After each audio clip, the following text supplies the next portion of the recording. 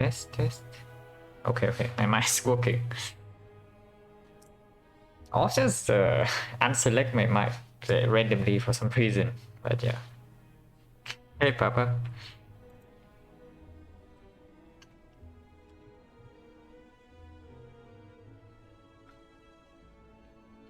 But yeah, I actually play a boss swap run on silent, like off stream yesterday, and then it went like about as expected, like this one.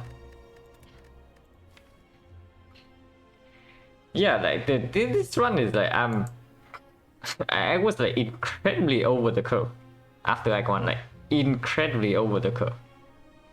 But every single fight in Act 2 I felt like was like one bad draw away from dying.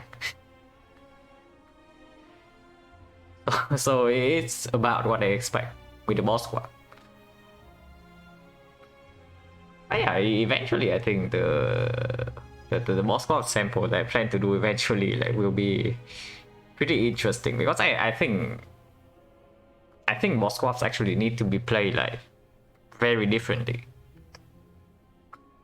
compared to non-squads. Because honestly, it really doesn't matter how many relics you collect.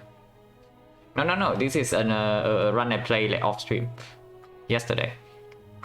I felt like playing a boss squad run. But yeah, I feel like boss swapping actually needs to be played differently. Trying it out. I still play boss swap runs like occasionally off stream, like sometimes I just feel like it. The results have been like quite mixed, but everything kind of lines up with what I theorize. But I think honestly the pathing when boss swapping needs to be like slightly different, because it really doesn't matter how many relics you actually collect in Act 1. It really actually doesn't matter, because with the amount base cast, you're always like one bad draw away from dying in Act 2. So I feel like I probably might want to prioritize removes a bit more than usual runs, and maybe forego some elites early on. But it's just weird. Like in this deck is like 45 cards, right? But when I step into Act 4, the run is like completely broken. But Act 2 is always like one bad draw away from death. So probably to min-max like boss squad win rates, I think Act 2 needs to be something needs to be changed for Act 2, but I don't know what yet. Because it's really not enough time in Act 1 for you to do like everything you want to do in Act 2. This one basically is like, yeah, I kill slavers on turn 1 because I top deck Corpse Explosion. If I do not draw Corpse Explosion in the first two draws, I just die here. With like 1, 2, 3, 4, 5, 6, 7, 8, 9, 10. 10 relics in Act 1. And the first elite in Act 2, if I draw badly, I die. And I even have like 4 freaking strength. Like 1 strength, 2 strength, 4 strength in the slavers fight. It is crazy. But yeah, just some random boss swaps runs I do like off screen.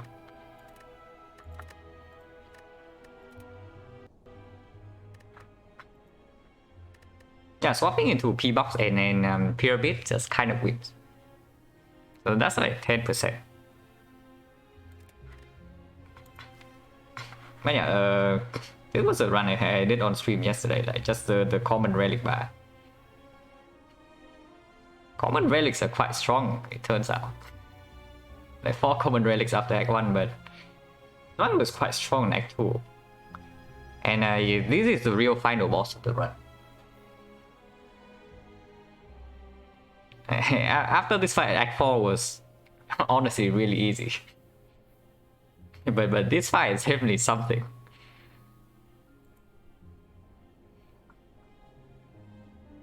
Yeah, swapping into P-Box is just straight up wins. If it doesn't give you an infinite immediately, you probably are just infinite in Act 2.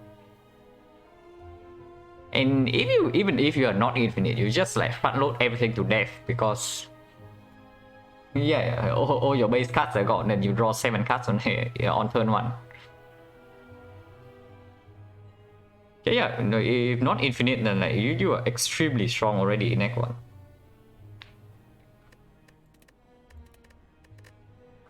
Oh, no, wait, you don't draw 7 cards on turn 1. Excuse me.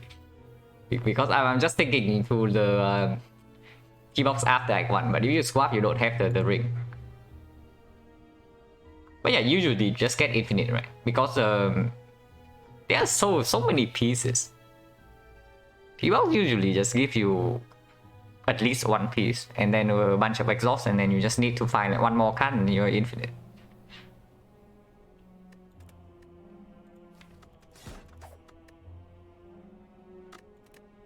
Just double check. Okay.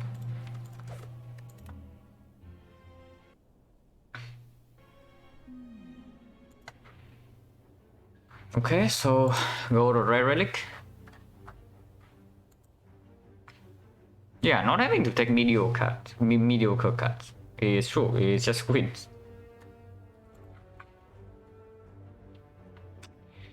So Hexagons, okay, so either I take the floor 6 elite, or there's only 2 elite in this side, and it has to be the burning elite. Because if I want to go to this fire, either I take only 1 elite, or I have to take the burning elite at the end of the act. So that's fine. So yeah, Hexagons is meaning that 15 damage here is actually not bad. And 100 gold cannot be used. There's no shop here. So I guess we are forced into Rare Relic or Transform. And in which case, Rare Relic is always stronger, right? And there's no way you take the Transform 1 over damage for Rare Relic. Especially in a Hexagon side.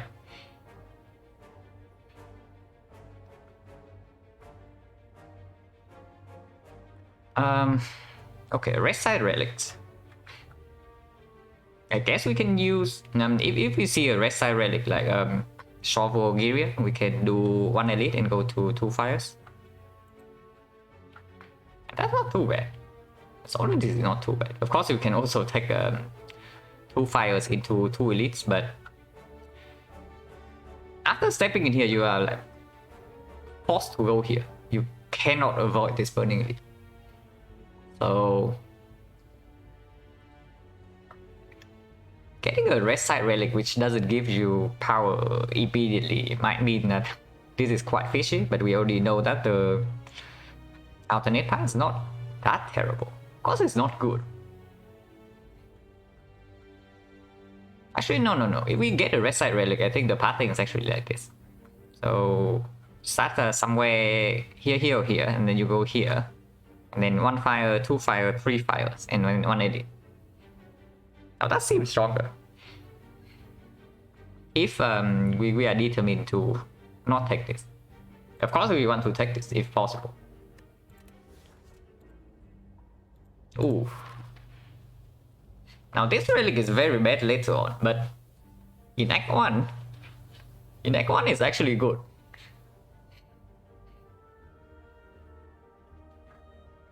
Especially against Hexagons, right? This always plays against Hexagons, so that's nice. Immediately makes me a little bit less scared of dying here. Also, yeah, we never died to Lagavulin with this, so that's good. Floor 6 elite still fishy though, because of course Lagavulin is done for with the calendar, but Sentry is partially so. Sentry, I don't buy this being a solution for Sentry, because turn 7 is already like way too long. When you get to turn 7 in the Sentry's fight, probably you have taken like 25 damage or something. Laga, partially, I think this like kind of completely solves Lagavulin, no? Because with this relic, it doesn't matter what you draw, you don't open. You open on turn 3. And then calendar props. Yeah, you open on turn 3 and then calendar props in the first attack after the debuff. So you basically never have to take more than 2 hits. So I would say this like almost completely solves the Laga. the sentry is a lot fishier. But of course it's useless against Knock, so still make floor 6 elite very scary. Because yeah, now we have like 15 less HP to face tank the Knock. Not a red side relic though, so I think the pathing is always like this. We go here because we are still eyeing for this path. But of course, if we for some reason can take this one, then it's extremely good, but not very likely because this path is actually like super forceful. In order to even go here, you need to start here and you need to straight up go left. There's no option. But yeah, I think we go here to the 2 question marks, and depending on what these are, we can decide like whether we can try for this or not.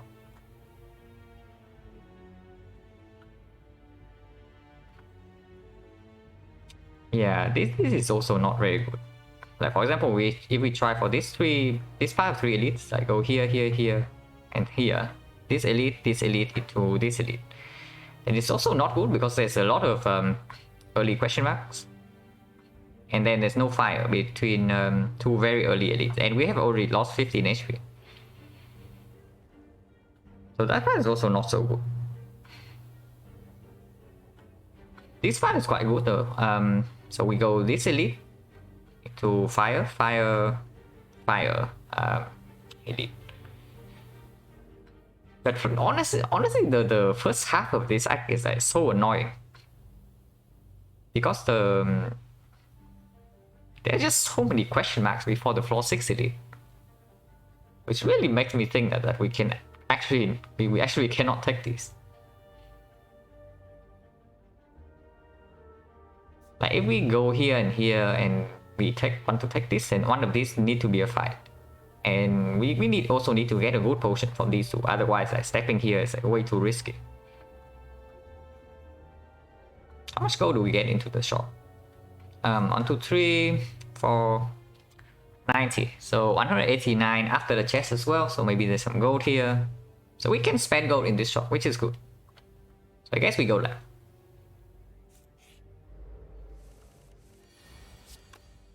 Yes, draw 12 damage on turn 1 against Cultist, the classic. So we are 6 damage behind. It means we never greet this one, that's obvious. Oh god. But that's not good.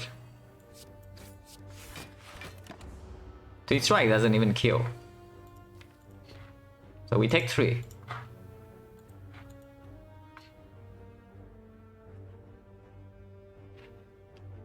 Even if we take 3, we still need to draw an attack here, which doesn't always happen because we have 5 block cuts.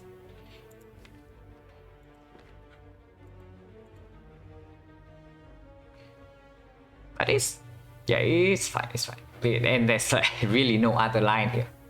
Or do you tell me that you want to triple bluff here?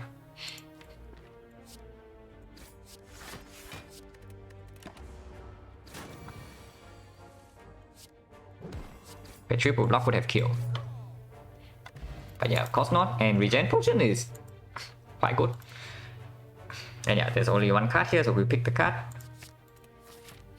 Regen potion is quite good when we lost 15 to Neo. Okay, the game is trying to bait me into this thing.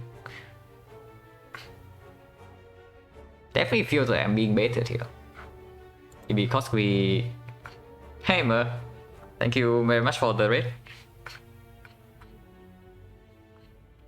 Did you win run? I was able to watch a bit in Act 2 after the boss rewards. Nice. So that is 22, really close. Almost there. But yeah, it was like really sad when you did not even consider the Ragnarok like, after the Act 2 boss, because it was the one time it can be good. It was the one time the card can be good, but you did not even give it the chance to do so.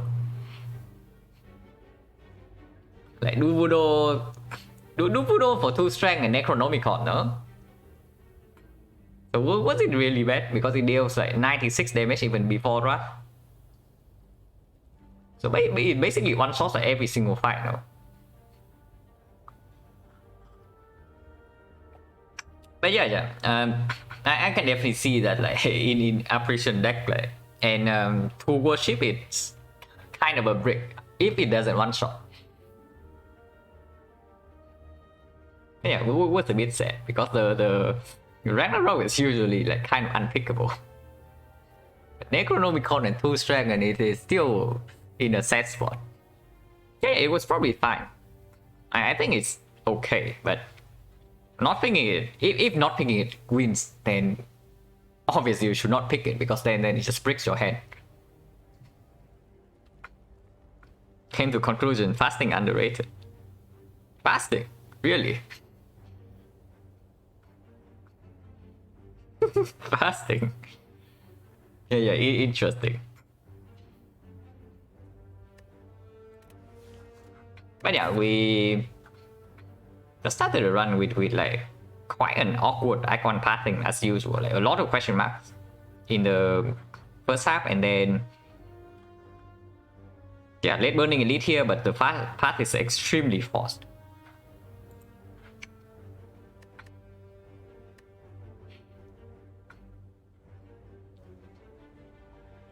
Mod me so I can ban. Okay. Okay, how do I actually mod people?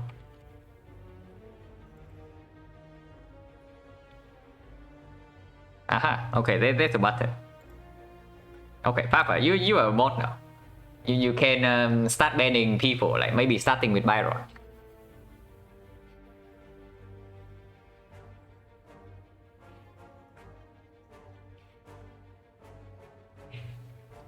But yeah, okay, goodbye, Byron.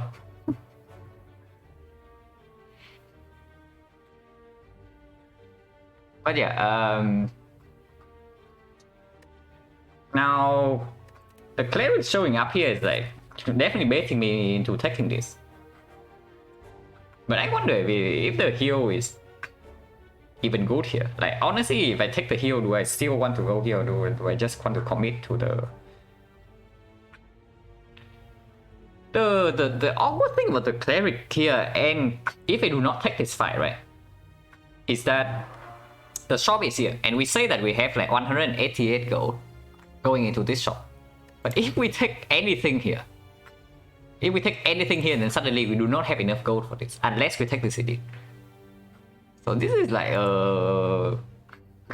an awkward situation.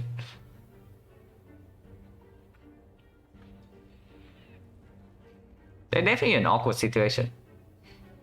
Because we did not even high roll go in the first floor. We got like 14 gold, which is below average. So now yeah, let's say we take the healing here, minus 35, we go to 78.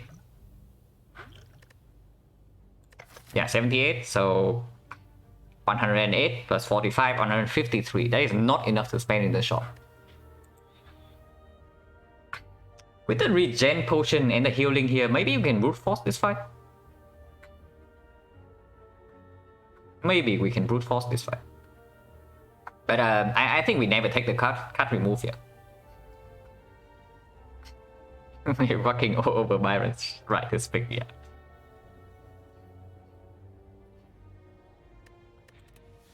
But yeah, we take the heal here. Taking remove here doesn't make any sense when we are looking to run into this shop, and it doesn't even make us like that much stronger here compared to the heal. Okay, shrine event. Shrine event is actually good because we actually want the fight here.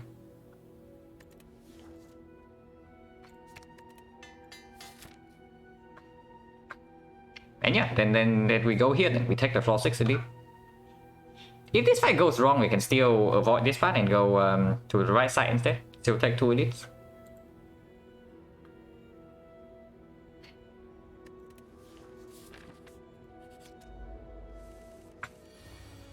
Okay, we roll the bad combination of slime, and this guy roll high HP.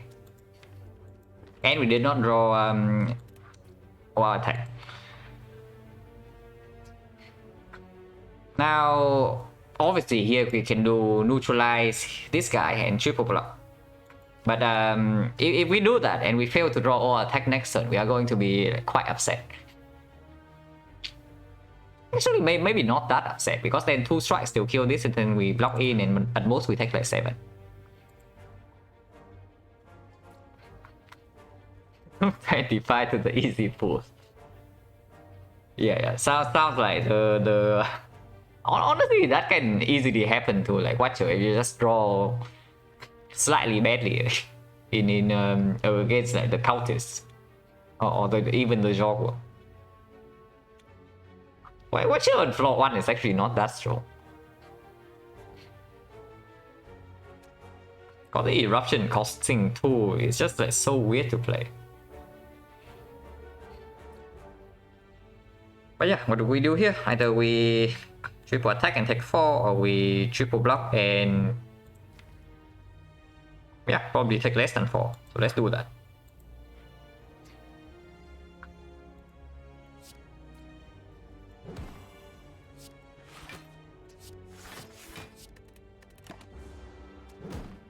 And yeah, with the healing, we don't need to pop the regen pot. Okay, or attack like delivering yet again, discarding Ascender's Bane.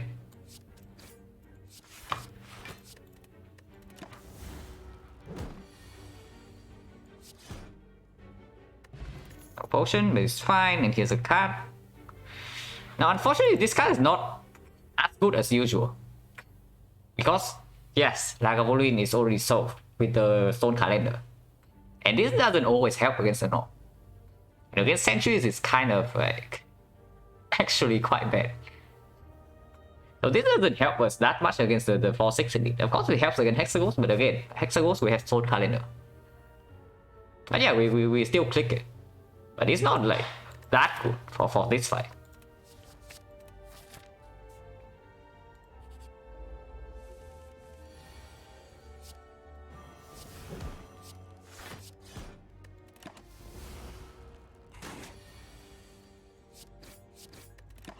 It's okay for this fight though.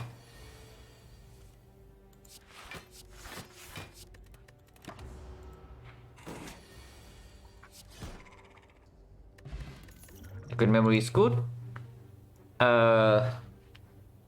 Yeah. Interesting card reverse screen.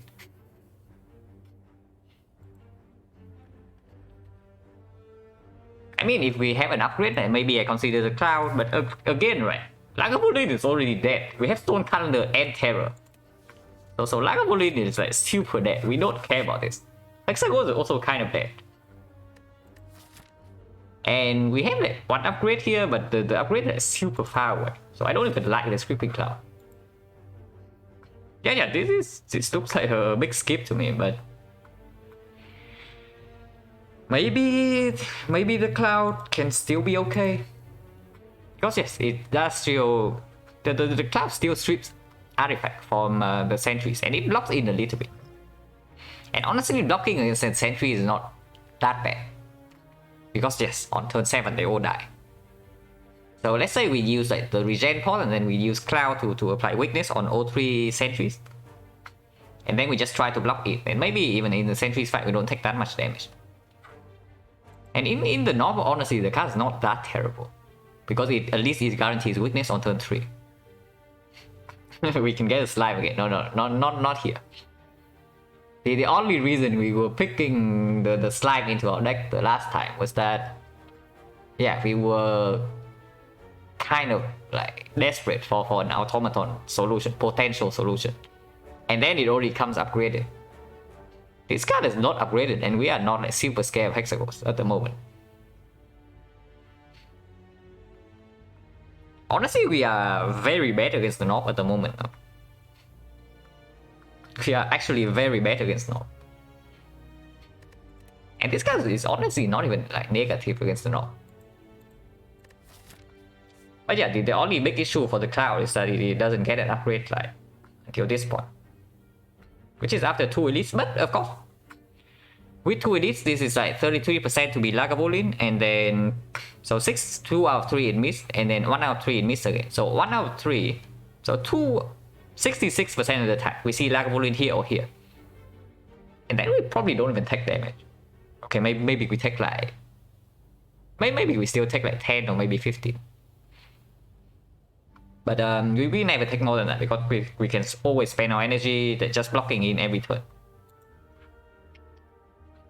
But the knob. Yeah, the knob. Right now, if we bottom deck Terror against the knob, we are very much crying.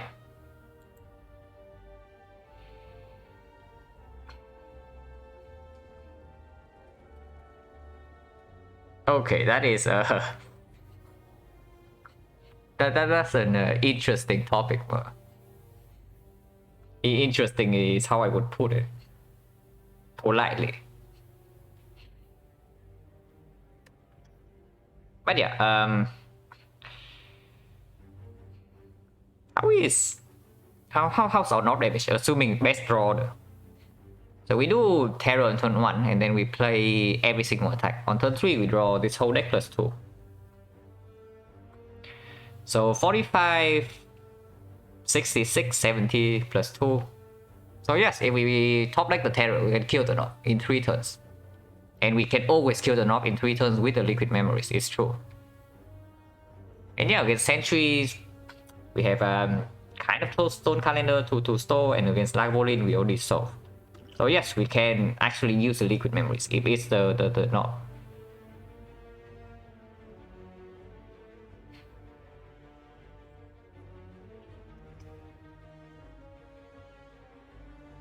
But yeah, it's fine, right? It's fine to take the Cloud. Because if we don't top deck the Terror, we basically always need to take a big hit from the knob. And yes, this does make the big hit smaller, while not being a bad card later on. So I think it's pickable here, just because we have a lot of HP. We have like 67 HP, basically, in a Hexaghost Act. So we can afford to lose a little bit in along this way. And then still have an upgrade target here, because like currently we don't have anything to upgrade. Can upgrade is not that good when the deck is cheap. And honestly, this upgrade immediately falls off when you get energy. And this guy is good in Act 2. It's also not bad against Hexaghost like at all. Is Cloud good? Yeah. Cloud is probably, I would say, the second best poison card, ignoring Catalyst. Like, Catalyst is not a real poison card. But yeah, I would say the poison starter, like the best one you want to take, is probably Corpse Explosion, and then the second one is Cloud. Just because they are good individual cards that do not really force you to only get your poison. Like basically you can ignore the poison component, and this card is still like somewhat decent. And the same goes for Corpse Explosion, right? So you can basically add them to your deck. Then afterwards you see Catalyst, and you can build into that. Or if not, then you just move on, and then you still have a decent card in your deck. If you take like Deadly Poison or Bouncing Flash, and then eventually you want to steer away from poison damage, then you just pick a useless damage card in your deck that doesn't like exactly have any utility. This guy's fine.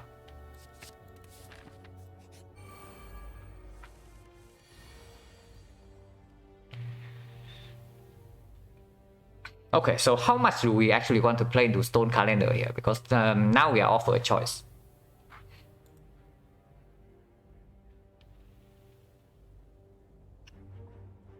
Yeah, how much do we actually want to play into the Stone Calendar here?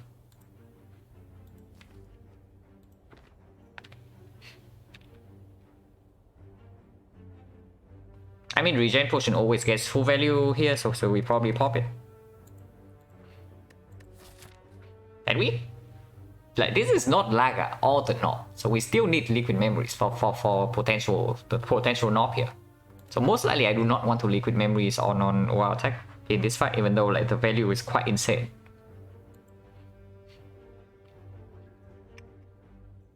Because yeah, if we want to fully lean into the Stone Calendar, we probably play like, yeah, Cloud Survivor.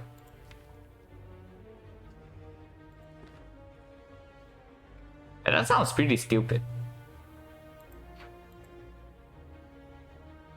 Yeah, that just sounds pretty stupid, right?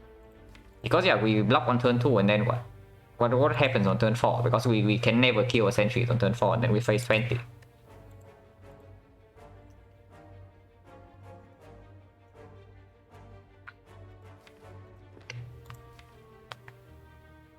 Now unfortunately we have a base deck. And we also draw Survivor on turn 1, which makes it like really awkward.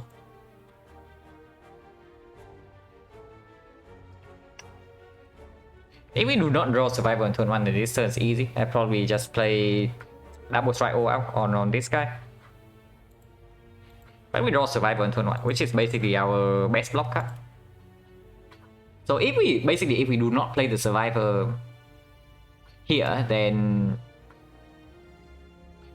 next turn we cannot play only one defense, otherwise we just straight up lose block. It basically means that if we play Survivor now, either next turn we play 0 block or we play 2 blocks. But unfortunately, we have no chance for lethal next turn unless we play like double strike or attack right now on this sentry.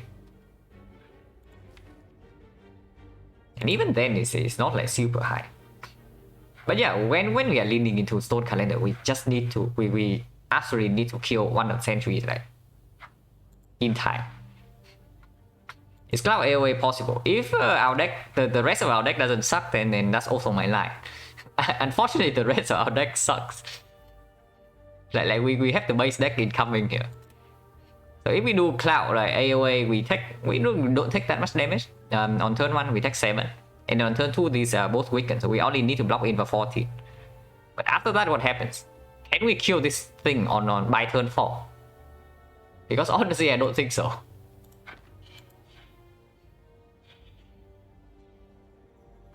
So let's see. If we do Survivor strike, oh well, it's 20. So 20 means that this always gets played. So,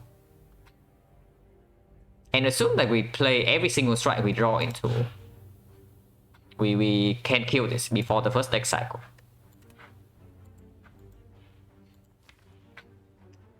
So worst case scenario, we draw 3 strikes next turn and not neutralize.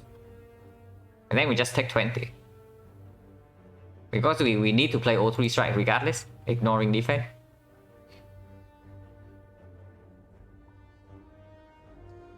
Honestly, I'm just feeling like double strike and all out here, deal 24, and leave it on 16.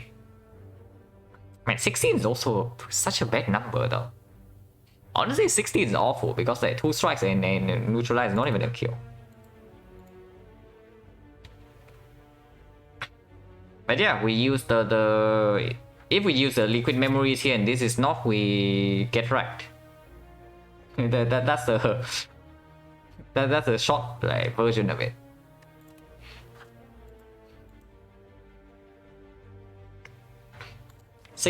So 16 means that we also need to play 3 strikes.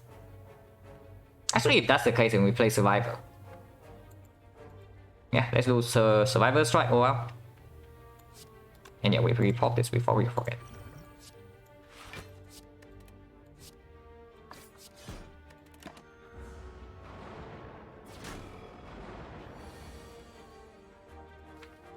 Yeah, 16 would not have made a difference because there's only 15 here, exactly as we thought.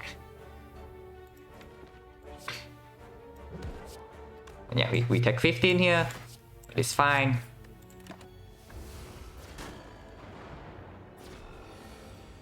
Shuffling out 3 defense is like very annoying though, but what can you do? Now we just try to block in for Stone Calendar to do the work, or maybe sometimes it yeah, Cloud weakens a little bit. We can also weaken this for next turn. Maybe we don't even need the calendar.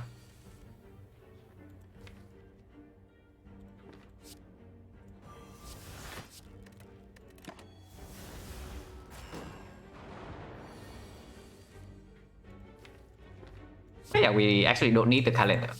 So this fight went fine. Calendar is trying its best. I mean, sure, we can give it a kill.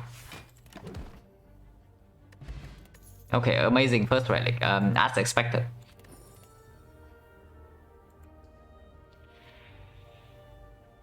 Okay, that's garbage. And footwork. Unfortunately, footwork also doesn't play here. Really could do 2 damage by turn 7, yeah. Yeah, unfortunately, footwork also doesn't play here because, yeah, we just face sentries. And Lagavulin, we know we are already like decent against. And footwork doesn't help against Snow. Footwork's also not super good against the Hexagons. Is it actually choke here? Like, honestly, choke is so freaking terrible, especially in this situation because we have terror already.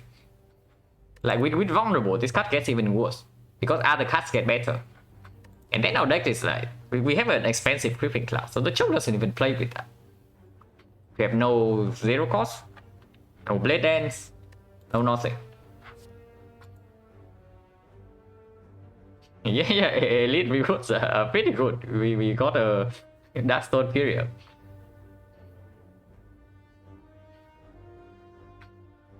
Choke is better than fasting. Arguably not. Honestly, I picked fasting before when I swap into Fusion Hammer, and it performs fine. But this card, even with Necronomicon, I still do not want this card in my deck.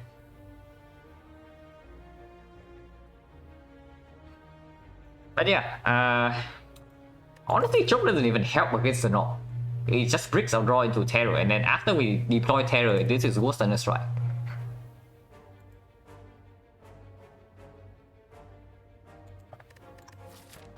So footwork or nothing. I mean, maybe footwork's still fine because having footwork means that if we run to Lagavulin, we take like basically no damage because we always open on turn 3 anyway. To let the calendar do its thing. And afterwards, we just set up like terror footwork and we just block in with 2 dexterity. So it's not even that bad.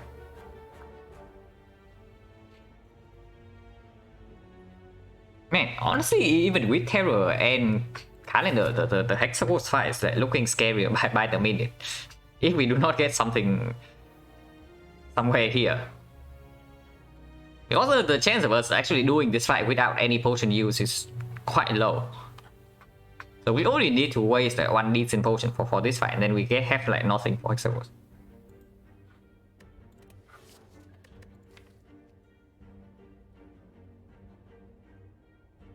But yeah, we say that we have this for the Knock. So yes, maybe we can figure the footwork here. It's not bad. It's okay in actual. It's not good, but it's okay.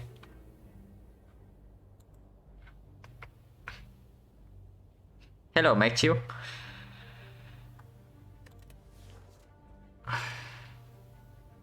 But yeah, it's just footwork or garbage for us. So we pick the footwork. We don't skip here. Gosh, I hate Icon footwork like so much. I actually like really hate like Icon footwork. Footwork is not bad. Yeah, footwork is not bad, but it's not good now, and it's not going to be very good in Act 2. At least early Act 2. In Act 3 is good, but when you step into Act 3, footwork's an excellent card. But we are in Act 1 right now.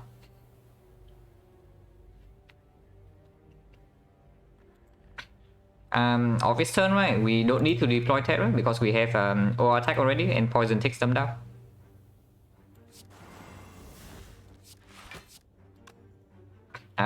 For 3, 18, so it doesn't matter like which one we attack.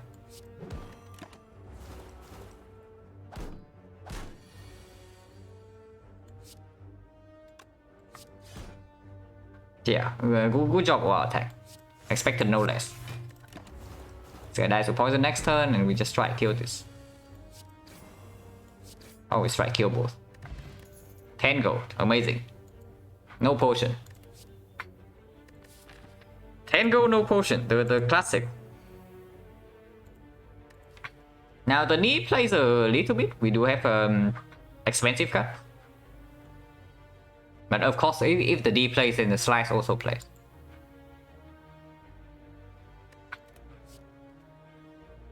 And yeah, they both deal an even amount of damage. So 8 and 6. So vulnerable is not even a consideration. But footwork better and actually fights go longer, so more opportunity to defend. Most so first of all, the fights in Act 3 are way too fast, and basically when you get to the Act 3 bosses, right, you actually need some kind of scaling, likely in either direction, and usually defense scaling is stronger than offense scaling, at least against the Act 3 bosses. Like the Act 2 bosses, you can actually burst down, like against Collector, for example. Collector has 300 HP. But if you can deal like 150 damage on turn 1, then you don't actually need any scaling offense or defense. You just straight up like kill the Collector. But Act 3 bosses, that doesn't work. Don't do Deca, Awaken 1, Time Eater all have like way too much HP for you to burst down. So you actually need to block in, and those are very long fights. And then in Act 4, of course, against the hard footwork is decent. It's not like insanely good, but it's decent if you want to play a longer fight against the hard. Why does even damage number matter? Because we have terror in the deck. For example, if this deals 7, right? If this deals 7, then it's also like less efficient with the vulnerable. Because 7 and 6, it only increased by 3, but when it goes to 8, it increased by 4. So when you have an even when you have an odd number with the vulnerable, the damage increase is less than 50%.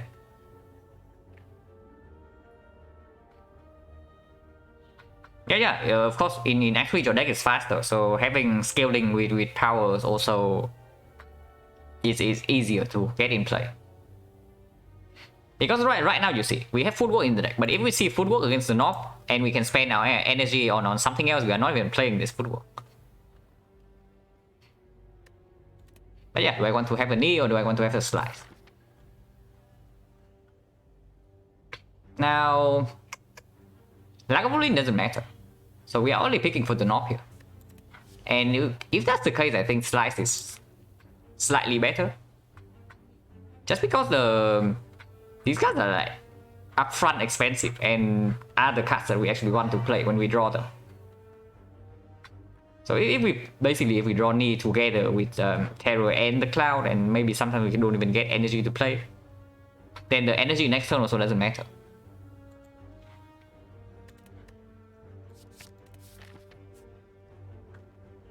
But yeah, we are running here, right? And hopefully not die. Okay, good. Of course we don't play this. If we play this, it opens next turn. We always play open on turn 3.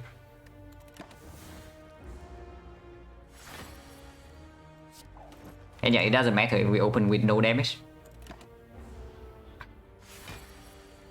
Okay, at least we did not bottom deck the terror. And yeah, slice plays here. I mean, flying is also going to play here, but now we just block in.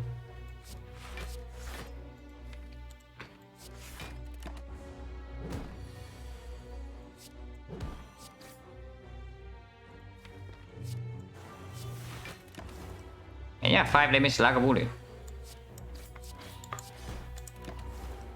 We know that this fight is going to be like quite free.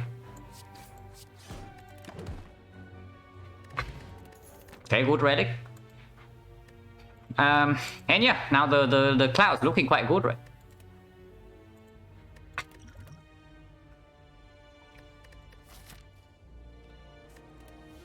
Yeah, there's PK with Terror or there's Predator if we want it.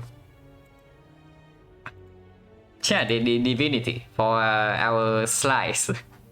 The divinity is not even that good here because we don't really have attacks.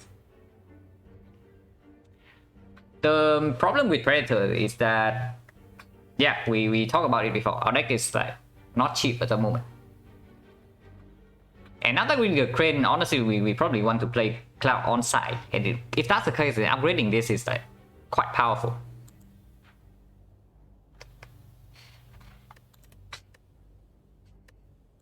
Yeah, Simmering Fury, but it doesn't draw cards. Just lucky without like any stats. But it's actually worse than just lucky. But for once, this card is better than Wilkie. For once, the silent card is better than the Watcher card. This one, Paper Crane. If you're on PC, you can hover your mouse over here and it should show you on stream. But yeah, it's Paper Crane. It's a silent specific relic. Quite strong.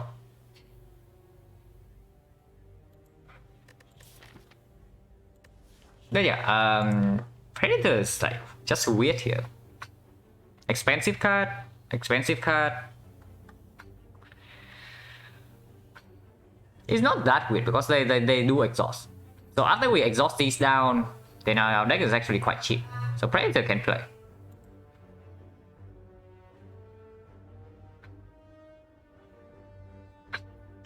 Yeah, because of rounding. Like this relic is excellent in Act 4 because of rounding. Like it makes it kind of makes the heart like a complete joke.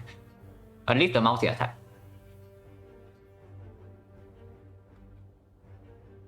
Without damage like rounding down every single time, then this relic is like not nearly as strong as it is.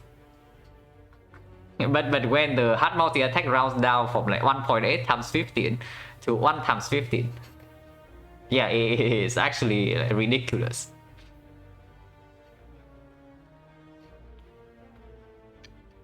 Yeah, PK is not even super good here. I mean, it's okay.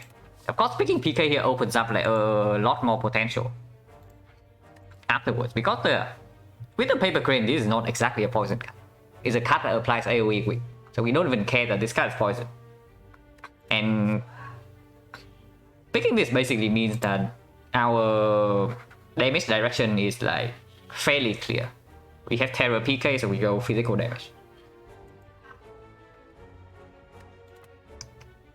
And yeah, we also don't have an upgrade for Predator. And unupgraded Predator is like quite mediocre, honestly. It is actually not that good.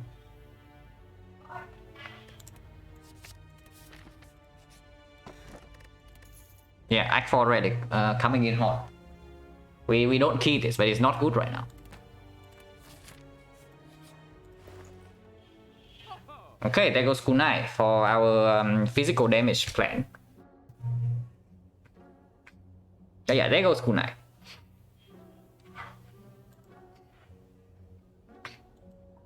I mean, of course, it's not even good right now because you don't have any shit. But this is a relic we want to have eventually. But it's gone, so whatever. And yeah, obviously, Clockwork Souvenir, quite good relic in Act 2. We have Flex Spot, so it's good like immediately. You also like potentially face an op here. And there's like nothing else to buy in this shop. I am not buying Hand of Bleed on floor 10 over this thing.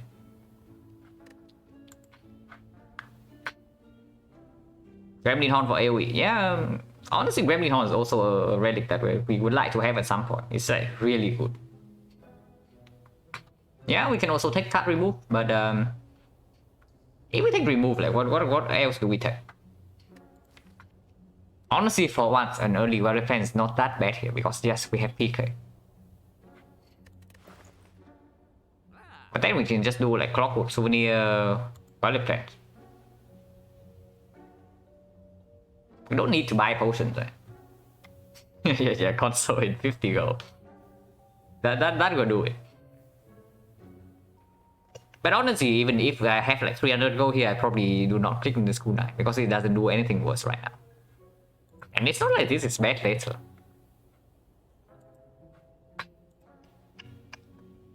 In fact, in Act 2, this relic is most likely just straight up better than this.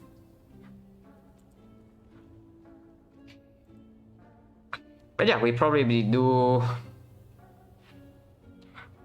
It's weird, right? We have Terror PK and the calendar, but for some reason I am still worried about our damage output against Hexagons. Probably because our deck is actually the base deck. Besides this card. Why not hand grip? Because it's up against something that is actually good. Like if there's nothing in this shop, then sure, maybe I buy hand grip. But right now it's actually up against a relic that Silver plays in Act 2, and it plays right now with the Flex Sword. If we are scared of Hexagons, we buy the souvenir and we use the Flex Sword, and Hexagons is completely dead.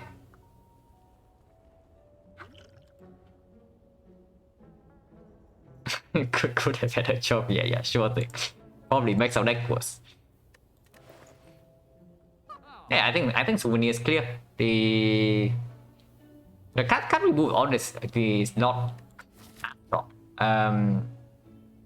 Because yeah, we can still CP bounce.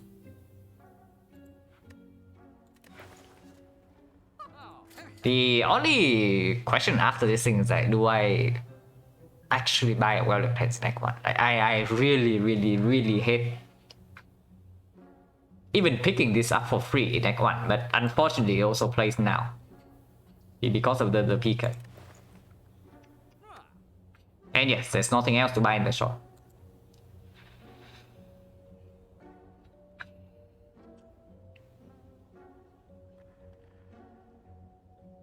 Well, I'm scared of Hexa. No, I'm scared of Hexagons not because of the blocking in portion. We block in against Hexagons very easily with the Paper Crane and the Creeping Cloud.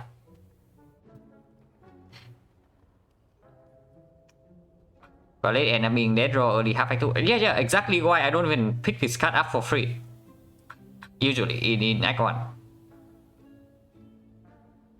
Dagger Throw thing damage isn't there. Buying Dagger Throw for 58 is not something I would like to do. Because I say that I am scared of Hexagons, but we still do have this. Like if we are really scared of these two flaws, I just use Liquid Memories in this fight and then yeah, Flex Sword against Hexagons, and then we have like 5 permanent strike. And then the ghost is completely dead because we also have like triple damage. Yeah, it's just way too expensive. Honestly, if it's on sale, I can consider it because it's not even... This guy's not even bad. Like later on. But right now for 58 gold, probably not, right? We have only seen Cleric though, so saving gold doesn't mean that much going here. Oh, starting choice bonus. Transform 100 gold. Take 15 for rare relic and boss swap. And there's no shop in the first half of the act, so we took 15 damage for rare relic, which was the stone calendar. Yeah, so Dagger Throw is honestly not a... It's not a bad card. How much gold are we getting like at the start of Act 2 if we do not spend the gold here? Actually, let's do the case where we spend the gold. Because Dagger Throw of course also plays with the slice a little bit, also works better with the PK. But yeah, minus 58 we go to 8. 38. 53. 128. So that means that we cannot do anything in an early Act 2 shop. So maybe that's not good.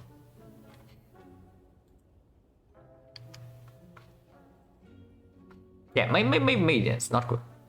Icon green key, yeah, or icon dead, like right here. I don't want to say it because when I say it, usually it happens. But if this is max HP now, we are throwing 2 potions in this fight. If we do not top deck the Terror.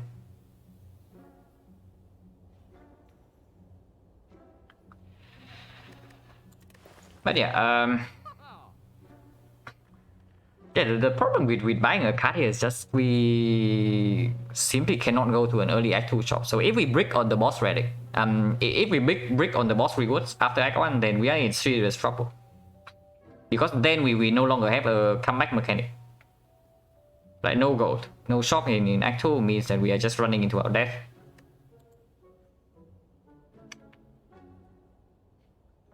Where am I from? I'm from Vietnam. Honestly, even if it's not, then Electro doesn't help that much. Yeah, I'm down to. Unfortunately, we can also not buy a potion. If we can buy a potion here, maybe I buy the potion. But we cannot, so we leave. Oh. Please don't kill me. I would like to not die in Act 1. I mean, I would love to not die in Act 1, but we are forced into Burning Elite here. And yeah, we say that Cloud upgrade is good. Of course, now we can also upgrade PK. It's not bad.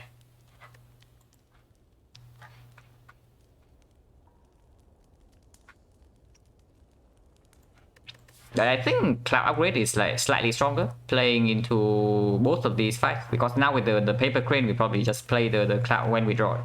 Of course the Cloud upgrade doesn't play into potentially sentries here, and it's like 50%. So we should also think about that. Maybe it means that is my last name Nguyen? No. Yeah, the Cloud upgrade doesn't play into sentries. And it's not like burning sentries is nothing. Like burning sentries is definitely not nothing.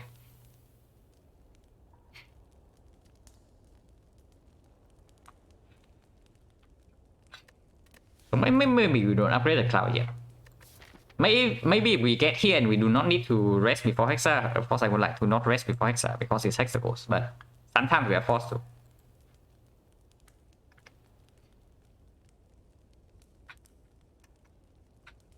Both time PK back with sentries. No, PK upgrade is fine against sentries because you see like we have stone calendar. So as long as we kill one of the outer sentries quickly, then we survive the fight because we can just block in until this thing kills some more. And if that happens, right, being able to play this card whenever you draw it in the first cycle is like absolutely crucial. Yeah, I'm also leaning like PK upgrade here. Yeah, after first cycle it doesn't matter. We don't need to kill them like after the first cycle. Yeah, PK upgrade also definitely plays later on. Yeah, the upgrade is 1 cost to 0 cost. This is like a very rare, okay, rare. It is a very unique card. In that it's like a recurring card that you can play, but also has an energy upgrade. Like usually, all the cards that have energy upgrades it would be like powers or cards that exhaust. But this one you can play over and over and over again, and it just goes down by 1 cost. Yeah, there's also eruption, but modded character, so we don't count that. Yeah, blood for blood. But yeah, this type of cards is like really not common. There are very few cards in the game that actually has an upgrade like this. Yeah, body slam, right? Excellent upgrade. Like all the cards that we yeah, all the cards we have stated like they have insane upgrades. Okay, Zap. Zap and duo card is maybe less insane. His defect OP defect has like 2 cards that have this like cost reduction upgrade in the base deck. Stronger than Watcher, like confirm. Yeah. The defect stronger than Watcher, like confirm. Live on stream. Yeah, we just because this doesn't play into sentries, I think I'm willing to upgrade to PK first. Of course, we can also rest here, but yeah, probably not.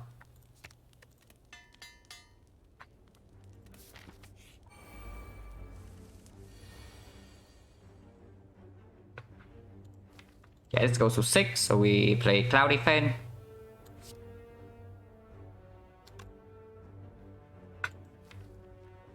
I'll play footwork double defense. Probably just cloud defense. So we still need to kill this guy at some point.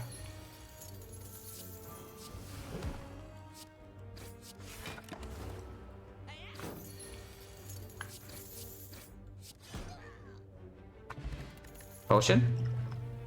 Okay, double artifact. And yeah, Gamble plus. When we have a PK plus in our deck, like probably fairly clear.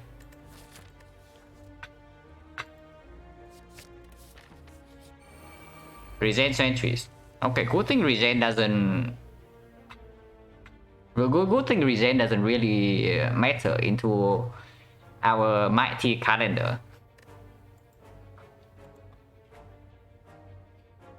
Hey, here's just Cloud Terror, right? Because we say that our goal is to kill one of the outer sentries. So we can do Cloud Terror or Cloud Footwork here. I think Cloud Terror is just straight up stronger. I am willing to use Liquid Memories in this fight.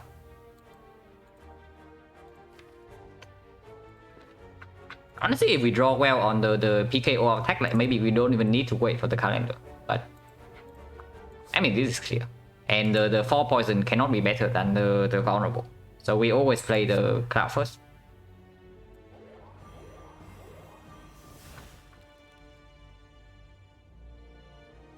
And yeah, we just do Terror on this guy, right? Because we also draw like a lot of block cards already. Liquid Cloud? No, Cloud Exhaust. So you cannot use Liquid Memories on it. And even if you can, like, Liquid Memories is always for this. If we use that.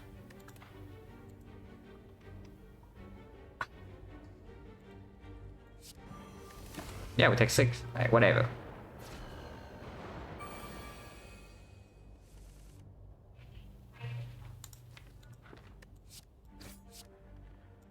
Yeah, we full block here, most likely. Go to 29, so all our and the strike still a kill.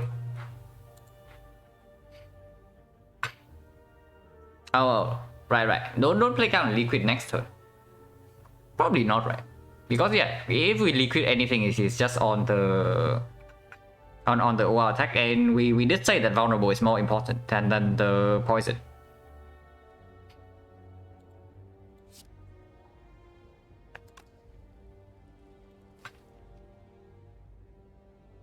Yeah, we always have neutralize, so even if we wait like 1 turn slower, we always kill this.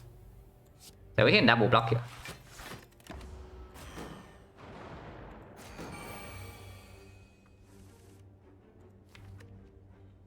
Okay, wood draws. Amazing draws, just saying. But yeah, we can end this fight 2 turns from now if we want to, with the liquid memories on this OR attack during the PK turn. Yeah, we know that deals 21. Actually, we need to play both strikes here. That is very annoying, but we still need to kill this guy at some point.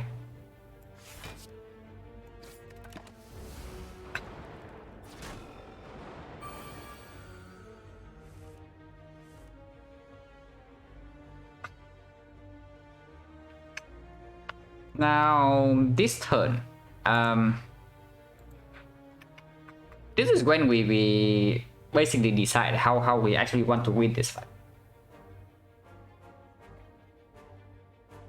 And we probably want to preserve liquid memories, right? Because even in the Hexaghost fight, that card is like, it is not bad. And the potion is like pretty nuts into the Hexaghost. If that's the case, do we even want to play the PK? 26. I guess it opens up triple strike lethal on this guy next turn. And it's not like we want to play Gamble right now, so it's probably clear. And discarding the day doesn't matter. We are not reshuffle again. We are not going to the next reshuffle with calendar coming in.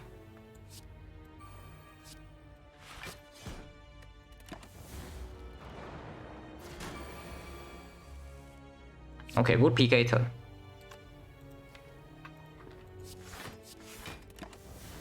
But yeah, we are not using liquid memories on the O attack, even though this probably opens up some lethal potential. Handler coming in hot.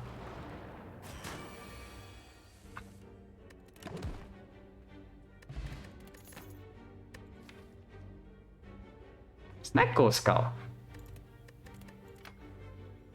And yeah, here's the value plans for free if we want that.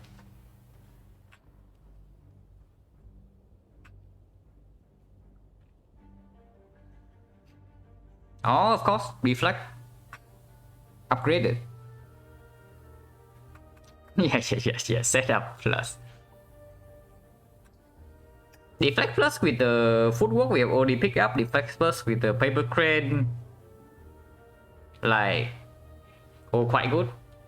Of course, deflect plus makes the PK plus a bit worse. But it's going to play if we brick on an energy relic. Like for sure. This card definitely plays if we brick on an energy relic. On the other hand, yes, that's well it plays with the PK plus.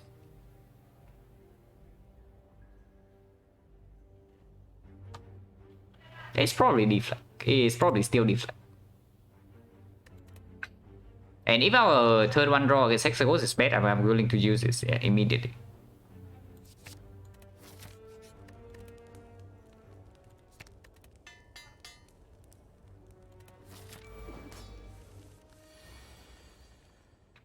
I mean, this looks fine. Don't really want to gamble, right? Yeah, don't really want to gamble here. Because neutralize we want to draw next turn.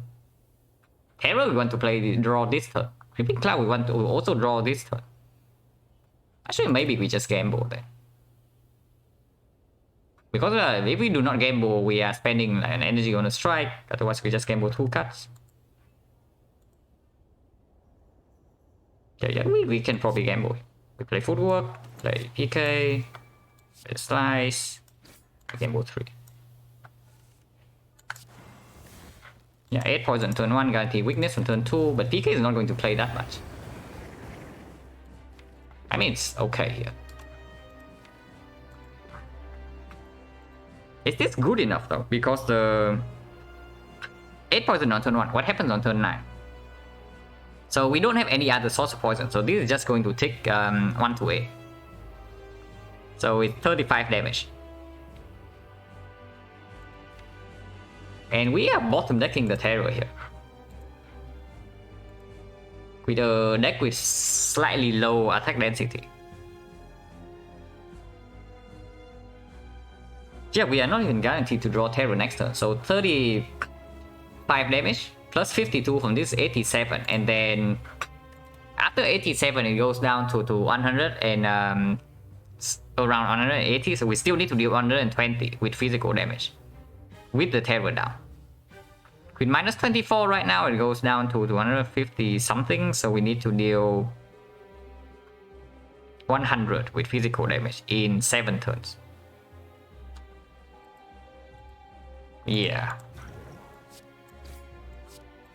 Not interested in dying here.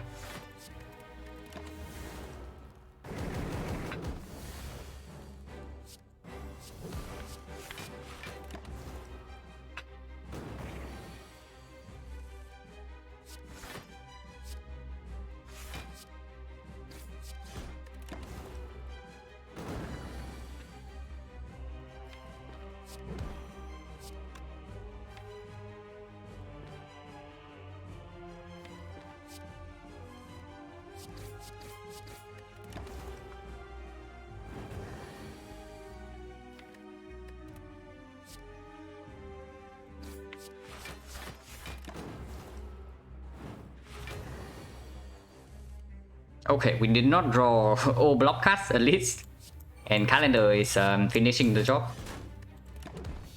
All damage cards, but either way, it dies to calendar. Of course, we spent a very strong potion, but yeah, our deck was not good. And if we draw, basically we draw badly on that nighttime smooth turn without the strength pot, we die immediately. And afterwards, we might not even kill by turn 9.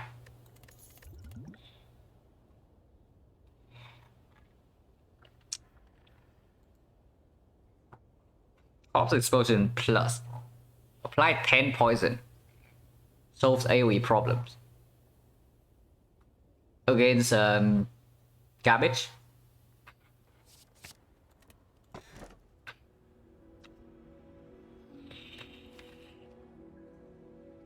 So here's the problem. We have freaking Toxic Egg, so we don't want to really die with Toxic Egg and Paper Crate. Okay, next problem. We don't have Golden Idol. So if we pick Reaper and we see the outer, we are in huge trouble in Act 2. Now, unfortunately, if we do not pick Reaper, we pick some garbage. And no, Backward Potion Bell is not a good relic if we do not have Alchemize. I mean, it's fine, right? If we see outer, we just take 6 max HP. And yes, we have 5 strike, so bites are good.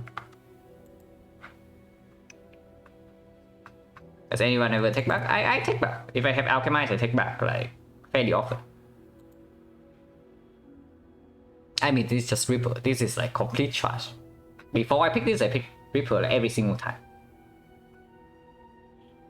Yeah, P-Box extra good here, right?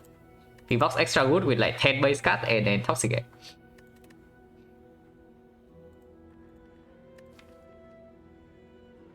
But yeah, we pick the Reaper and hopefully Aku doesn't screw us.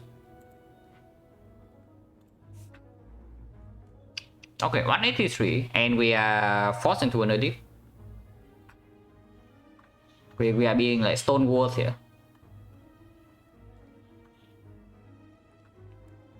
So there are 2 ways we can go about this. Either we can go maximum event. And honestly, I say the outer is like something, but besides the outer, the other events are just cool. Like the bites are good for us. Apparition with Toxic Egg. Library with Toxic Egg. Red Mask with Paper Crane. Upgrade O base with 10 base cuts. They're just completely insane besides the outer. But outer, yeah, plus 6 max HP. Sure, whatever. On the other hand, we can go to an early shop to make this elite fight like somewhat more manageable, and then we get another upgrade here. The bad thing about this is that after this one, we are forced into another elite immediately.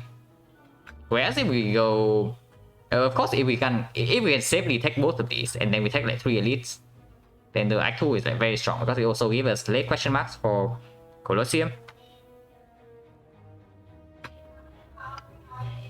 And yeah, we cannot rest, so pathing for fire doesn't increase the safety in this act. And we actually have so many relics. 1, 2, 3, 4, 5, 6, 7.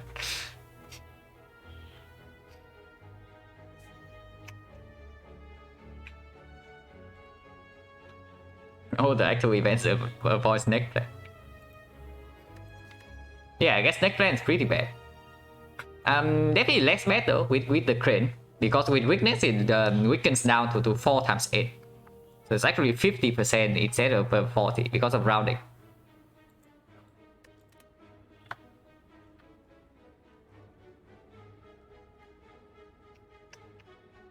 But honestly, the speaker is like looking worse and worse every minute. Because yeah, now we have Snake Skull and we actually have like strong poison. And we also pick up some block cards. So right now, do we even pick up more attacks to work with this like PK plus?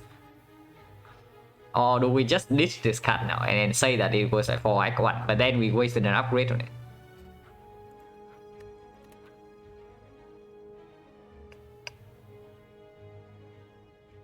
But yeah, honestly, early shop is not that important because we can also go this way. We take 2 elites and then we can still go to this shop. And then late Act 2 shop is definitely like better than this one, because here we either just buy a relic or we take a remove and something else. We cannot do both. And we definitely want to take some removes at some point with 10 base cards in the deck. I think we go event hunting, and yeah, we see outer, we take the curse for HP. Okay, Cause Explosion is here to destroy the birds. Hopefully destroy the birds.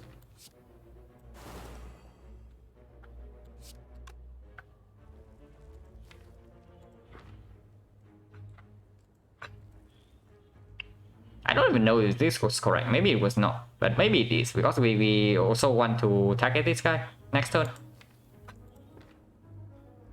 We need to deal 11 damage. This deals 7, so probably fine to double hit here because we still need to block, of course. I'm just thinking whether to double hit or to terror.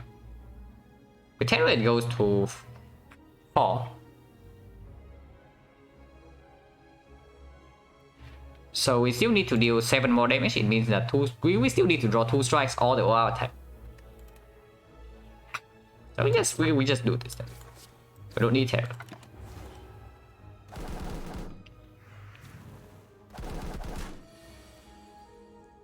Okay, we just don't draw 2 strikes. Apparently drawing 2 strikes too difficult. So we take 3 here or we use potion.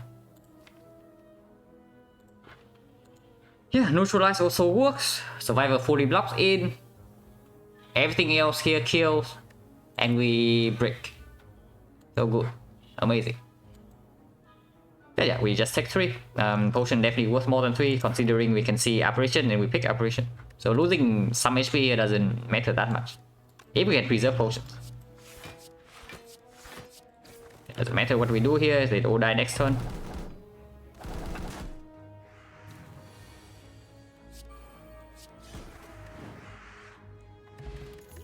Another 5 strength, prepare plus.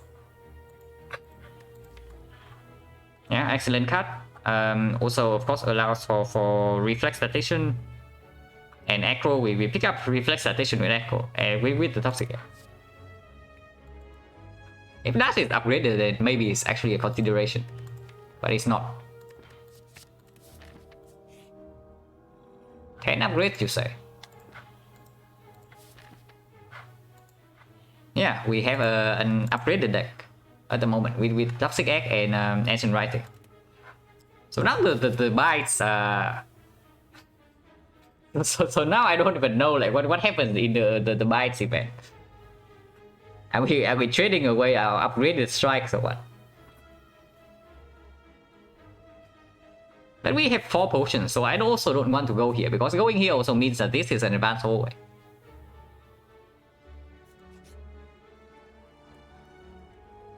Okay, I say we want 6 max HP, is that true?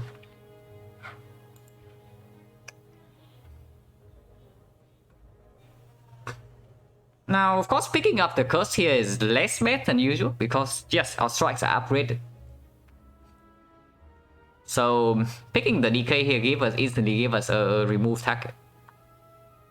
And also with the Dripper, like picking lose 18 HP immediately also is always scary when we face like advanced hallway here, elite here, and then something else in the rest of the act. Think you're strong enough to take the damage. You always think so, and then you run here and then you die on turn 1 because it's slavers. And then you need to consider we cannot rest, so there's no like safety path, and we don't have exactly any sustained relic at the moment. And yes, curse is less bad. Curse is again less bad because the strikes are upgraded, so removing strike is not necessary just yet. It means that yeah, picking up the curse and have a remove target is fine.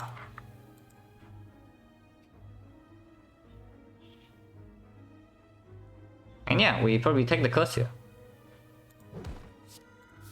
Plus 6. Amazing relic, almost a strawberry. Yeah, walking into Act with the curse will be sad, but if we see Act, we are happy anyway, so I don't exactly care that much.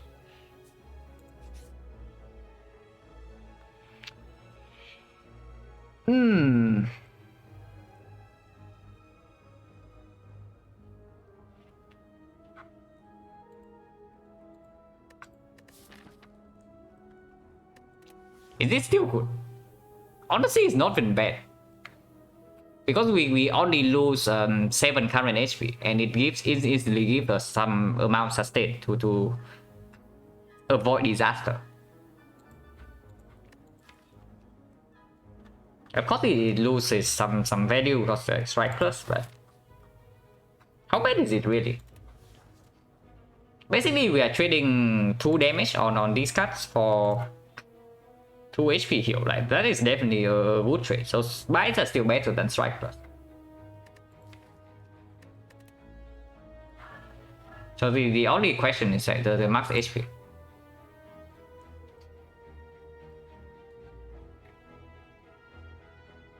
Probably still fine.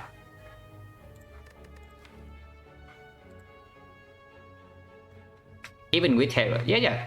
It honestly, terror and PK we don't need to consider it that much anymore, because now we have like XecnaR and then 2 good poison cards already. Basically, this is enough damage for Act 2.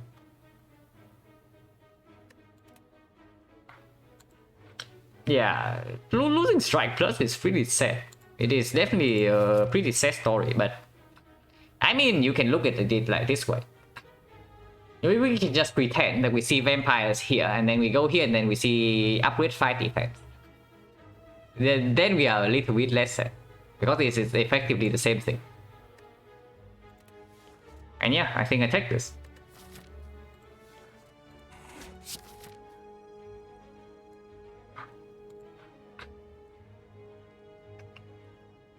So with the buy plus now we can actually take 5, but again, like we have 4 potions, right? So I'm not like, super interested in taking like 2 5s before elites, because it just means we are throwing away potions. And yes, we still have the apparitions. And yes, again, if we pick apparition right now, we go to like 25. yeah, P-box has been summoned. Honestly, we don't even click P-box. Like 5 defense plus, even with Toxic Egg, like P-box after Act 2 is not even that good.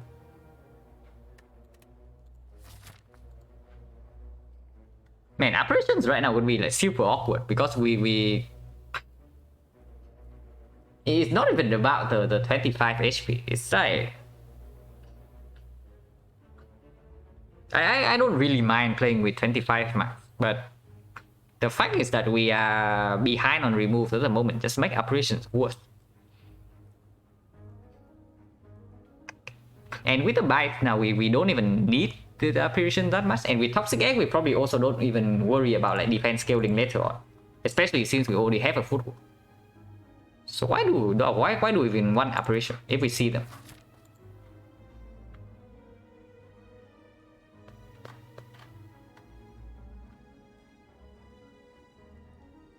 Honestly, we go here and if it's apparition and just skip. Because if this is cleric, I am still very happy. Yeah, 20 is 3 apparitions only. Yeah, cleric, I'm still happy. Mausoleum, yeah, sure, we'll take it. Like plus 6 max HP again. Maybe Mausoleum we don't take, but we'll see. Because Mausoleum also gives us, of course, a relic and 6 max HP. And yeah, of course, we have a removable curse now, so yeah, Divine Fountain every single time. So it's like Mausoleum here into Divine Fountain here, like easy, right? But yeah, Cleric's good. Mutation's good. Is Mutation's good? Now hang on a second. Because of mutations, we don't even want the 3-strike. Like we want to keep this artifact to block it, because now we say that with the XecnaR and like with these 2 cards we can definitely play into mixed damage, and we block in against the heart with dexterity. So we want to block the vulnerable, and we don't even care about the 3-strength, even though we have like triple damage sometimes. Yeah, library is good. I guess we can transform. But yeah, we don't even have a strike anymore, and we transform bites into colorless cards. The transform 2 is also kind of weird. yeah, double master strategy plus. Honestly, I don't even care about master strategy that much. I think like secret technique is just stronger for Siler. I guess we can transform Slice and Bite if we see mutation. Oh, we can take Jax Plus. Yeah, how about that? Jax Plus. With the bites.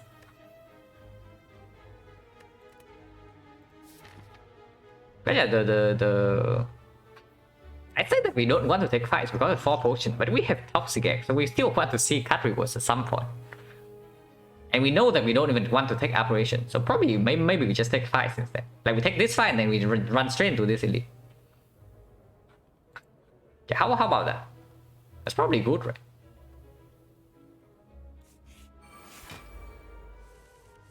Yeah, we cannot be frailed.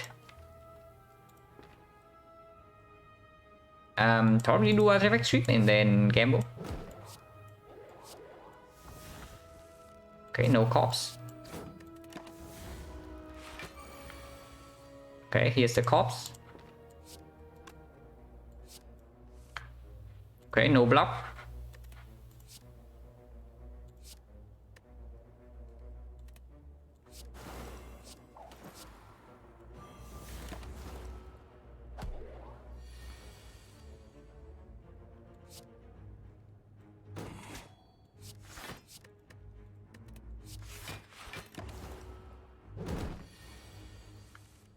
Okay, no bite. Apparently we are drawing like amazingly well in this fight. Wonder if I should have even played the corpse. And yeah, weak potion. We waste the potion. Upgraded cards. We take backflip. And yeah, artifact pot not necessary because we have like Crocodile Souvenir already. Weak potion stronger with the paper crane. So we do that. And yeah, again, 4 potions. We took 2 fights and 1 potion drop, so 40%. So we still do not want to take this fight first. We want to empty our belt first. So we go here.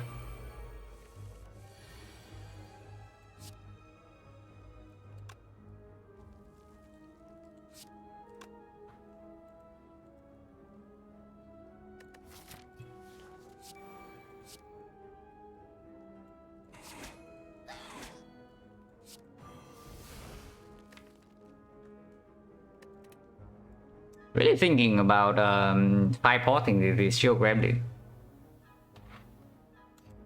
Immediately deal some more damage to the leader next turn because we block the shield.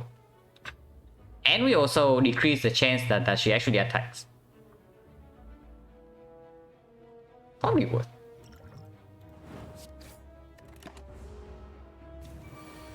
Okay, it doesn't matter apparently. And we draw no attacks with PK, the classic.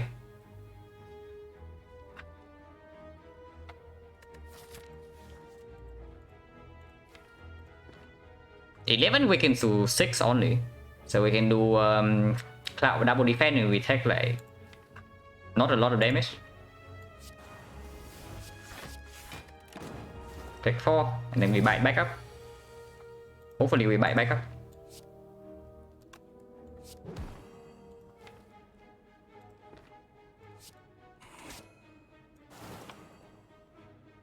Yeah, bite is still stronger than OR. Never watch talk to the satisfied. Oh, thank you, man.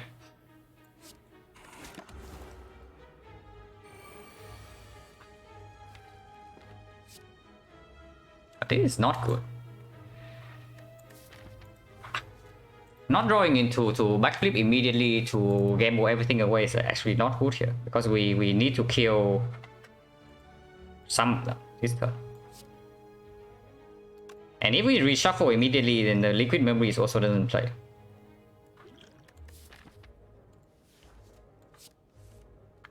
I did not even get the freaking backflip.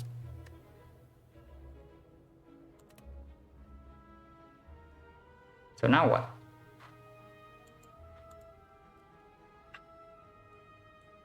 $16, $15. She's just 59.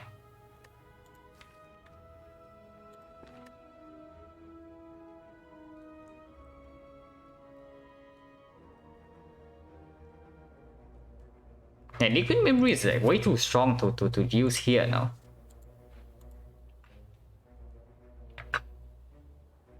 But blind reshuffle can actually kill us next turn. And after we blind reshuffle, this liquid memory doesn't even bail us out anymore.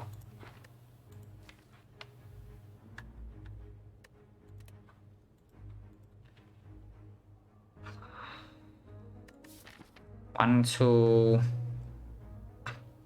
2 fights, so 40, 50, 60. So most likely we get like at least 1 potion here. And we still have 5 strength to do in this fight. Maybe it's fine.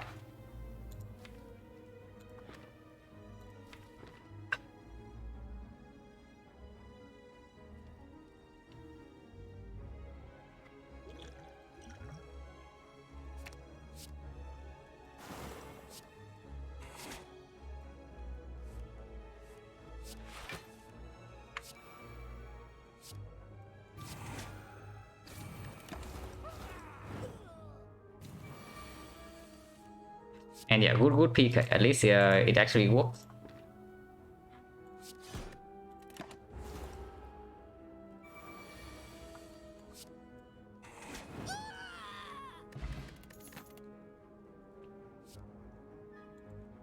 And yeah, PK is sad.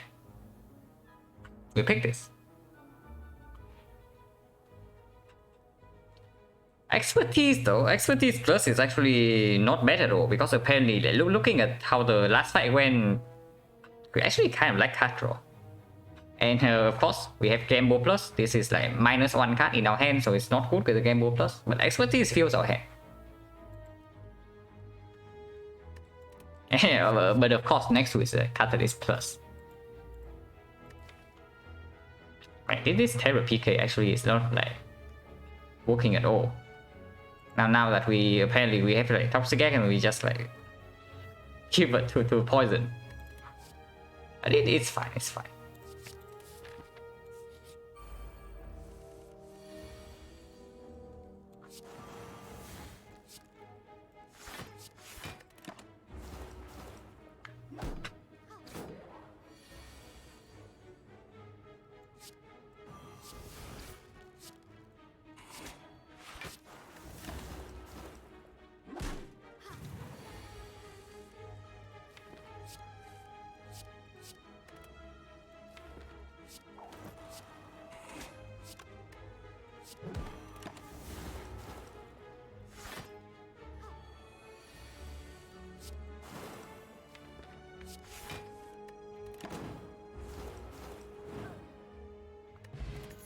Entropic Brew, very good. XP plus. And yeah, we probably just stop caring about I mean, XP plus with Crane is like amazing, but I just feel like we are kind of lacking, or honestly we hit like lack a lot of front load damage at the moment. And yeah, Blade Dance plus is here, but when will we actually need front load damage? We just faced the Gremlin Leader, which is honestly the only real fight where you need like constant front load damage. Against Slavers with Corpse Explosion, like yeah, you just need to deal enough damage one time and then they all die. Against Boomer Stabbing, Poison is doing its thing. Against Collector, Poison also can do its thing. Especially with the Paper Crane, we can actually block. So when do we actually need the front load damage? Yeah, in Act 3 against Retromancer maybe.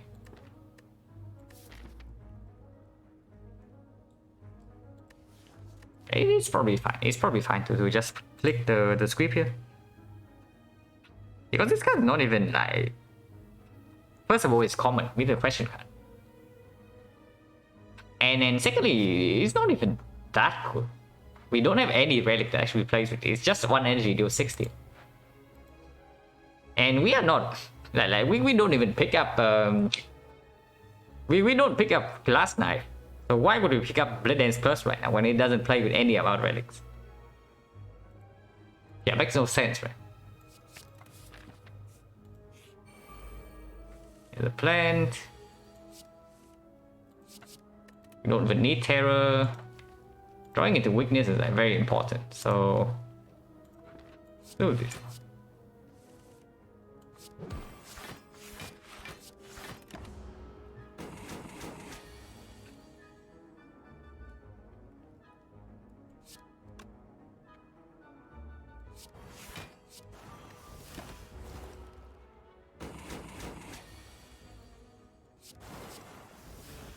Yeah, then next turn.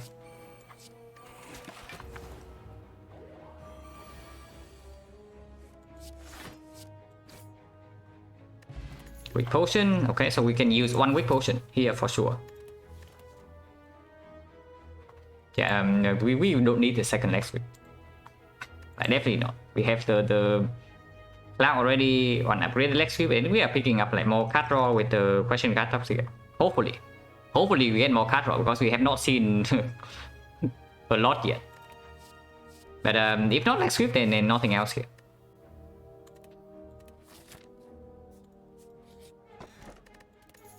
The cow.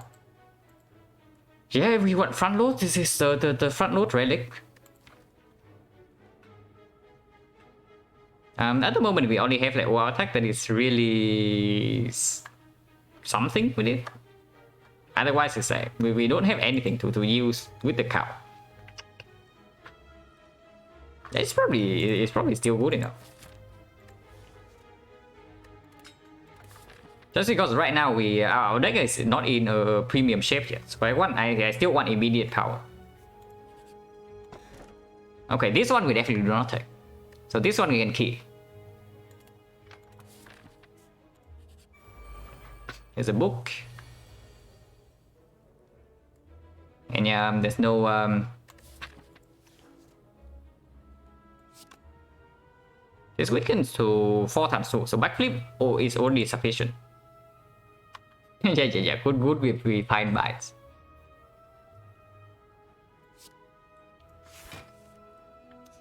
Catalyst first is not what we want to see. But with the crane at least we can block in against this guy like for quite a long time.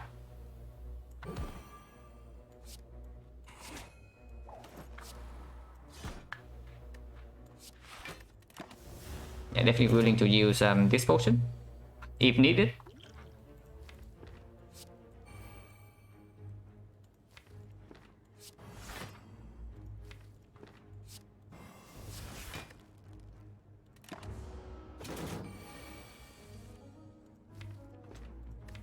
We break on a lot of attacks here. And we also don't get the poison started. Now I'm like starting to get slightly worried, even though this guy is only attacking for like 4 times something. It's still quite a lot. And next turn we have no block card. So it's actually flex spot here.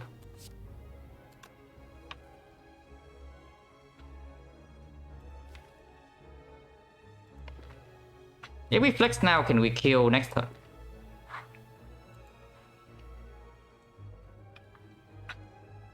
Yeah, the damage we are getting is like really slow because we are bottom decking like poison, and we also fail to actually draw well on the PK turn.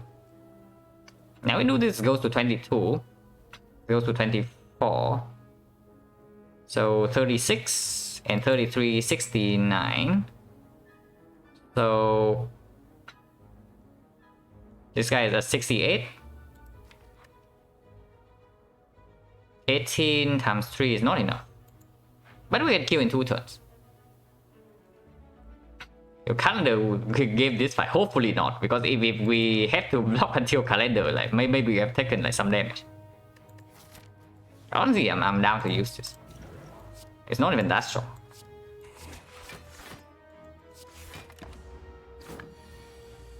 Yeah, 4 times 5. Not super interested in dealing with that.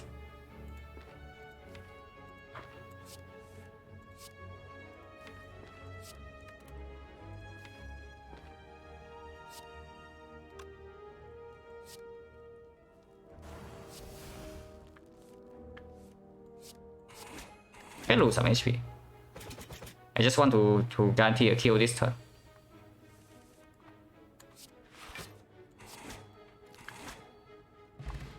Okay, we definitely can lose some HP, and here's our card draw. Yeah, here's a shop. There's a more card draw. Something that actually works with the Blade Dance. Of course, we remove the decay first. Toolbox. Yeah, toolbox backflip seems fine.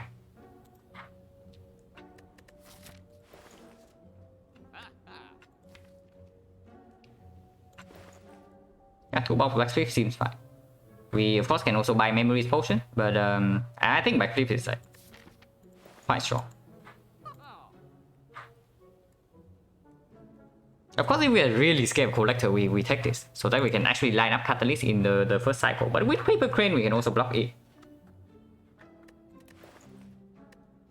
And yeah, we enter collector fight with full HP.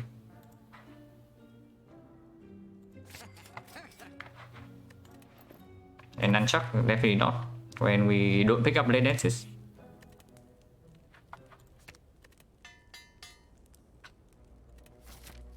Question mark against fights. Of course, late question mark, Colosseum. And we still, of course, we have still not seen Red Mask Library and then all that nonsense. And now we have the entropic brew, so filling up potion is not that important because if we are threatened in this fight, we just like open the brew.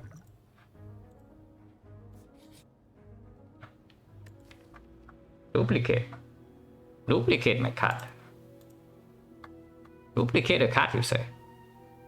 I wonder if Catalyst is even the best choice. Of course we dupe here, but I wonder if the Catalyst is even the best choice. I'm also looking at potentially Creeping Cloud, potentially Footwork, potentially Adrenaline. Because we only have 2 poison sources in our deck at the moment, so duping the Catalyst, while it's like extremely strong later on, it's not good at the moment. And it is honestly not good until we find like another poison source at least.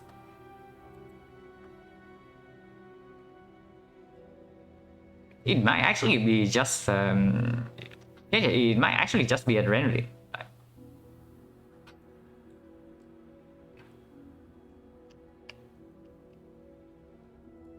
But let's see, this goes to 10. And this goes to 8, so 18, and assuming we catalyst by like 3 turns late. There's only 45, and that is sufficient against Collector, because Collector we can block in with the Crane and the Footwork plus. Yeah, Kata for strength later or Adrenaline for strength now, exactly. But honestly, one Catalyst is like... One Catalyst is honestly sufficient, even against the Act 3 or Act 4. So I think one way that we can actually die in this run is just that we just keep bricking on the early catalyst, and then we cannot like shuffle fast enough back into it, or we cannot get our initial poison online. Because with the paper crane we can block in for a lot as long as we can apply weakness, and this is both weakness and poison. It's probably Adrenaline.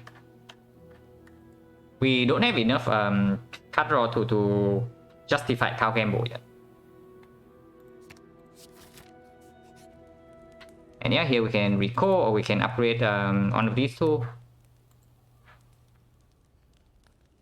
Is most fights a problem? Yes, exactly. Of course, most fights are a problem. Like you run into, for example, you run into the Darklings in Act 3, and you kind of bottom deck these 2 cards, and you have like 2 catalysts in your deck. What do? Yeah, maybe you die on turn 2 because the Darklings attack you for like 60, and you cannot even kill one because the deck has no real fun load. Reptomancer, like same story. You have 2 catalysts in your deck and you draw badly in the first 2 turns. You just die against the Reptomancer. Basically as long as we draw into one of these cards, like usually we are fine against the whole way fights in Act 2. And we don't need to catalyst that early on. That's basically it, because we can block it for quite a long time with a paper crane. Yeah, looping catalyst is extremely greedy, right? When we are only saying that our card draw is kind of garbage at the moment, and our front load is also non-existent. We actually need to get these cards in play as soon as possible. But yeah, here now with the Adrenaline loop, the terror upgrade also like gets a bit weaker. Neutralize upgrade usually quite good with the crane, but we already have the leg sweep. We already have like upgraded leg sweep. And we have like upgraded cloud, so This upgrade is not even like insanely strong. Can upgrade this for 3 block. Or I can recall here, but I don't think we ever recall here. Just because like Giria is irrelevant. So if Giria is irrelevant, we already have like we already have one less reason to actually care about like having potentially something to do in the fire in next act. Yeah, it's only shovel and peace fight, right? But the chance of getting one of the red side relics is only like rare enough because those are rare relics, and now we even have one less hits with the Giria. So I think recording here is nonsense because this fight is not that free. If we draw well, this fight is free, but we also like are not guaranteed to draw very well. Honestly, I think I'm looking at the neutralize upgrade here still, just to make sure that if, for example, if we draw creeping cow on turn 1, then of course we play it to start up the poison, and afterwards we still want to maybe neutralize the some minions. And it's the same thing for let's say Awaken 1 or Time Eater, right? After the dispel debuffs happens, then we still need to redraw into win. So having like an upgraded neutralize and upgraded leg sweep in the deck as our weakness source is like a bit awkward. Because then after the debuff is first, we need to redraw into the leg sweep. Otherwise we actually don't have weakness in the deck. Because this is only one turn. And right now there's like nothing else to upgrade.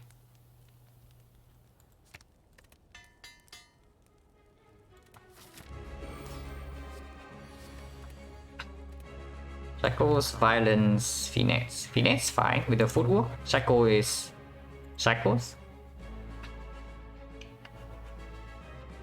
But I think Finesse is stronger here. Violence definitely not needed.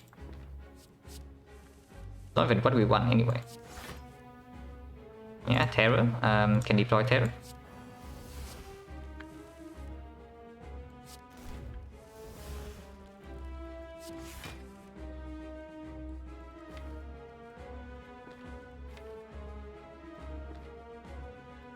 Can also save this adrenaline, but we can also play it because there's a lot of cards that we would like to play right now and draw into right now.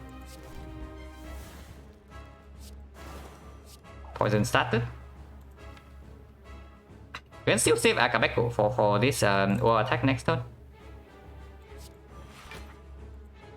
And attacking right now doesn't matter that much anyway, so I think we preserve the Akabeko.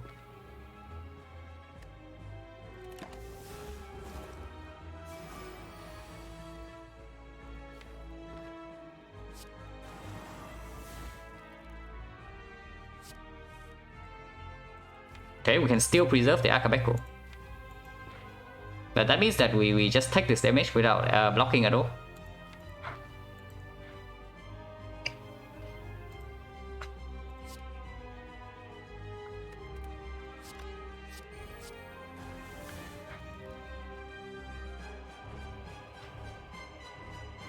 Eight, 7... Yeah, we just straight up like one-shot the minions. And then afterwards, Collector is debuffing, so we don't even care.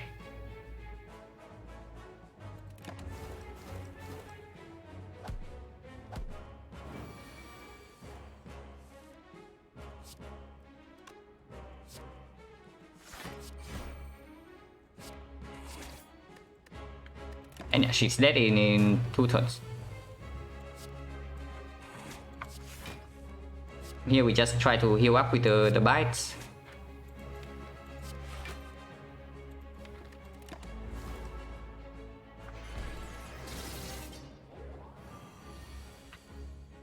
And yeah, you see immediately how like having the second catalyst actually doesn't really do much in this fight, right? But having the second adrenaline actually plays. Because we don't actually need 2 catalysts just yet to deal enough damage.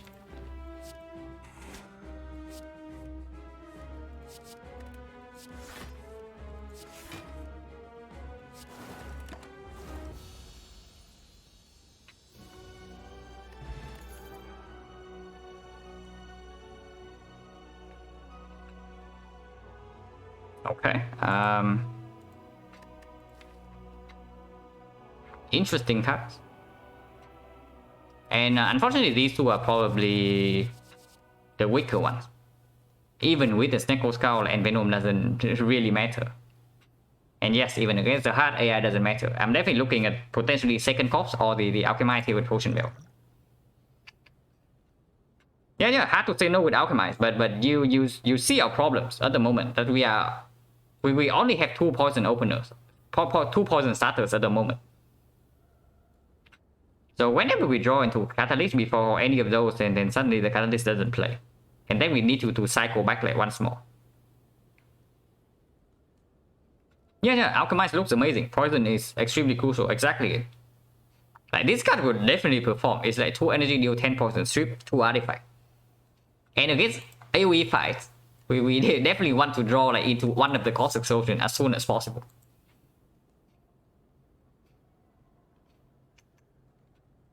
And for example, right, you run into Snake Lady, we run into Snake Lady in Act 3, and you draw into Cosmic Explosion. Yeah, do you cost the Snake Lady or what? Or do you cost the minion? And if you play cost on the minions, then how do you kill the Snake Lady with the Catalyst? Because now the Snake Lady doesn't actually have any poison.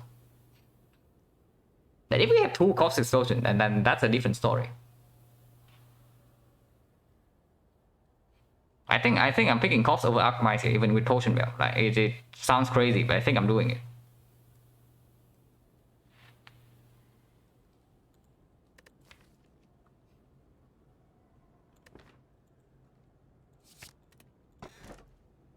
Oh. There's only 1 relic here. As far as I can see, there's only 1 relic. And we pick the relic.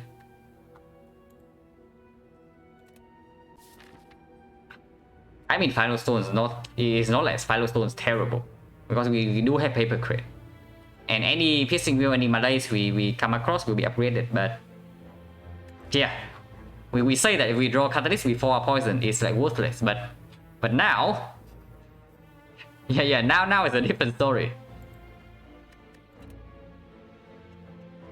But yeah, we have no red mask, so events in Act 3 not super premium. And there's a 4 elite path, which we are probably taking. After this question mark, we can decide what happens after. But of course, we don't go to an elite shop. And there's only 1 path with 4 elites, so we take that. With Pantograph and Bites, we are not worried about sustain at all. The only downside with the 4 elite path is, of course, we don't get to go to a shop in this act, but probably it doesn't matter.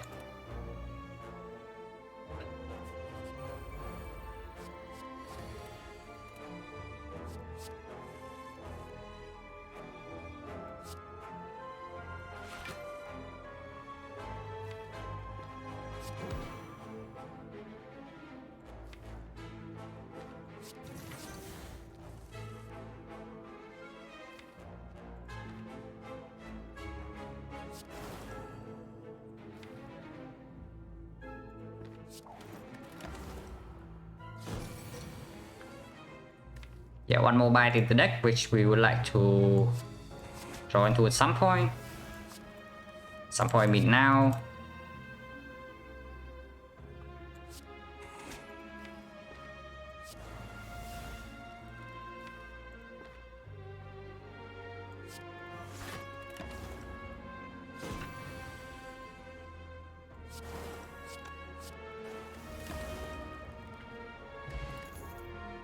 And roll plus with footwork plus seems okay.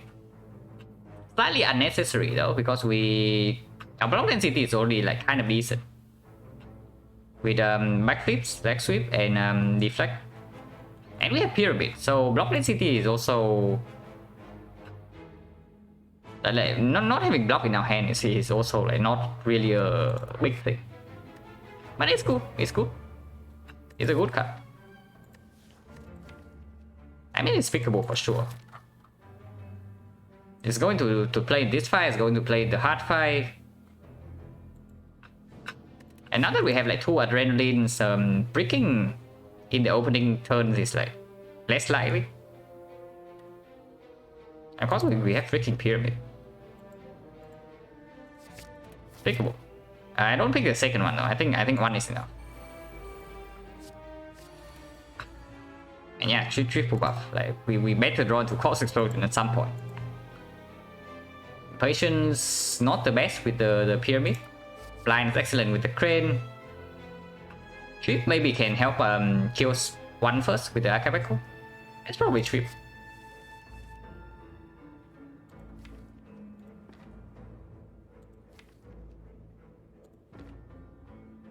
Maybe it's not Trip.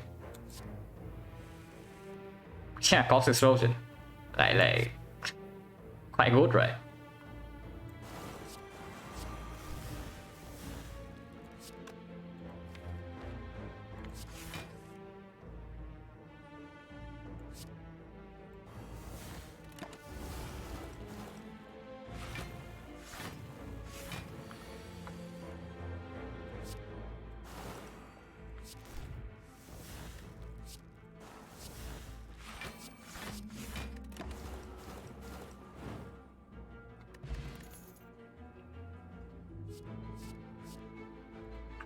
Okay, here's some cards. Certainly some cards. Now usually Concentrate Plus is quite amazing with the pyramid, but maybe not for us. Maybe not for us because in this deck situations are really weird. We don't exactly have a problem with empty hand space, but at the same time we also want energy.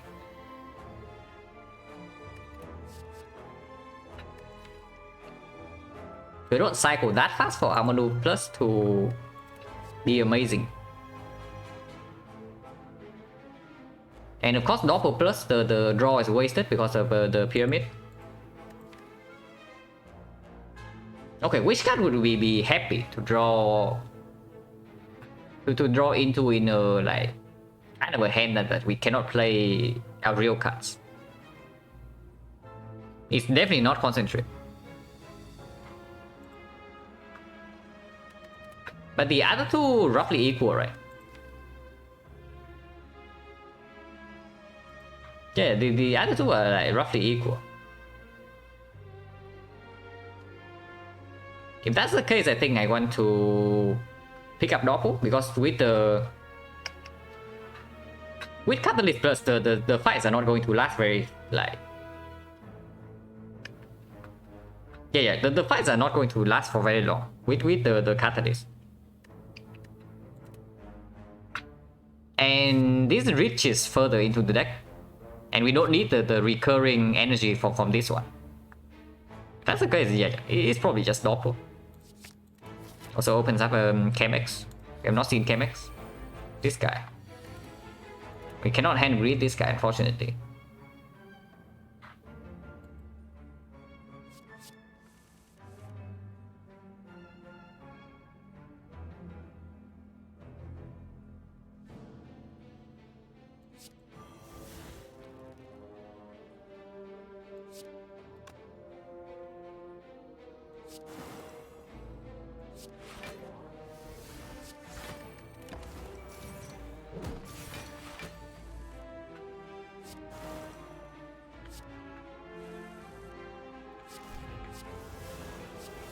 Okay, fight's over.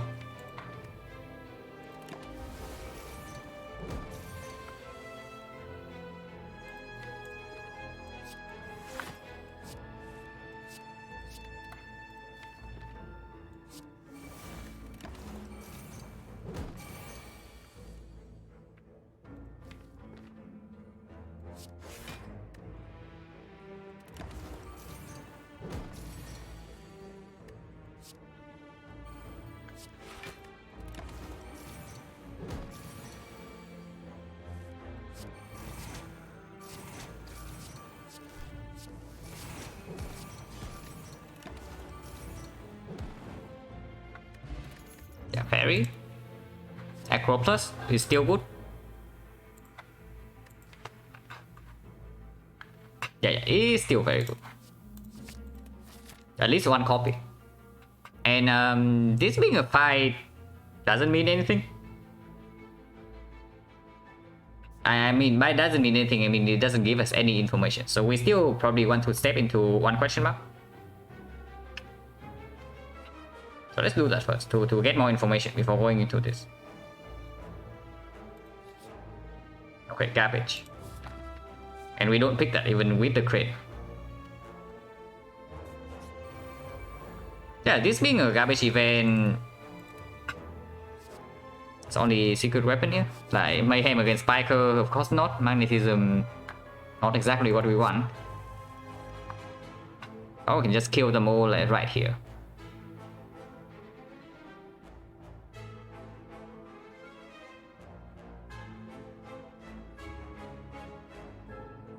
No energy though.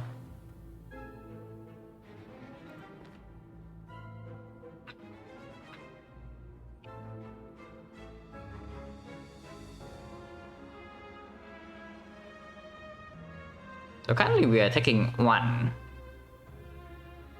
Taking one's not bad. We just heal up with bites.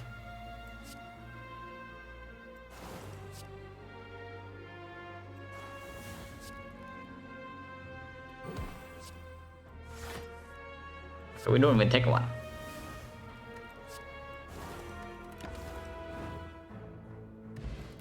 Another entropic. Second acro is weird. Now with the first acro pick up, like of course this card gets better, but it is still strange. Yeah, because you see how faster the fights are actually going. Yeah. What about second acro? I think second acro is still positive. And if we pick up second acro, we can also now pick up the concentrate or temptation. I think it's good, just because we already have like game over in the deck, so healing our hand, we have energy with adrenaline. It's fine. And of course we toss this for second entropic. Now this is weird because I don't even know when we are going to break these entropic rules. Because we also have a fairy.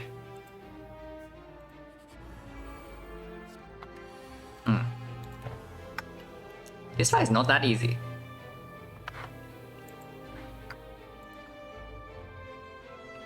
I mean, it's probably also not hard because we have Paper Crane. It's not that easy. None of these play.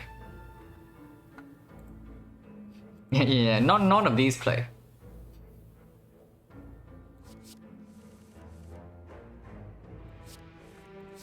I mean, we can force it to play, so I guess Impatient can play.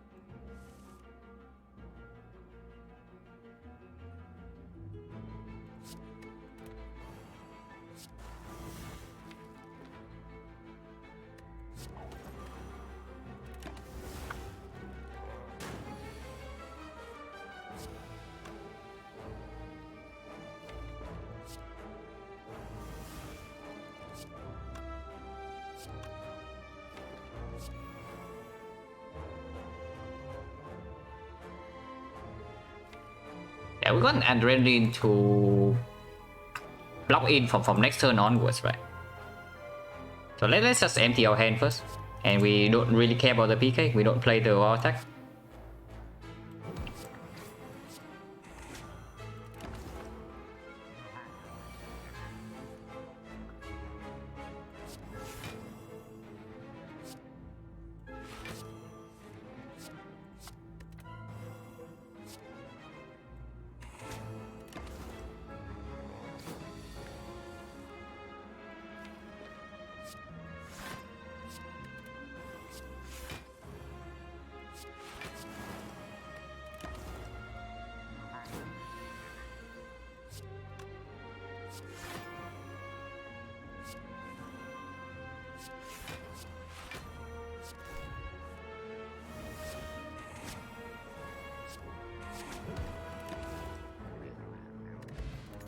Starting mask doesn't matter, and here's our second cut list. This time we definitely pick that.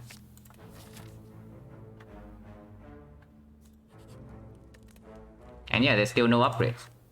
So here we can probably recall, just in case we find something like a red form from one of these fights.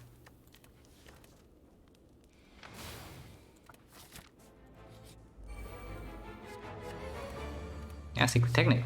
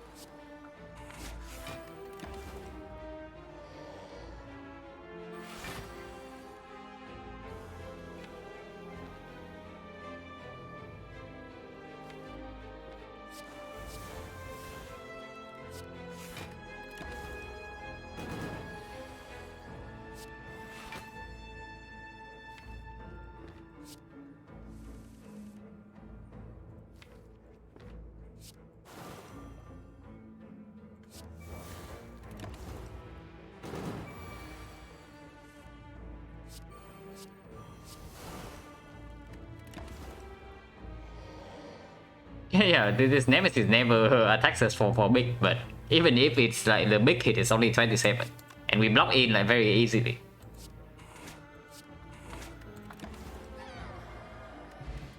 Amazing relic. And yeah, we said that we can pick concentrate with the 2 echoes, and it's probably true. Of course, prepare plus is also quite good, but we can pick this for sure, and it's going to perform most of the time. Hey team, yeah, it is a fairly fast run. You can probably see from our relics in our deck, like this one is going fine. Yeah, liquid memories is stronger than... What is it stronger than? Probably, yeah, weak pot is like not super good now that we even upgraded neutralize.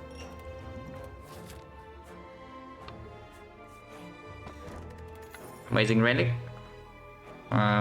Premium synergy. The head again.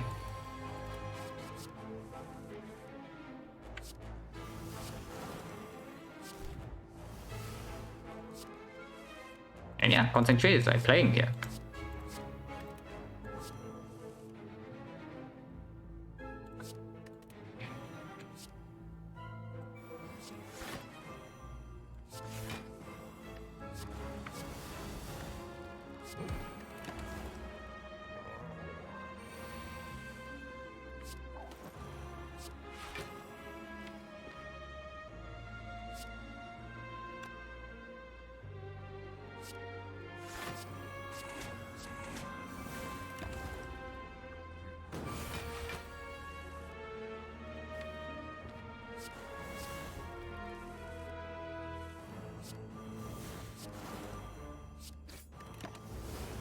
Then next turn.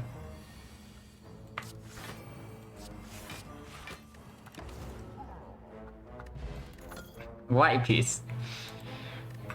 So second concentrate is probably not what we want. And yeah, accuracy not needed. It could have been a decent physical damage run, like, to be honest, with 2 PKs and terror. But yeah, we are like way over that right now. And yeah, strength potion cannot be better than this, but I mean, with the white beast, like these entropic brews are just not looking very good, because we also keep this thing. But yeah, this is not needed, so and we'll just wait. If we get a premium potion with this, like goes in the jar, then we just toss an entropic brew or something. 291 gold to go here with the Smiling Mask. Or we just keep taking the last elite and 1 question mark. Yeah, pop 1 brew outside combat if it's easy fruit juice. Only one roll though. Because at the moment, if we do not see any premium potion, right, then we can actually bring this this belt to the boss gauntlet and Act 4. Because this potion is usually enough to bail us out of a situation, and then afterwards we can use this for 2 random and we use this for 3 random. It's still quite strong.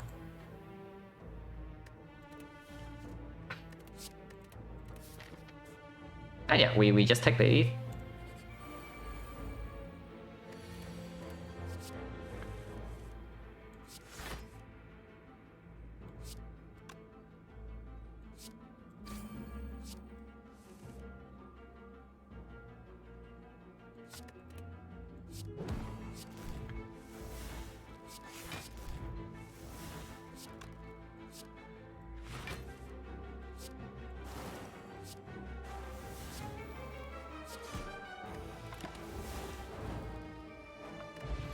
Yeah, liquid memories.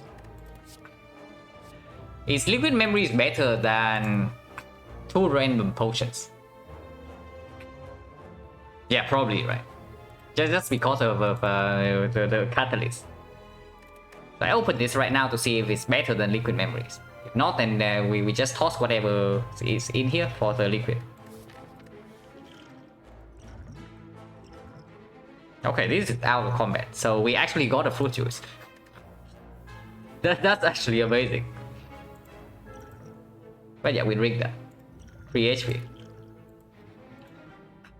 Yeah. Thank you, the soccer, for the excellent line. Yeah, we take the fight, like upgrade all cards, complete trust. Our deck, our whole deck is basically upgraded already.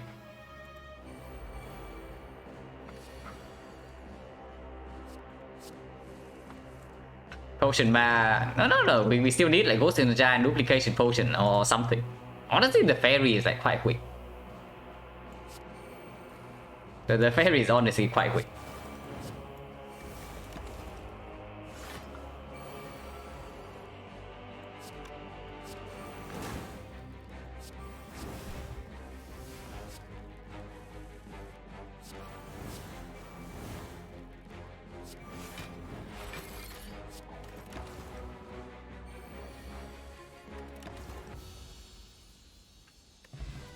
Okay, amazing relic. Third acro.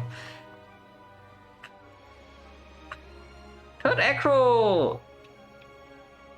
It's probably fine because we do have 2 adrenalines for first cycle acceleration, and now that we have second catalyst, like the fight is not going to last much longer than 1 cycle. And yeah, perfecting every fight in Act 3 is strong. It's not even that we are perfecting every fight. We are perfecting every fight on turn 1 with a deck that actually has very strong defense. Yeah, oh, the best relics in Act 3. Except this one. This one's good. This one actually good, but of course the other ones are just like complete trash. I think one I need to go now. And Sweet Potion probably not better than this, especially now that we added another acro.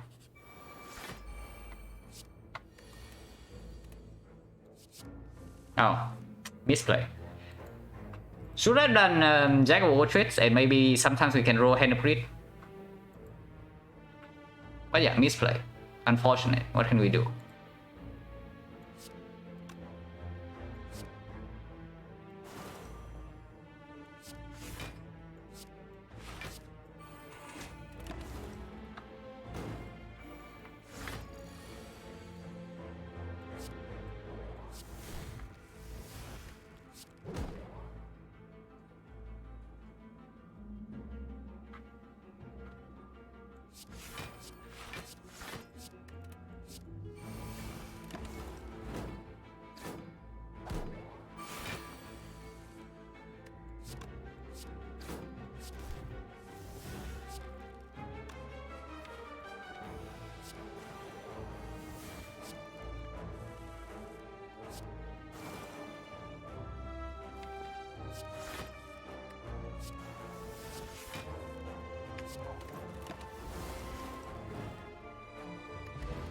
Your pot is not stronger than the other things, and the game is like really trying to give us shifts, but it's way too late.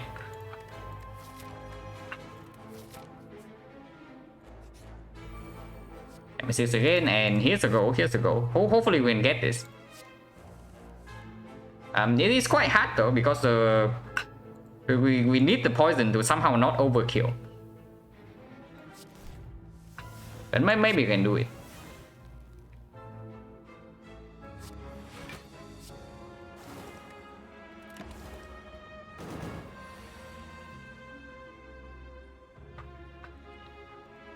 Yeah, this works, right? This works, this works.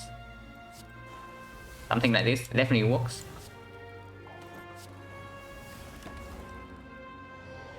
Yeah, next turn poison takes, and the turn after we kill with the hand grid.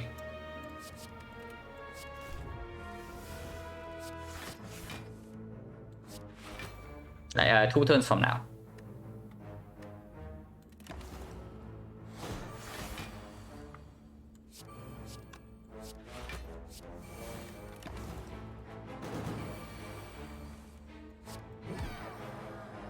Nice, got go. And here's the third egg. We key the molten egg. So we actually have the omelette in this run. With this kind of deck, why would you need any go? Because it still makes us a little bit stronger. Maybe we want like Sense Burn in Act 4 or something. Reflex plus, not needed. Now that we have like 3 Acros plus already. Distraction plus, our deck quality is like way too high for this. And again, Skill Potion wants to replace Liquid Memories. It's not happening. Awaken 1-5 is not like super trivial though. I mean, it probably is because we have Pyramid to block in. But the fight is not going to finish like that quickly. Yeah, again, nothing to upgrade. Probably just upgrade Terror to play it like easier. Because we also want to exhaust this.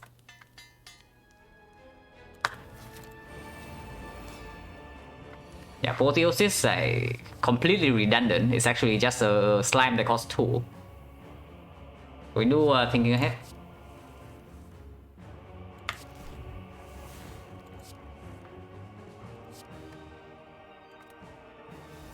And yeah, we still play footwork because we have Pyramid, so bricking.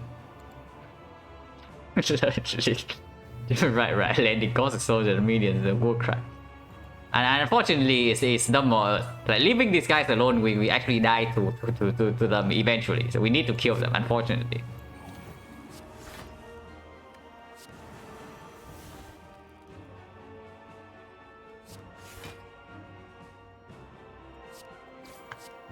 And my hand space.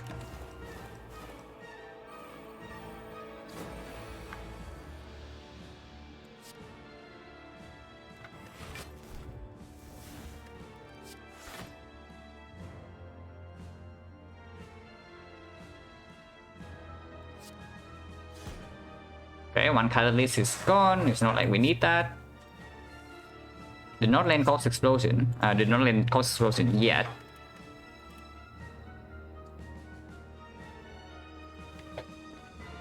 Also don't need that.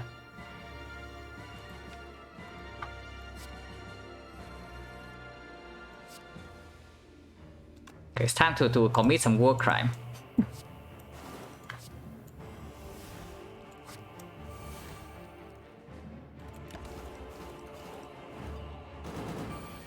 But yeah, now we just play the fight normally. Permanent weakness with the crane, so like the bonus strength doesn't matter.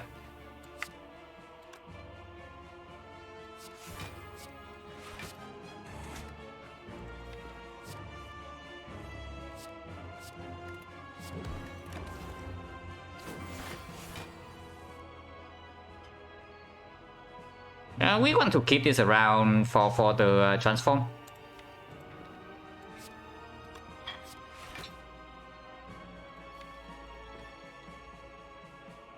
We can just do it like this and... Nah, we want to apply more poison. Like this, that is too slow. Yeah, you can have 1 catalyst. We just use the second catalyst in second phase.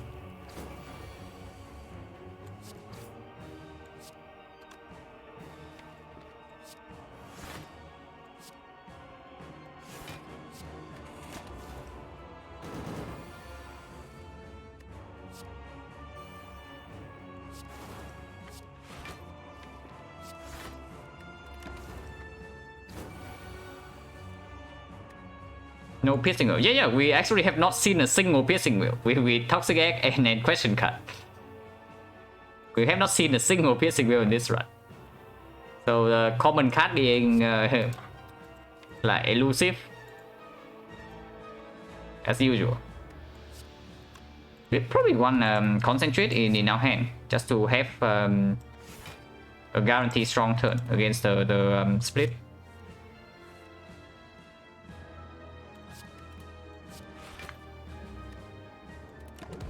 Oh. Okay, I guess calendar is here to assist us.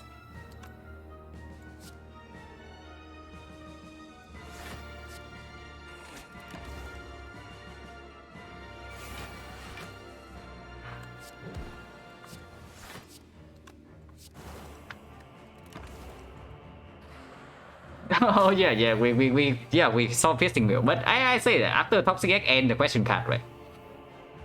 But it was like after floor 11, we do not see a single piercing wheel. Because when we saw piercing wheel was together with this thing, so on floor 10. After Toxic Egg, we have not seen a single one with the question card. That's pretty crazy. And we want to keep this in hand for the void.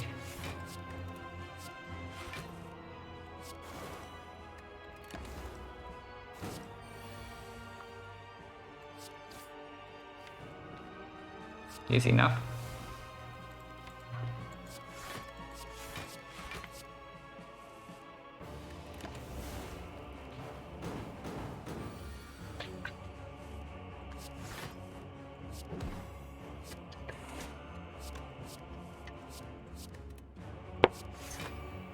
And yeah, chill fight.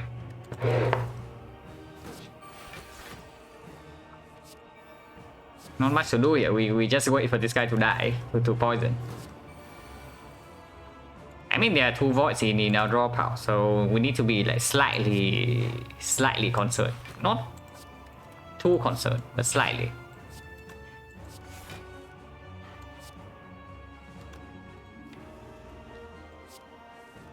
Yeah, draw into 1 void already.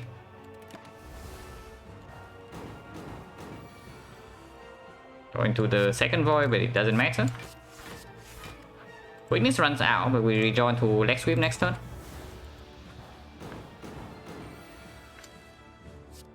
Yeah, it's not like we need to reset the strength. And honestly, even if this guy has more strength, it doesn't matter because like Paper Crane Pyramid.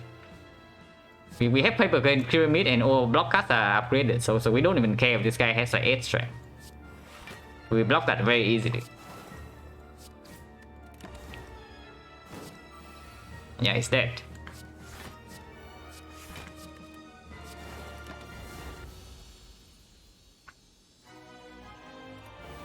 Rundecker.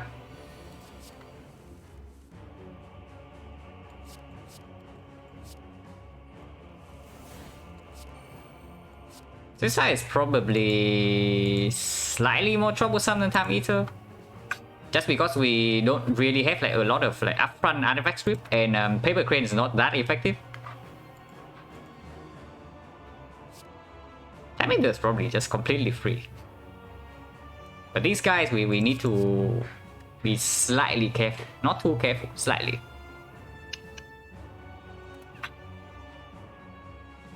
And yeah, here we take some damage, which we are probably fine, taking some damage.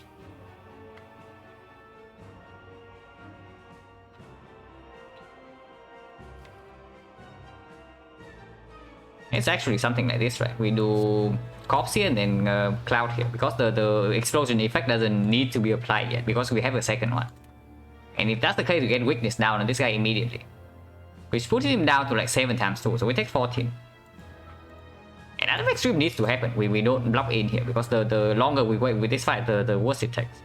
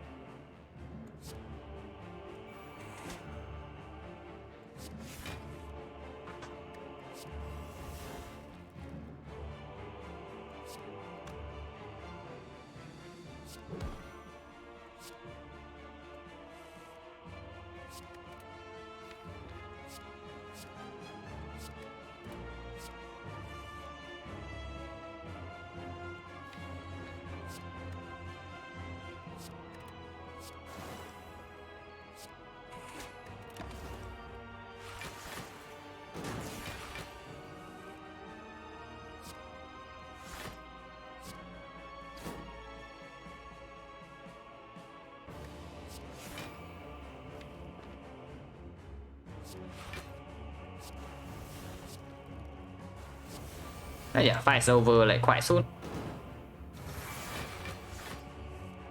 And we don't really need to heal up with bites.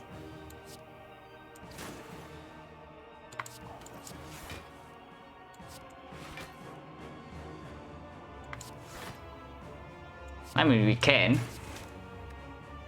but we don't need to.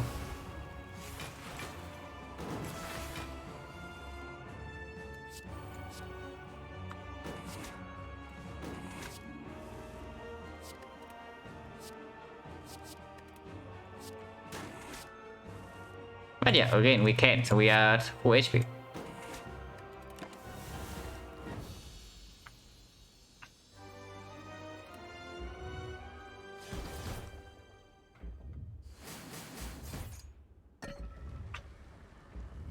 But honestly, right, not having a piercing wheel or malaise might mean that the hard fight is not that trivial.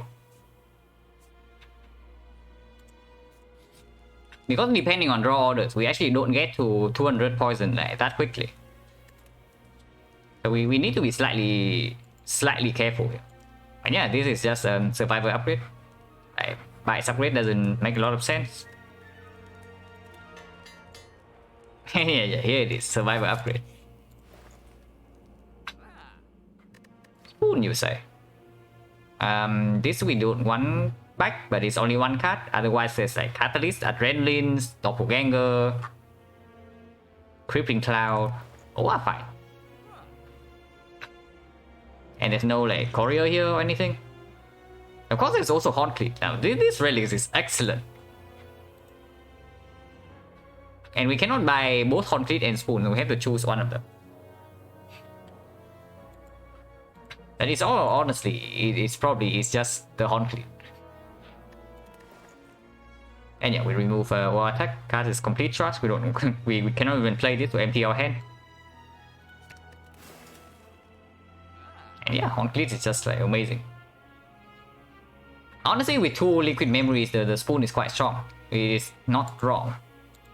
Because we can do like double catalyst on to the heart, and then if one of the catalysts gets saved by the Spoon, then we can liquid memories that catalyst immediately, and then we just kill the heart in 4 turns.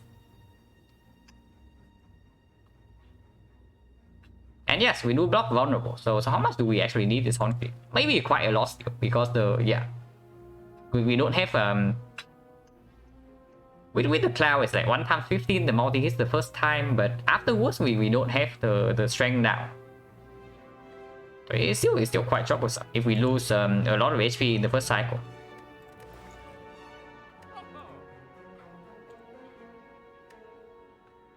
Like Spoon here, we have tons of block. Yeah, we have tons of block, but what about first cycle? Because we are failed. We don't have turnip here.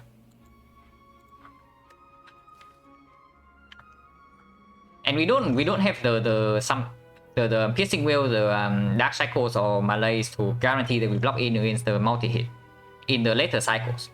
So this fairy can only save us against a single hit. If we die to the multi-hit, this doesn't save us. So I feel like one HP buffer, even though obviously the Spoon. Yeah, play double catalyst, save one of them, and we do this, and then we win immediately. But if the... Yeah, crit also helps against spear and shield. Exactly. Spoon seems slow. No, Spoon is not slow. When Spoon works, it's extremely fast because we have 2 liquid memories. You realize what happens with the Spoon and the liquid memories, right? We play 2 catalysts against the heart, then one of them gets saved by the Spoon, and then when liquid memories, the 1 catalyst that gets saved, and then suddenly it's like times 27. So heart has 200 poison and then it dies. And we have 2 liquid memory, so we can do that twice. We can do that once in the Spear and Shield, and we can do that in the Hardfire as well. Concrete is stable. Spoon is potentially very fast, but it can potentially screw us. And honestly, we are probably strong enough to not take the potential lead, right? If we are strong enough, we should always take the cleat here. Because the cleat always provide like stable value. The spoon is like the high roll potential, but we don't need that to win, right? Yeah, I don't think so. So we take the concrete. Unfortunately, none of these potions say Ghost in the Jar or Duplication. And yeah, our maneuver still not good enough. So the hand read go did not actually play. Okay, bad pattern. Or maybe good pattern, depending on how well we draw.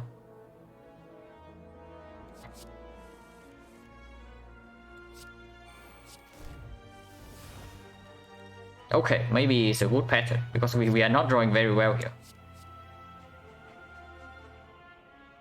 And Discovery also breaks. And yeah, we draw like this in the hard fight, like we are definitely happy that we have the freaking horn clip. Next, how are we blocking next turn? Because next turn we only draw 3 cards. Now this is not good.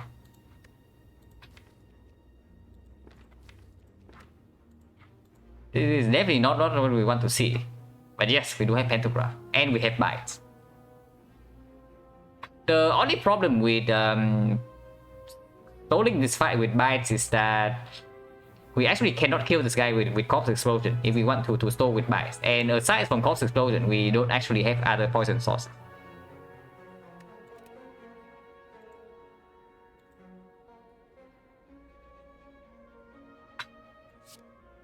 Yeah, we still strip artifact here first. And we empty hand space.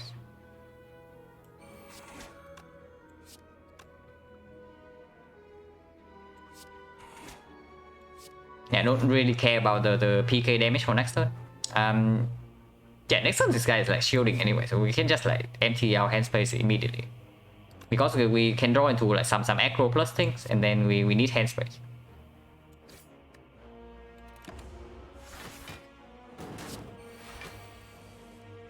Okay, so I guess we take damage. Good thing we have the fairy. Save up from the other axe. But yeah, we are taking a lot of damage here, and you see how the spoon actually doesn't help here, right? The spoon only helps if the adrenaline doesn't exhaust. So 50% of the time it doesn't help. The crit always gives us like 14 block here.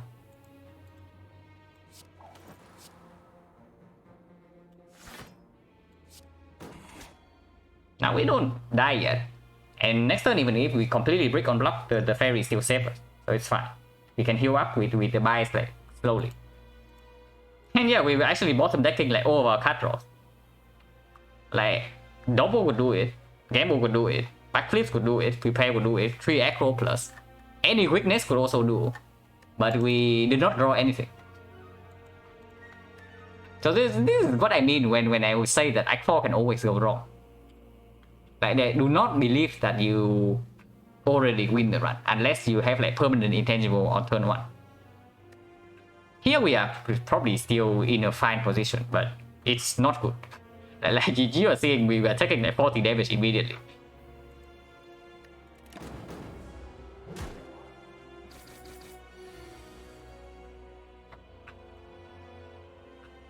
Yeah, we top deck all the bites and both the catalysts without any weakness, cut draw, poison. But this turn is good. This turn is good. We can do a lot of things this turn.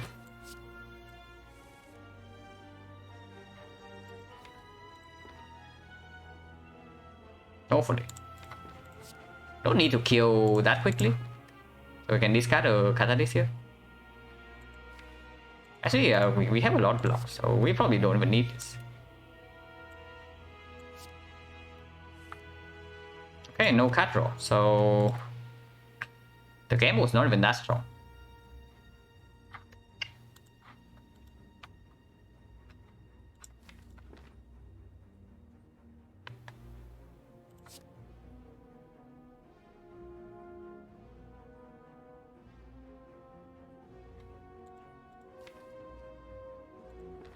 Or maybe even discard the Gabu.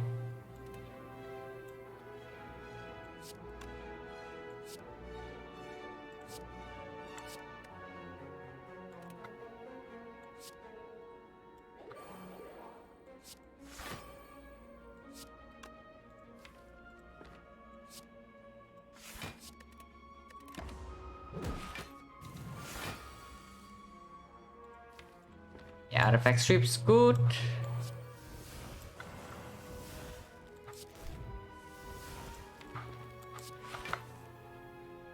Attack us for big next turn.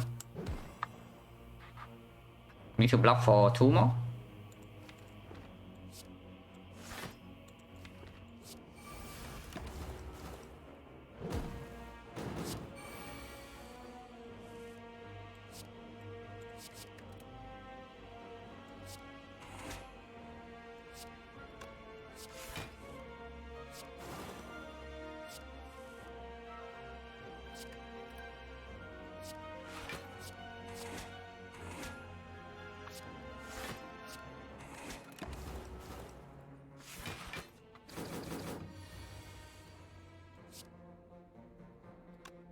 I mean, this is good enough. We heal to 46. So we just kill them like right now. Because blocking in against this is also not easy. We only have 40 block. So how good is 40 block? It goes to... It is base 40. So it goes to 24. I guess we block this turn just fine. And then afterwards we already have a kill in our hand. So we can kill this whenever we want. So we should always... We should always just block in this turn. Actually no. Yeah, we can turn around. We can turn around. So we should always block in this turn. Just because we have like 1 bite in the deck left.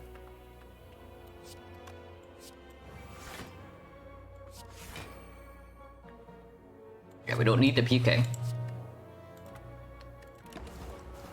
And next time we never take damage to the burn.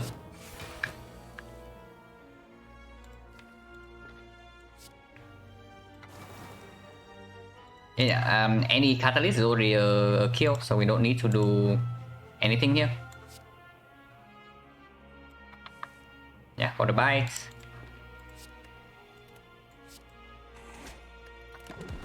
Oh, we got betrayed. The calendar betrayed us. Now we are missing like maybe 4 HP because of the calendar. Okay, that was bad. It probably doesn't matter, but it was not good.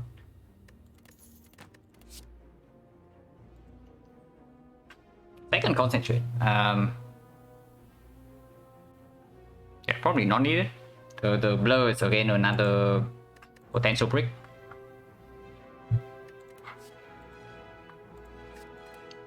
Sweet potion. Probably not better than the 2 liquid memories.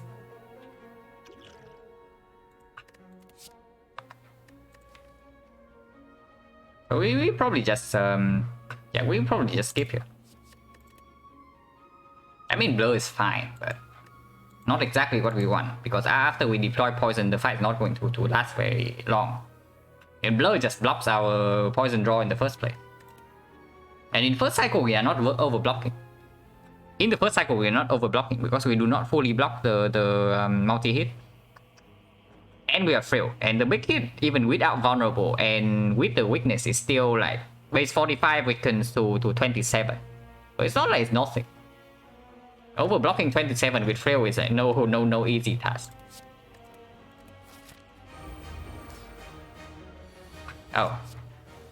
Well, I guess we have something to block in against the first cycle. Or the second cycle. Here's the poison. It's a double catalyst if we want to, but yeah, we probably do it. So we do it like this.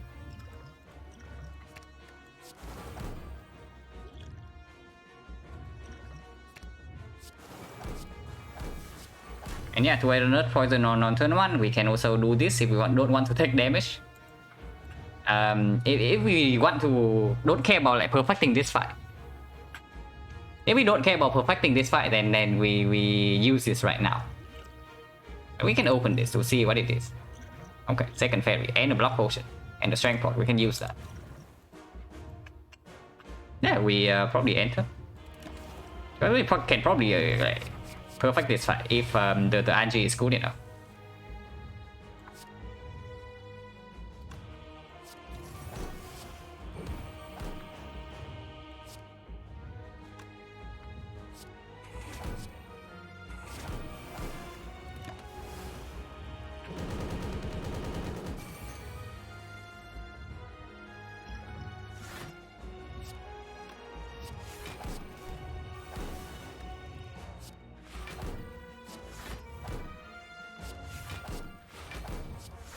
Yeah, no damage taken, and this guy dies next turn.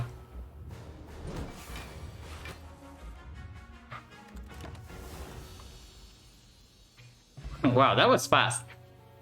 Right, sub 3 hour.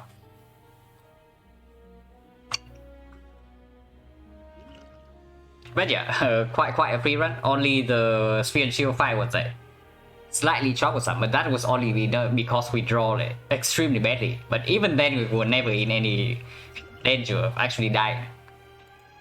But this run is just like very free after after Act 1.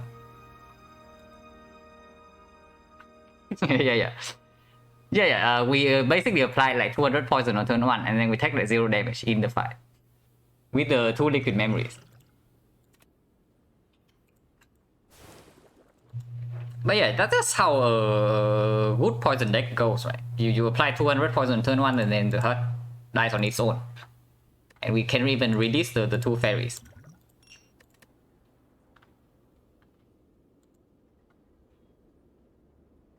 Yeah, we just draw Corpse Explosion and Catalyst, and then we liquid memories the Corpse Explosion twice. And then just play double Catalyst. It does like well over 200. So we are like 46, 17, and streak is 5. We are on a decent streak now. Like 5 is not bad at all.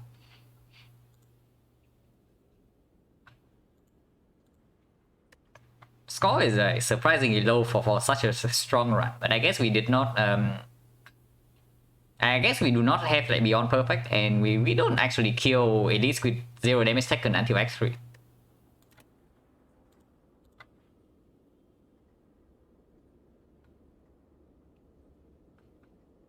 But yeah, this is just a classic like, Toxic Egg run where you actually get good cards.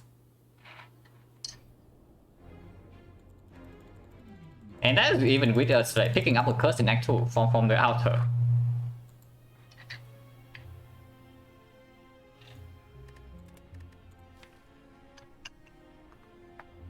Yeah, we don't actually take like 0 damage until Act 3. Like all these fights, even though we heal up with bites, and then all that we actually take damage. And boss fight Hexagons we took 3, Collector we took damage. And don't do that card we also take damage. Funnily enough, like the second boss fight that we take no damage in is actually the hard. 0 damage taken 4 turns. But that's just like Toxic Egg paper crit. But yeah, a very quick run. So yeah, when the leader was scary, right? Was scary, but we decided to spend 2 potions in this fight, and it ended up being like worth it. Just because the rest of this run has the potential to be so incredibly strong, and it did end up being like so incredibly strong. Honestly, I'm curious what would have happened if we did not spend the liquid memories in this fight. Because the turn afterward, the turn after that, if we did not spend the liquid memories, if she doesn't attack, then we still finish this fight with like no damage taken. But if she attacks, we might have died here. So definitely not regretting like using liquid memories. And also here, right, you see Corpse Explosion versus Alchemist. Like you see how strong the second Corpse Explosion actually was, and how irrelevant the Alchemist would have been. So definitely happy that I picked the Corpse here over the Alchemist, even with the potion belt. and only having like one cost explosion. So this was like, this was probably, honestly, this was probably the first relevant decision in the run is like here. No, after Act 1. Act 1 is always relevant on side. So after Act 1, the first relevant decision was here, and the second one is here. And afterwards the run is like free. We basically took 0 damage in Act 3, like 4 elites. And until here, we took like 14, but we heal up to 4. Here we took some damage, but whatever, we have pentagram. We don't even take damage here anyway. But yeah, this one was fast, so maybe we can do another one. But yeah, before that, I'm going to take a short break, like maybe 5 minutes. And when I'm back, we are doing another run. Hopefully not a quick loss, or hopefully not a like 6-hour run or something, because that is going to drag into the point where my internet is not good. But yeah, be right back.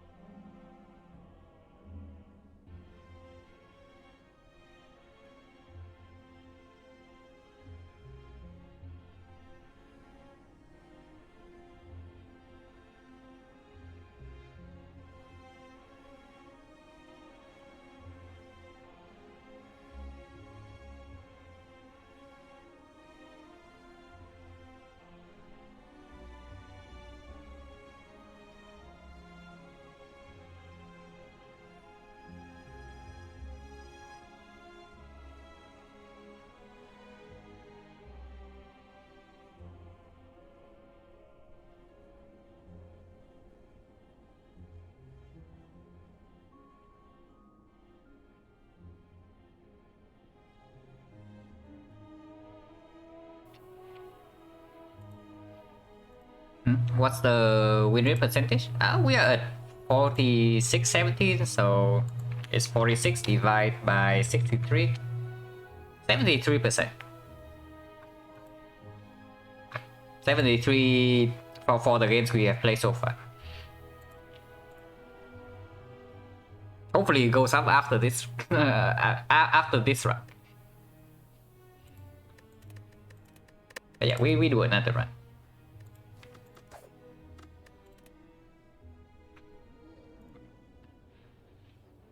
Okay, curse for 250. Hopefully there's a shop. There's actually a shop. After 2 fights though, so slightly concerning. And Guardian Act Boss. So the chance that we actually die to this boss has significantly increased. And yeah, choose a card cannot be stronger than this. Like, absolutely no way. Even if we had to skip on Elite for it. And it is Snipe, not interested, it's not even guaranteed.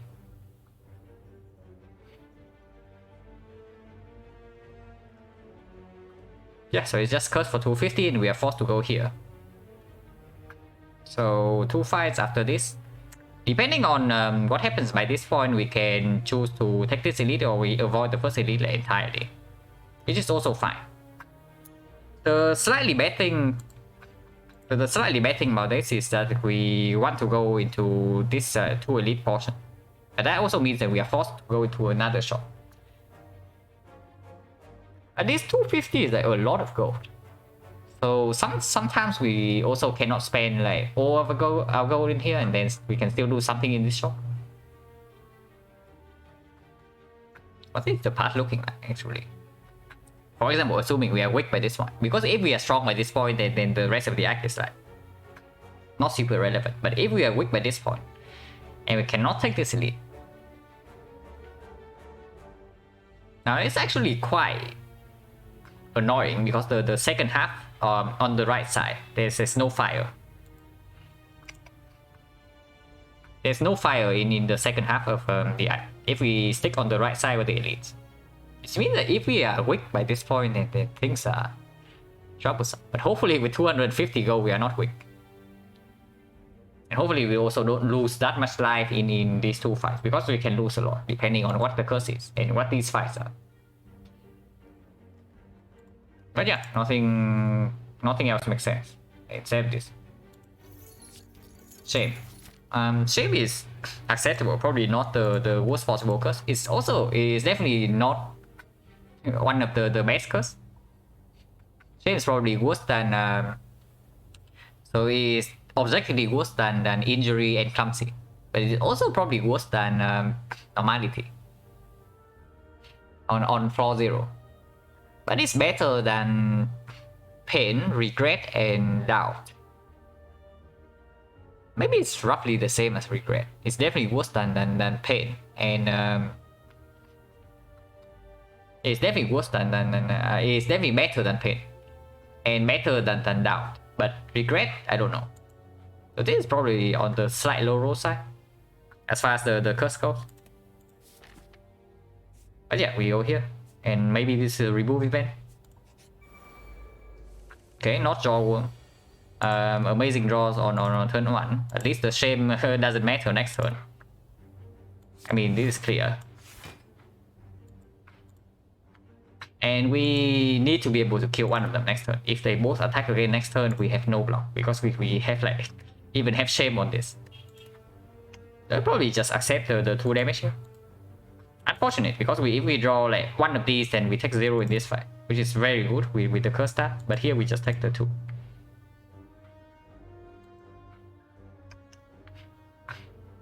yeah, shame is free. This guy weakens 6 buff strength. Next turn we need okay, we block in with survivor and we kill this guy, and then we can still spend a strike on this guy because we can strike neutralize this guy to kill him. So I think that the threshold of a strike neutralize being a lethal means that I actually want to hit the left one. Because hitting the right one means that I always need to commit 2 strikes next turn to kill him. I mean, it's probably the same thing.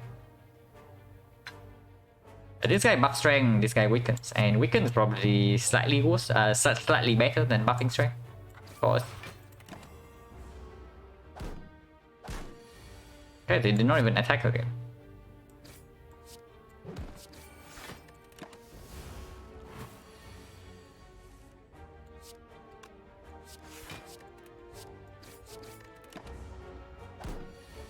Yeah, take the 2 damage and leave potion. And yeah, poison staff or nothing.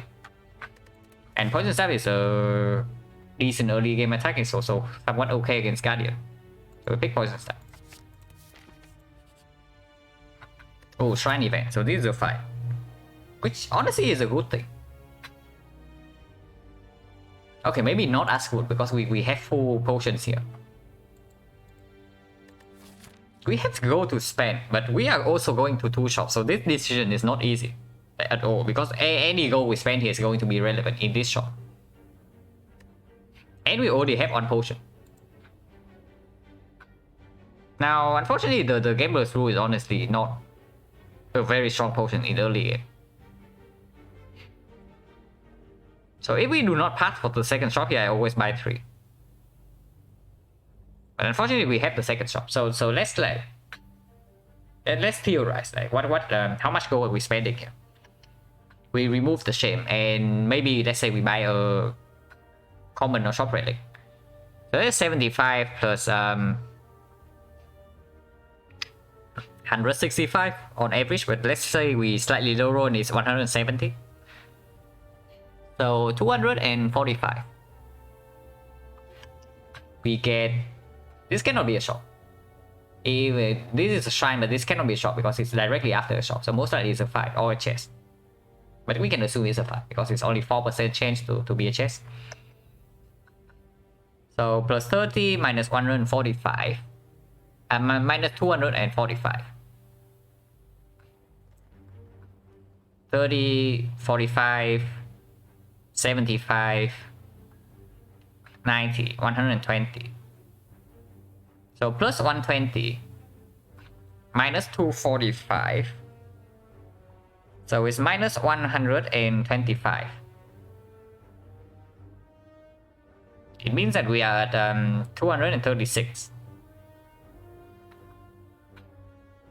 It means that even if we take 3 potions here, we can still do something in this shop if we only buy a common relic. If we buy an uncommon relic instead, then we cannot do it. Do we still have enough gold for uncommon relic if we take 3 potions here? 320, 330, minus 75 is like 260, so we barely not have enough. Unless we high roll the relic price. So what uncommon relic is so freaking strong that we would buy it like over everything else?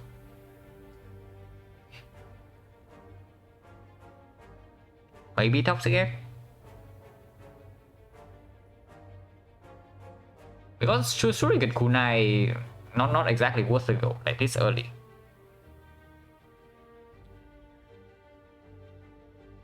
Yeah, Mummified Hand also not worth the gold.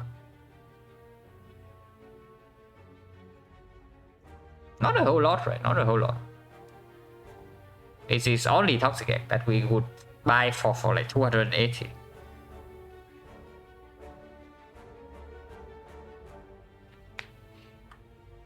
And yeah, no more question marks. After that, there's a fight and a fight and a fight.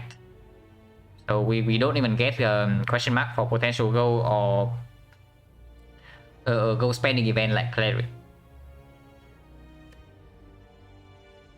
So we should take 3 here. Oh yeah, meat on the bone. Right. Meat on the bone. Meat on the bone we actually buy. It is true. Meat on the bone we actually buy. And we would be happy. So only meat and... It's only meat and the... and the egg. Maybe not even the egg. Because if egg is up against some common relic with like immediate power, we are buying that. So let's say egg is let's say meat is like 270 plus 75. So we need 400 and we need 345 going into the shop. So it's minus 16 and plus 15, so we can only buy 2 potions here. But yeah, I guess we can buy 2 potions just because we only have a potion. Yeah, we take the strength potion and then we leave. Like we don't care about the essence of steel. Gamblers will probably still stronger than the essence. Maybe not so against the sentries. But yeah, again, potion chance is like 30% and then 40%. So chance that we miss both at 70, 60, 58% of the time we get another potion refill here. So maybe we can take the essence of steel, and if we take a lot of damage in these 2 fights, then we can use the essence of steel in one of these. It's also doable because after the first elite fight, there are 2 more fights to refill potion. And Gambler's rule is not exactly like super good. This early on.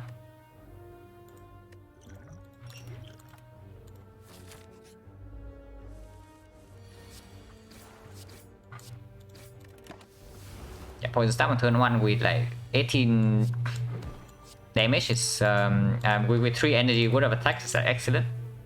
Unfortunately, we still don't have a lethal next turn.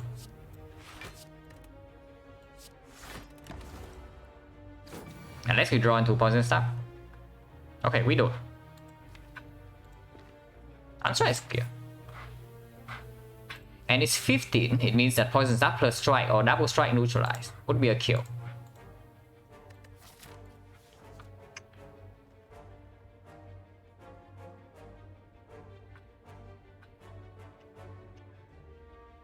Excellent, this guy hits for 16, and if we fail to draw a kill, then we can block in for potentially 13, potentially...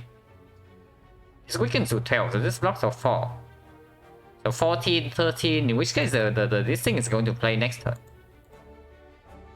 And yeah, we say that 58% of the time we get a potion here or here. So I'm willing to use the essence of steel just because the shame is still in our deck. And any HP save here is relevant because the second half of the act doesn't have any rest whatsoever.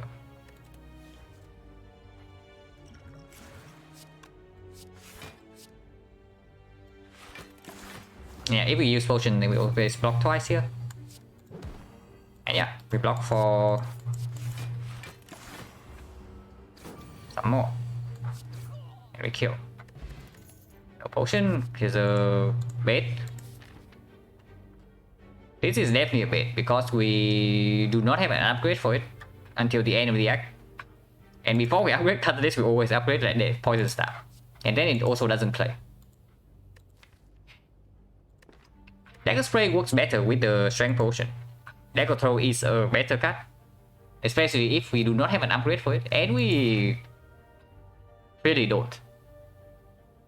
Because I would definitely like to have the Poison Stab upgraded if the Act Boss is Guardian, and we don't have a Lagavulin answer yet.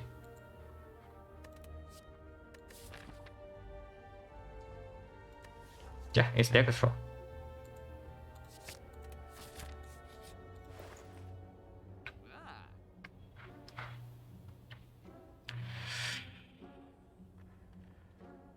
Okay, now this is not easy. This is not easy because we can buy Apotheosis and upgrade it immediately here. Or we can just take the toolbox.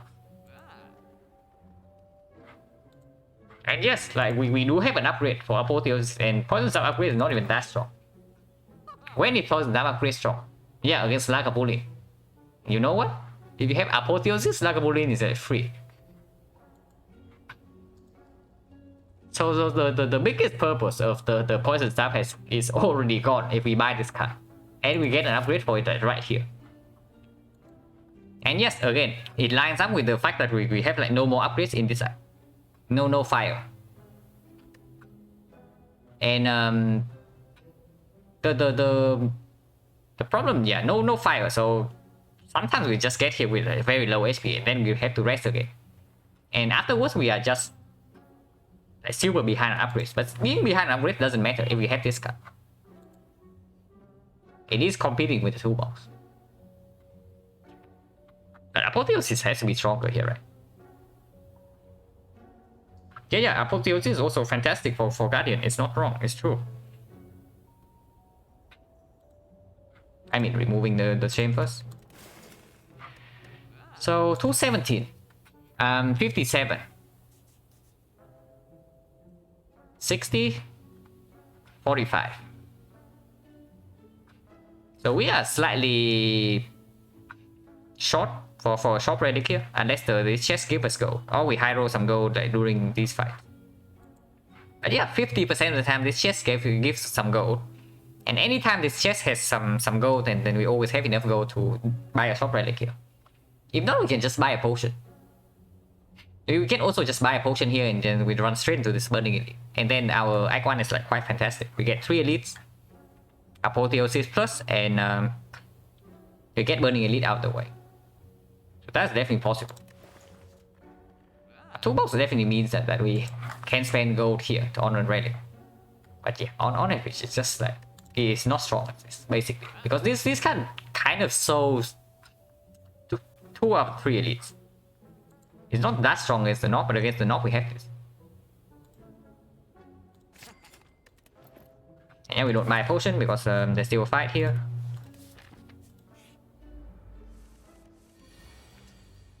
And yeah, Apotheosis, Strike Plus is a clear turn. And yeah, we no longer have Shame, but we are frail anyway, but it doesn't matter.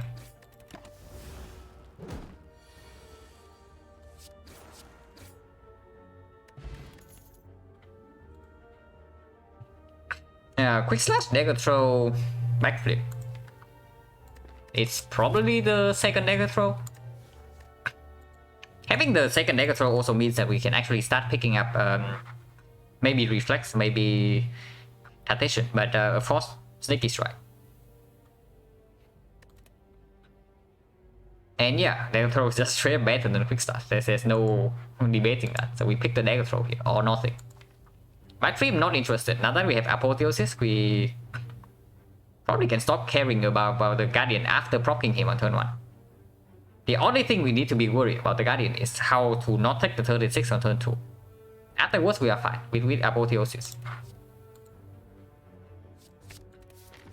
And yeah, here we, of course, we go here and upgrade the Apotheosis. Then we run straight into the Elite. And it's the best one for us, so that's cool. If this is fight, then most likely we don't use a strength potion. Of course, we can bottom deck the Apotheosis, which we are doing, but also doesn't really matter that much. Unfortunately, we also shuffle out the Survivor. Which is slightly annoying, but what can you do? We definitely do not open here.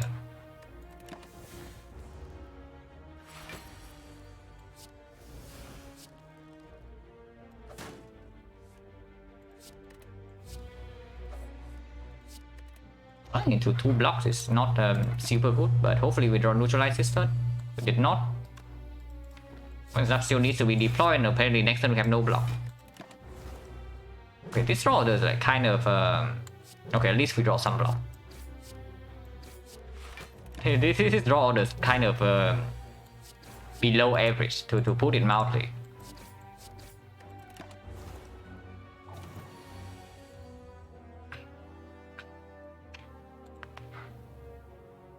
Then probably Dagger Throw, right? Because any attack would be lethal.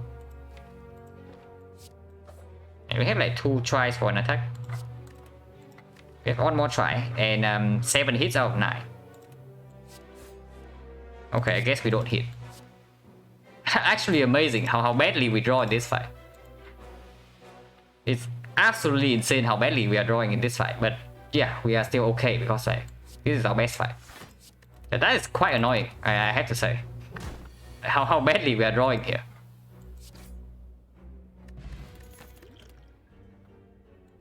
Yeah, here's the Sticky Strike if you want that. Also the Tools of the Trade.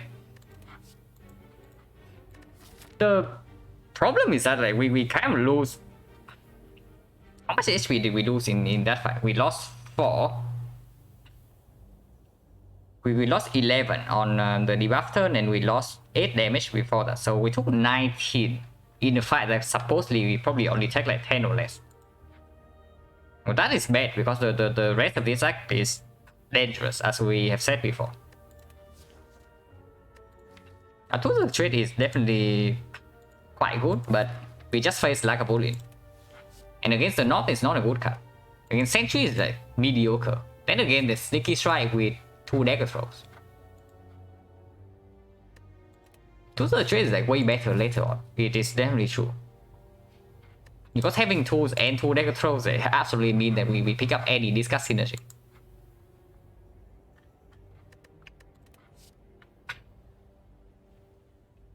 But yeah, I'm worried enough that we just take big damage in this North fight and then suddenly we are forced into another edit. So I'm picking Sneaky Strike here first. Definitely a decision that will hurt in Act 2, but not yet. And yeah, here says only 1 line, right? If we actually want to play the Sneaky, we can also take Art of War. That is just Survivor Sneaky Apo defense, full block.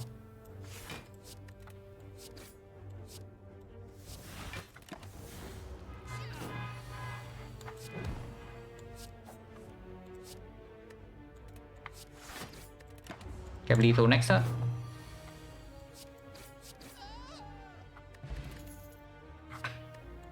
Cloud.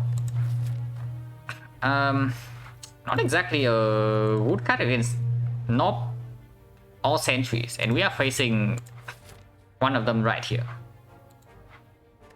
So probably not, even though this card is good, upgraded, and it also works somewhat well with the Art of War. And of course, the Apotheosis means that we don't even need an upgrade on it like half of the time. But probably not here. What's the potion chance anyway? So we took 1, 2, 3, 4 fights and got 2 potions. No, 1, 2, 3, 4, 5 fights. And got 2 potions.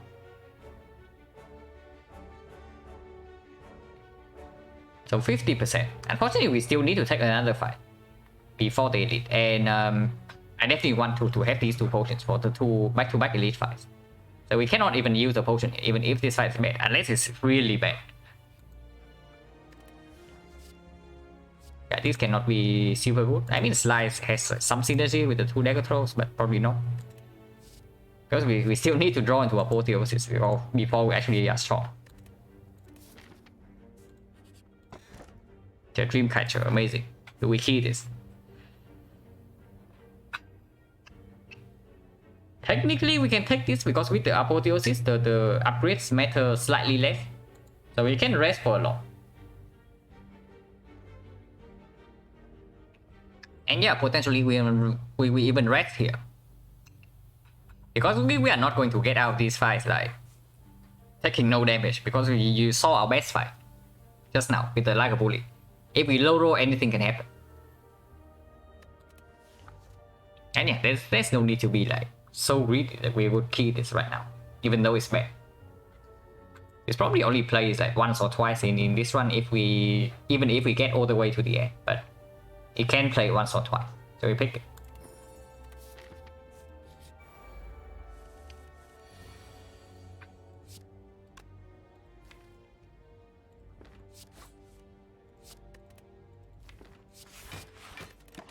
Could have played triple defense for 1 energy with Apotheosis, but don't need to do that.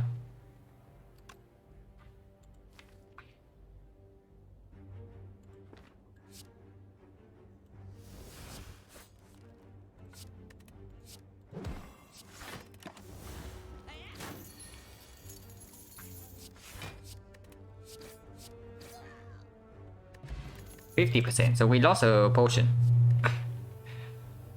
Yeah, gamble with Sneaky Strike, gamble with all the discuss synergy that we can pick up after 2 dagger throws, gamble to reach Apotheosis faster. And we don't need the fumes because we already have Apotheosis against the Lagapoli. And yeah, at least this potion is not that good because we do have Apotheosis in the deck. So now even if we throw a potion away, we don't feel that bad. And yeah, also the chest did not have gold, so we cannot buy a relic here unless we high roll the price. But yeah, just gamble. I mean, Fumes is fine against potentially Sentries, but against Sentries, we can use potions. It's not even Sentry, it's 90 HP now.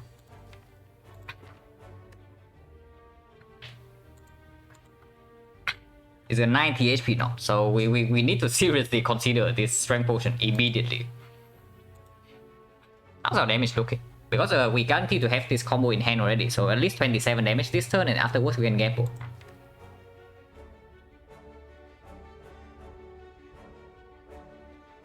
It's weird, right? Because depending on when, it all depends on when we draw the Apotheosis. But yeah, let's say we don't use the Strength Potion. So 27...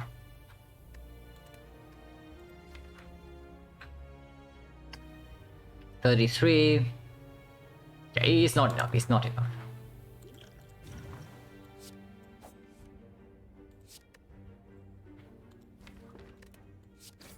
Honestly, we can even like gamble for everything here because we want to reach Apotheosis and Poison Staff like earlier. Yeah.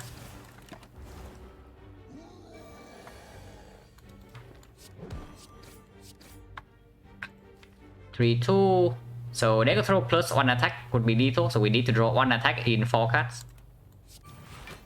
Always block here.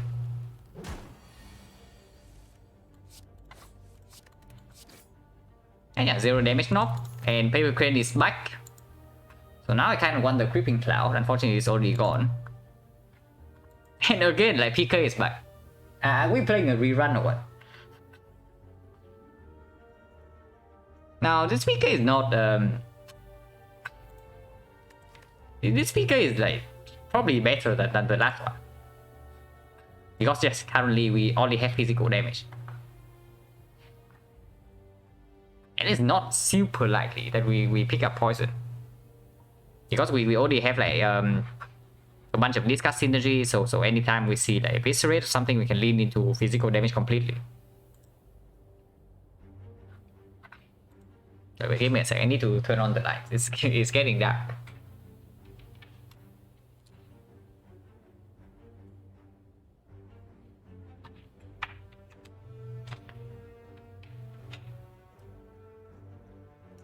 But yeah, PK is also not a...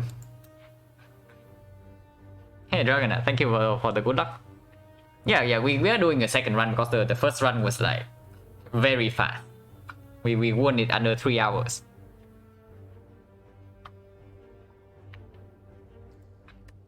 But yeah, this PK is probably fine. It's not super good into Guardian, but it's acceptable. And with the attack potion, the value of this PK already goes up just because we have the attack potion already in our belt. So with the PK, we can combo it with this attack potion to get through the city.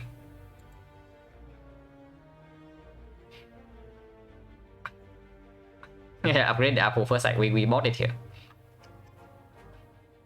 Yeah, PK Other can go in, of course. And we are picking up more discards, so our deck consistency should be fairly decent for this PK eventually. Because we are definitely picking up more discard synergy with the 2 Dagger Throw and the Cow Combo. It's probably fine. Okay, we missed our anchor, but we have the Warpaint, which is definitely not very good because we have Apotheosis. But yeah, here's the Eviscerate. How about that? Yeah, I understood the typo, don't worry. Potion chance 50%. Unfortunately, we cannot do Eviscerate card reboot. Maybe we just don't buy Eviscerate for full price. That's kind of expensive. Now this is either Sentries or the Lagavulin, so I don't even hate the Dexterity Potion that much. Because if we buy Remove and Dexterity, then this also cannot be the Cleric. Because the Cleric at the moment can only be healing. We don't even have enough gold to take the Remove if we remove a card. So we immediately avoid that one potentially bad event. Yeah, remove seems really good because just want to draw Apple every fight. Like exactly. Removes gets better when you have a key card you want to draw into like very early on. And it also makes lining up Sneaky Strike like much easier. Yeah, Eviscerate is like way too expensive, right? And we just face the knob, so we don't even need the Eviscerate that much. And yeah, this potion will deliver into whatever this is. So we buy it. Or we can just keep it into Act 2 as well, because with the Paper Crane it's actually a decent potion. Even when we are failed in Act 2.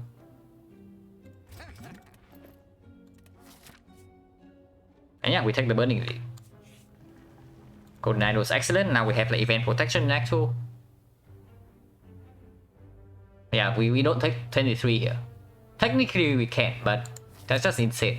Because if we take 23 here and this is like Strength Sentries, we can die immediately.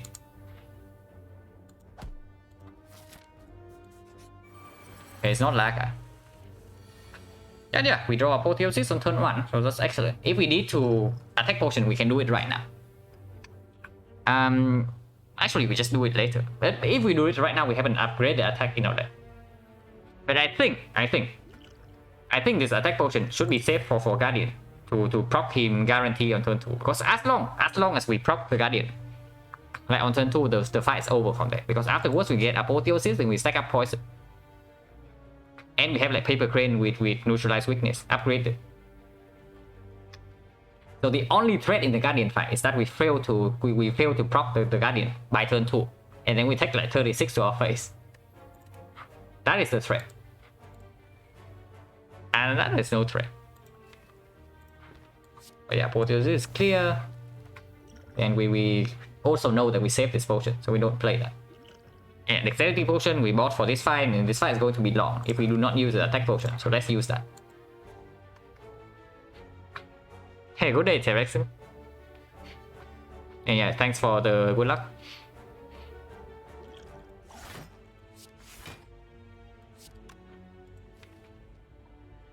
Actually, damage threshold way too hard to do just because of like PK potentially mess up like everything, so we just go for the lower HP. And no, we don't take Art of War. Yeah, we take Art of War here. But we only have like... We actually have 4 energy to spend next turn. So maybe Art of War is like fine, but we don't need to.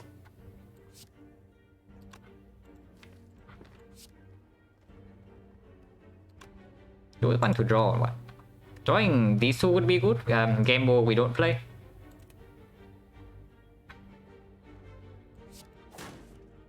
Poison Stab is not a card we want to draw into right now, but it's not that bad. Yeah, we play this fight like a little bit slowly.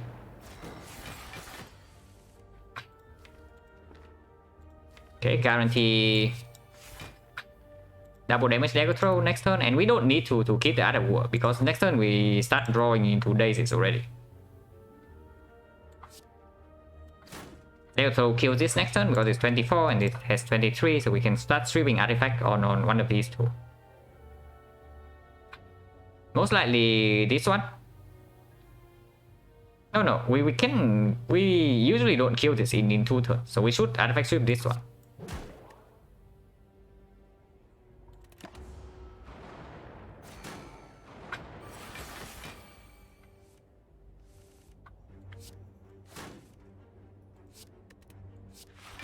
Yeah, of course, we don't need the other war there.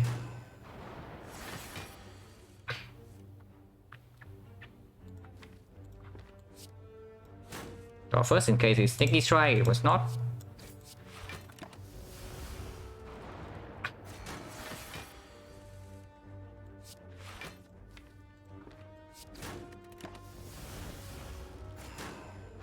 Yeah, this fight is like very long, but Dexterity Potion is like really playing, right?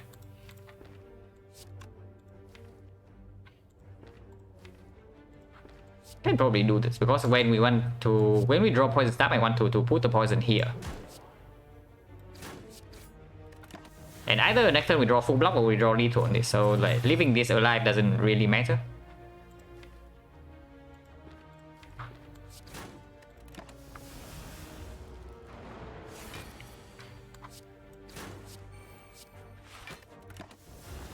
And yeah, good export, right?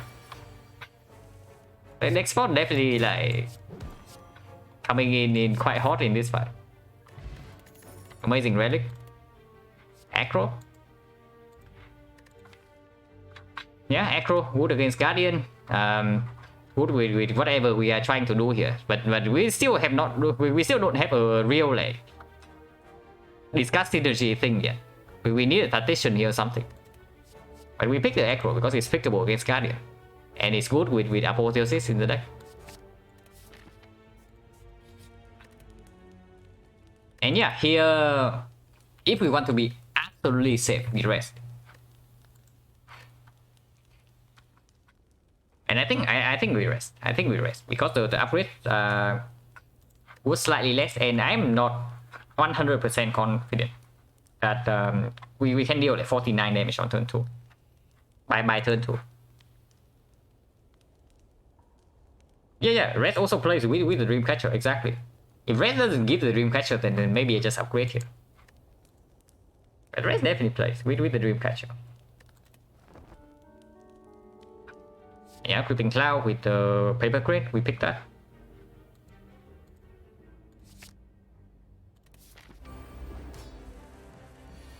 Okay, Apotheosis turn 1. Still can do Dagger Throw first.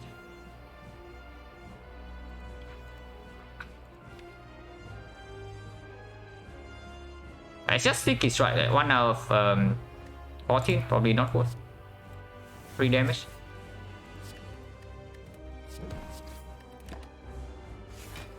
Yeah, this guy has Paper Crane on him, so he does not even attack for that much. But here we can just take the damage. Or we can, of course, gamble everything.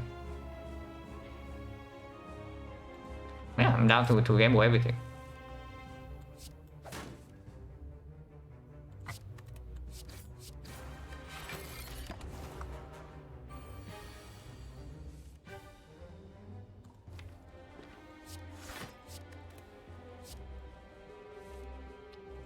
Two defense is bad, but it's fine. I want to draw into the cloud. And we have 4 energy now, and we have Echo in the deck. So we can still do this like quite easily.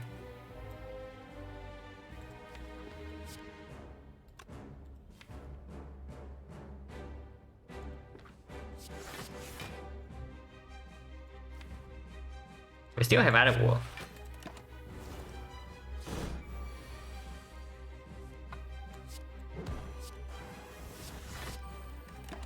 Take 4, but that's probably the last damage we take, hopefully.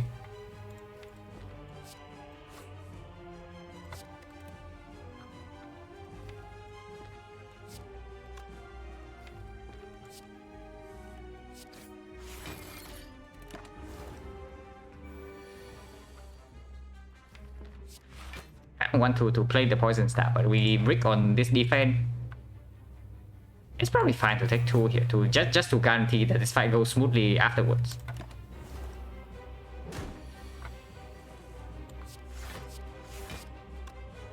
And War for next turn because Acro's in the deck. It's fine.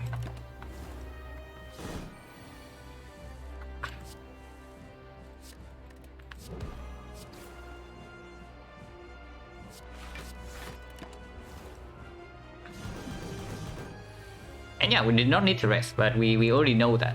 After we managed to proc on turn 2, we know that this fight is like no problem afterwards.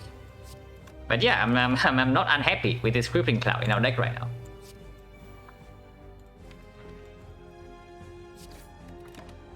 Doesn't guarantee his proc next turn, so it doesn't... There's no risk. Yeah, Guardian's dead. Unfortunately, there's only garbage here. This is probably a skip.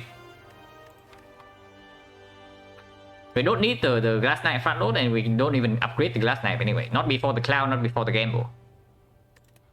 So this is not the thing. Yeah, unload. No signs. And 1000 cuts also no signs. So this is just a skip. Unfortunately.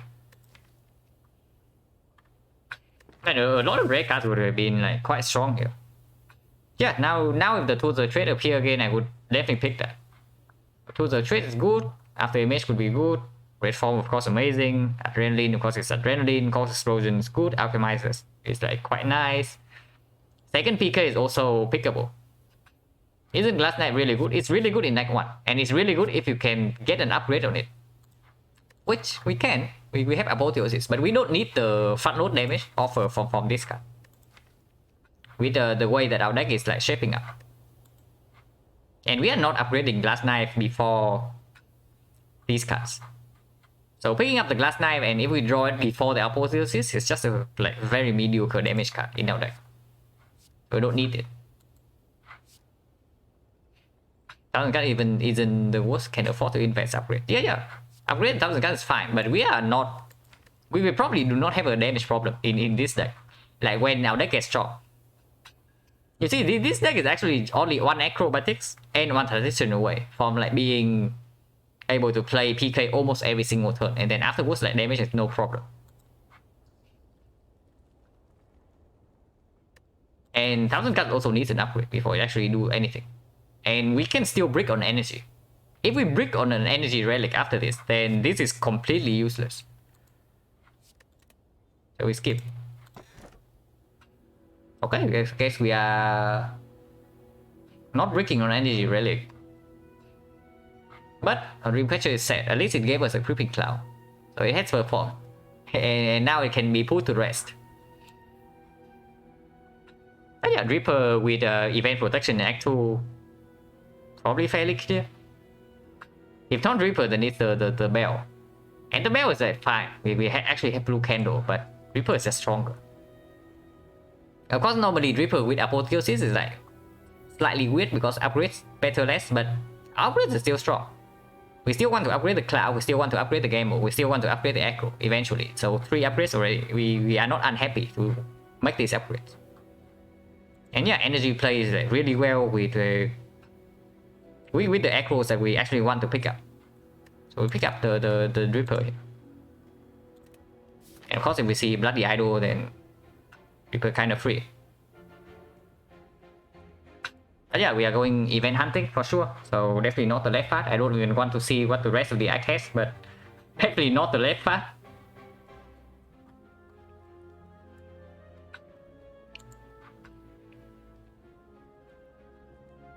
Is it safe to direct Reaper without any healing relic with no resting? It's never safe. But it's not as dangerous as you think. If we have this, because at least we know that the events in Act 2 cannot screw us. And yeah, the Phonergy just makes it safer than the other two. Like taking Bell, you might, if you take the Bell and the Bell bricks your relic, you might just take like 20 damage here, and then suddenly you are several floors away from a rest side, and then you die anyway. And yeah, Wrist Blade is completely useless. Of course, it is always scary to pick up Coffin Reaper with like no guarantee sustain yet, but it's still a strong energy relic because there's no immediate downside that you have to deal with. And usually, right, when an energy relic doesn't have an immediate downside, then you suffer the downside later on. But this relic, later on, it can have like basically no downside at all. Yeah, Kite would have been safer. I probably could pick Kite over Reaper, like no kidding. But with those 3 options, the Reaper is like fairly clear. But honestly, this relic is like probably one of the most like controversial in the game. Like newer players like kind of avoid this like a plague. And then when players get more experience, they probably just like completely overrate this thing. But it is somewhere like in the upper half for sure. It's one of the better relics, but it's not like as insane as some of the better players would tell you. More controversial? No. Sozu is not controversial. Because so Sozu is not exactly what I would say is like controversial, because the opinions between the different levels of players are like exactly the same, right? When you get good at the game, you always say that Sozu is complete garbage. But this Reaper, some very experienced players will tell you that Reaper is like extremely good. And some experienced players will tell you that Reaper is actually not that good. I am of the second camp opinion. The Reaper is not like as free as you might think, but it's of course it's good.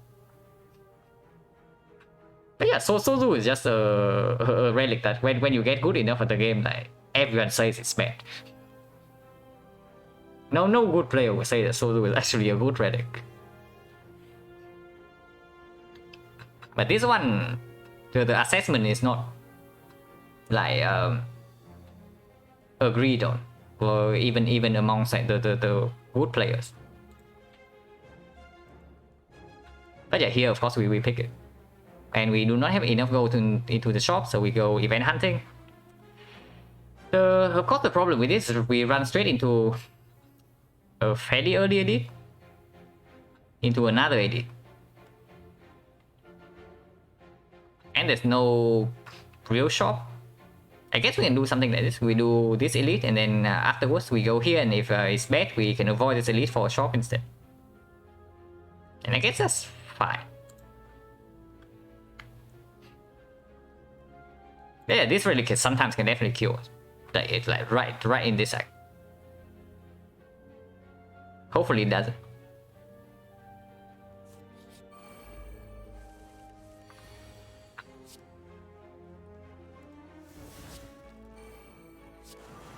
Yeah, here we immediately take 4, but we get Adabua online. And next time we have PK. And yeah, 4 energy already like plays extremely well on turn 1.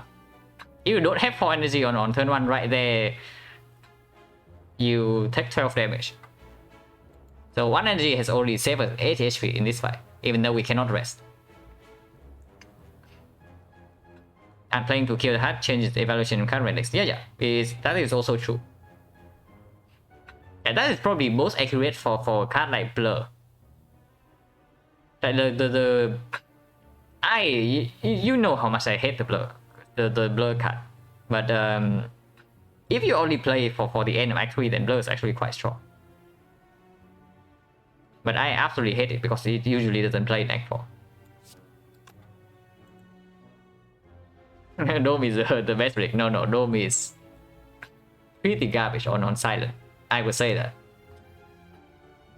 Dome is probably one of my least picked relics on silent, just because Piercing Wheel exists. And Piercing Wheel is like, sometimes Piercing Wheel is like half of your block engine in Act 4. And if you cannot use that suddenly, you have to find some other ways to block in against the heart. And it's not easy. Which energy relic do I rank above Reaper? Question is like way too broad, but it all depends on the situation. But like if Fusion Hammer is free, it's like also like super free. Like right here, right? If we see Fusion Hammer over this thing, you start pick it. Because we have like Apotheosis Plus. And then there's the Kite. The Kite would also be quite good here over the Reaper. And sometimes the Choker has like no downside if you are playing into Intangible Poison. It depends on way too many things to broadly say that which energy relic I rate above, when they are, all the good relics are quite close to each other. If you ask me what are the bad ones, I can tell you.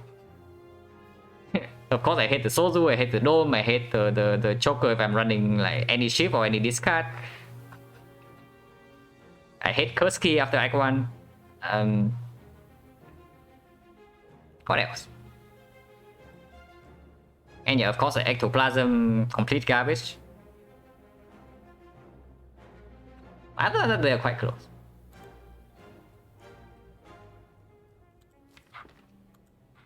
Yeah, Master Crown. Master Crown is like situational.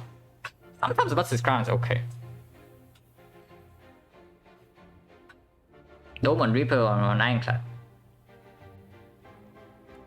Yeah, Crown Ecto Sozu. That's probably a cry situation.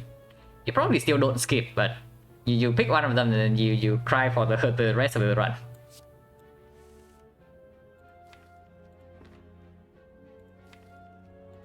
We need to block at least once. Do we need to block at least once because we have PK? So 32, 8, so 40. barely doesn't kill this, so we have to do this, and then it has 24, 16. Yeah, it's just a kill on like both of them.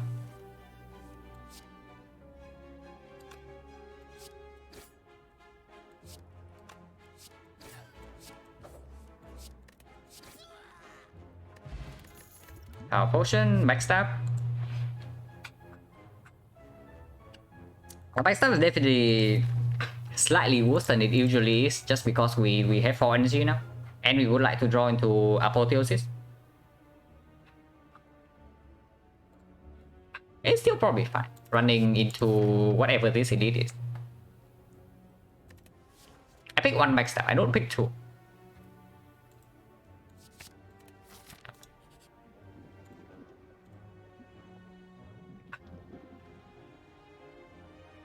Ooh, free card remove.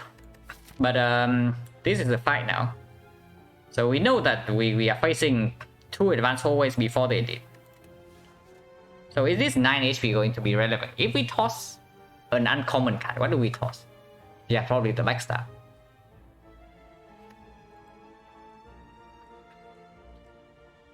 So 9 HP for strike remove versus backstab.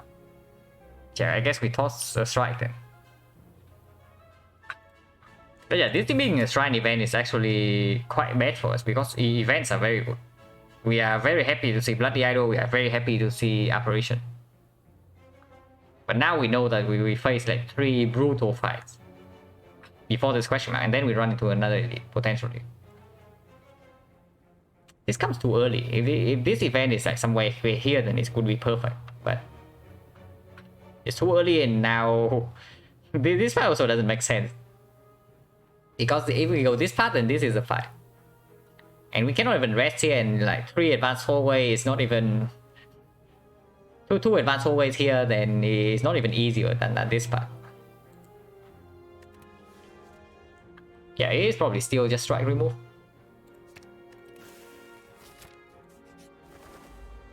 The birds. They're all attacking. Now that is extremely rude. What's the shrine fight interaction? So there's something called like the events in Serious Fight are categorized into two different things, like the normal events and the shrine events. Shrine events usually are the events that can appear in multiple acts. Of course, there are some exceptions, like Knowing Skull or like the Noodles Bed. They only appear in Act 2, but they are also shrine events. But those shrine events like appear at a lower probability compared to normal events. But due to the way RNG is coded in Slay the Spire, after you see a shrine event, the next question mark is going to be either a fight, a shop, or a treasure chest. And the chance for it to be a shop or a treasure chest is like very low. So most of the time it's just like a fight, like 90%. Yeah, might get vampire event, not here. This is a shrine event, so this is either a fight, a shop, or a treasure chest. Like yeah, Bonfire Spirit is an event that can appear in every act, so it's a shrine event. So after this, this question mark cannot be a normal act 2 event, unless of course you have like Juju Bracelet. Yeah, what do we actually do here? Because we are facing 18 and we can only knock one of them down.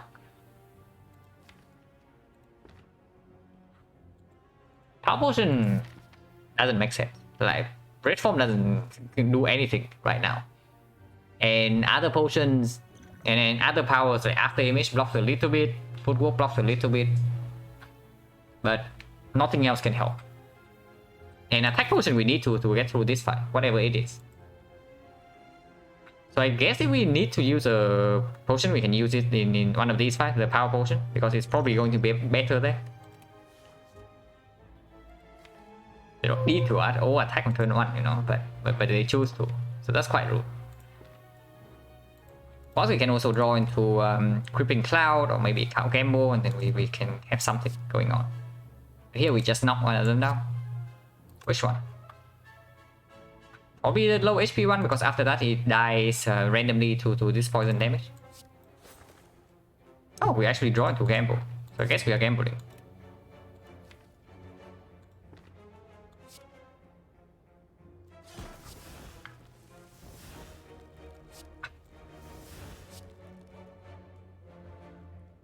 That was maybe not so good.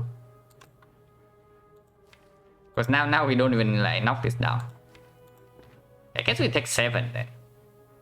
Originally we take 7 anyway, so it's fine, it's fine. It's fine to do it like this. And we can still draw into neutralize or something. But if we draw into creeping cloud, then we are very upset, because we would definitely like to play the cloud in this fight.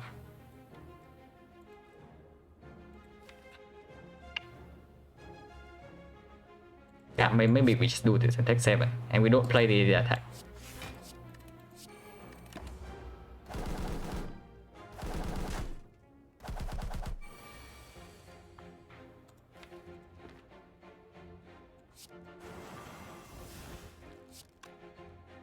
Yeah, this guy is already dead to poison in a few turns.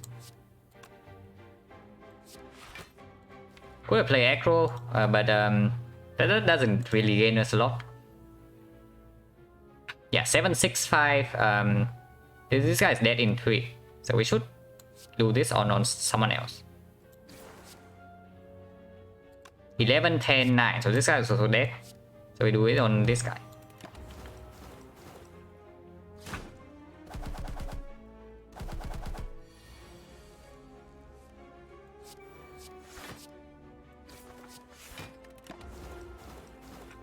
And yeah, the creeping cloud from the Dreamcatcher is like performing really well. Like.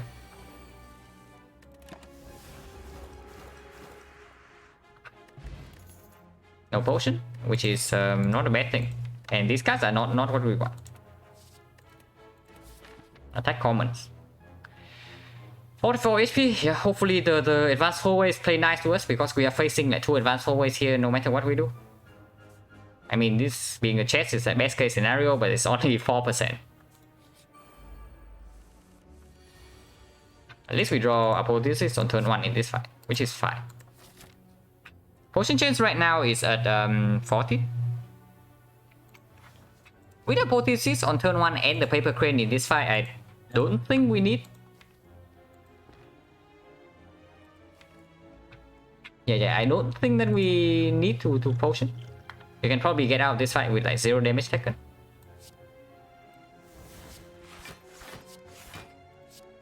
Do we use the backstab here, or do we want like 1 energy for next turn? Because aggro into cloud is quite important.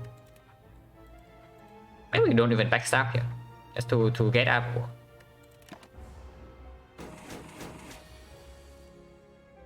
Okay, I guess we did not draw aggro, nor creeping cloud. You can still take War. But we probably want to play neutralize, just to make sure that we have weaken for next turn.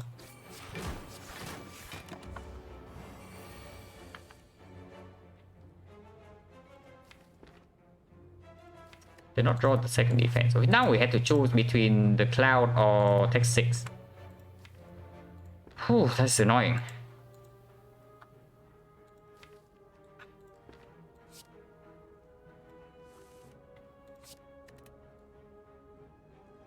Because weakness runs out next turn. We need weakness for next turn, right? So let's take 6.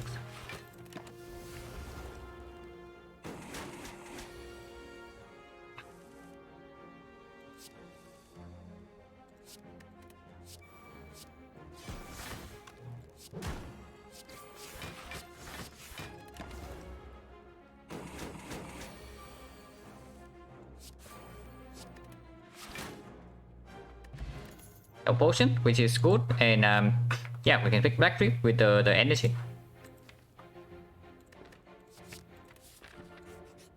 This fight is definitely willing to use the potion. Potion chance is like 50% now, and this potion is not that strong into the elite. I mean, it's fine, but this fight is not easy. This fight is definitely not easy. Don't need to use potion just yet. Can probably wait until after we draw with this thing to see what it is. Let's see apotheosis. Maybe we can still hold the potion because potion chance is 50%. But it also means that 50% we also miss the potion. And apotheosis on turn 1 is like quite strong.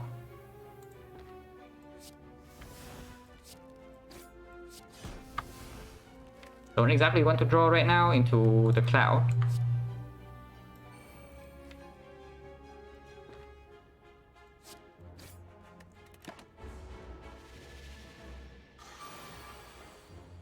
Did not get the cloud. But yeah, weakness is like too important, even though we have like full block here and a lot of damage. Weakness for next turn is like way too important. Because we are going to be vulnerable here.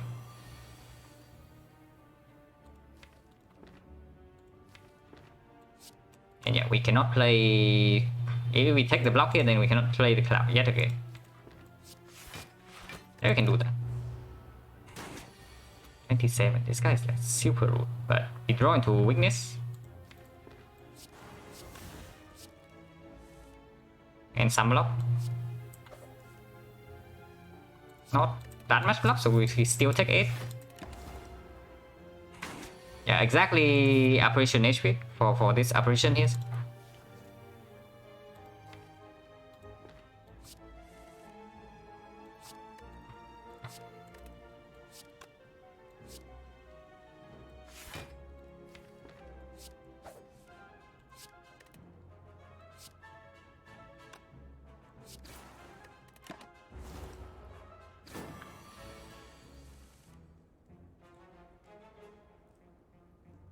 Actually do not have lethal here. Are you actually serious? We need to play 2 block cards and weakness, but we do not have energy to actually do anything here.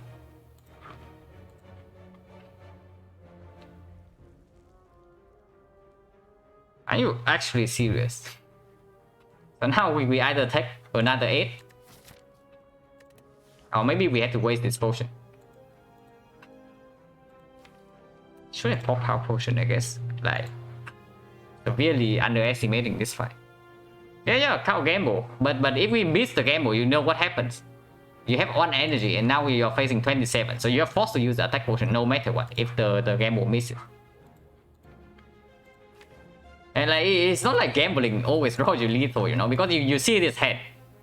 You see this hand and you think that cow gamble always get you an 1 cost attack. And it's not like the strike kills. The strike only deals 6 and we need 7. Hey Peter, you come at the perfect time. Like, we are getting screwed by the Snecko here.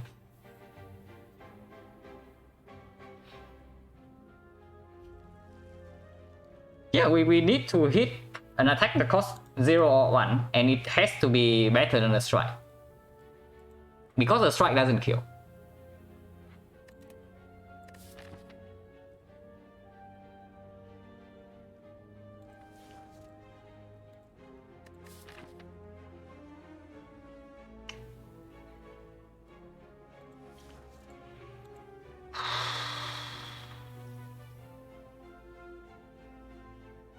So this block, this goes to 16, so it blocks to 11, right?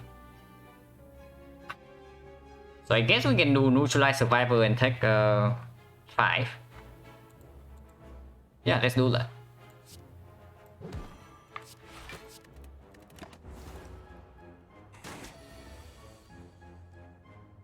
And yeah, here's your gamble by the way. Gamble for 3, get 2 costs, 3 costs. And then we backflip into the strike which costs 1, so we are 1 off.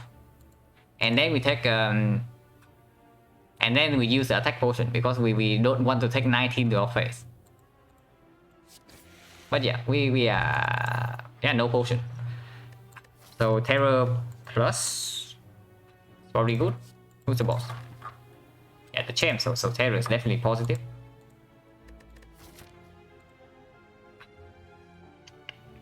Yeah, the crane and some energy, but actually it's not been very nice because this was a fight. And this was like bonfire spirit, but it came like too early, so we only tossed a strike. So we only had like 4 fights before the first elite here with the Dripper, which is dangerous. Alright, hopefully we don't die here.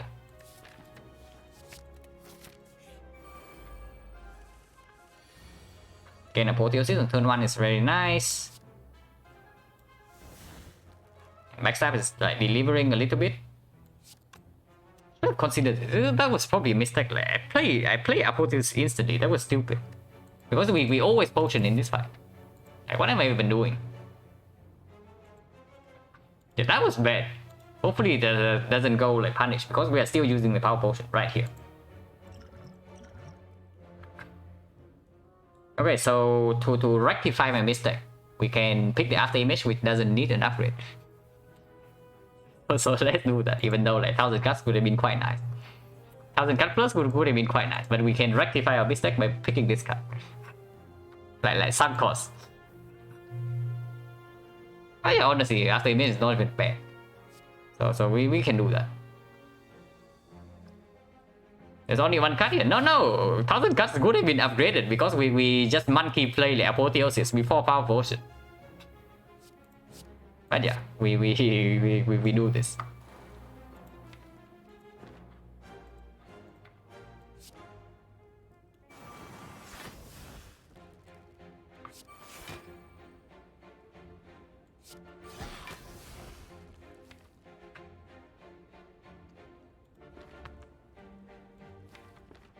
Probably do this.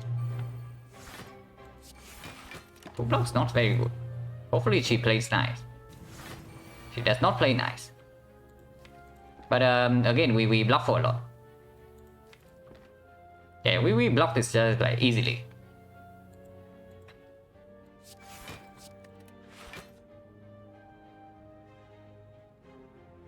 $24 only, so we can block for 23 here and take 1 and deal the damage to leader, or we just straight up kill this. Yeah, let's kill it because we don't exactly have AoE damage. And terror is coming up.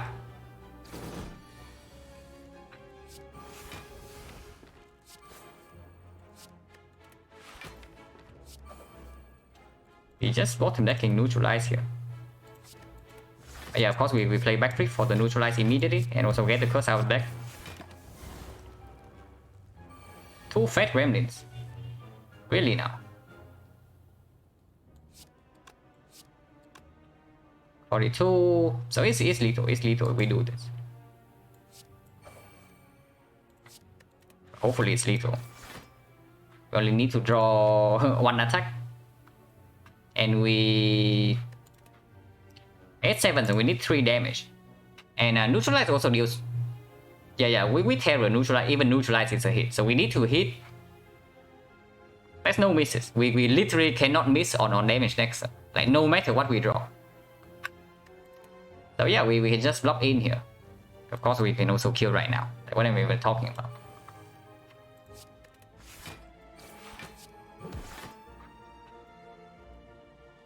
But yeah, potion preserve, HP preserve. Did not get potion at 60%. Ornamental fan not super good. Oh, hang on a second. Ornamental fan not super good. But what about after this? Now, this is a tough choice because reflect is like extremely strong. Concentrate also like quite strong in our case.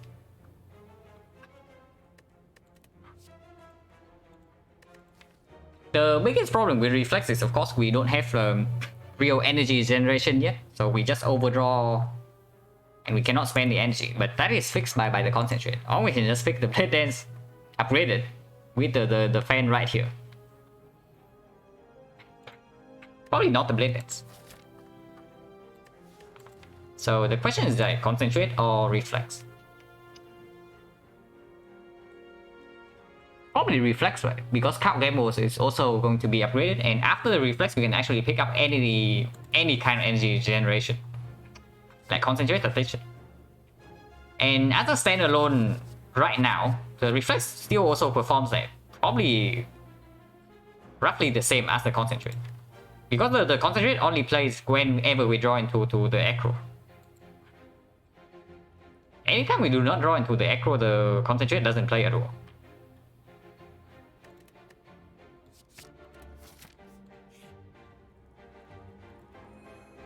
Right, we have Bloody Idol. Hopefully we don't die.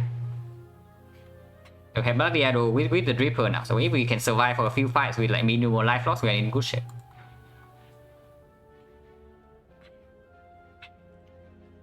Pantograph app? No, we have Bloody Idol. What are you talking about? we just need to not lose a lot of HP here.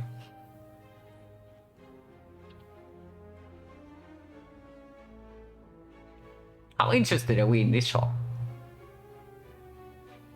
We avoid the elite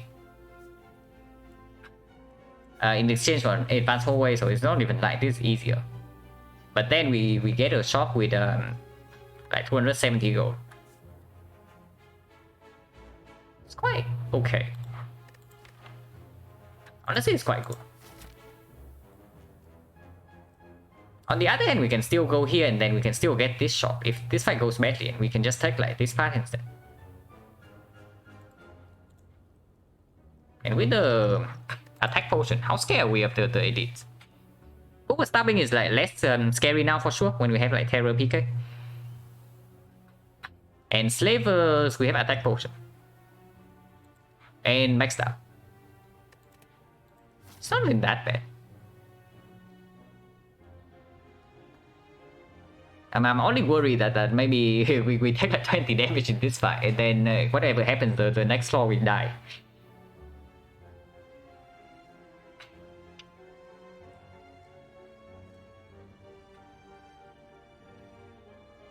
Honestly, probably the safer part is just taking this fight first. Just because potion chance right now is at 60. And taking this fight also gives us more information whether we can safely take this or not. Because if we do this without any HP loss, then we suddenly heal to 30 and this fight is fine. With potentially even one more potion from this. But if we take the elite immediately and we lose like maybe 15 to 20 HP, afterwards I don't even know where to go. So yeah, we probably should take the hallway fight first.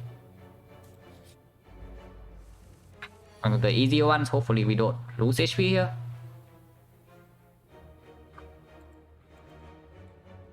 6 weakens to 5, so Cloud Defense is already full block. We also draw aggro on turn 1, which is not like super good, but at least we guarantee weakness on this guy next turn.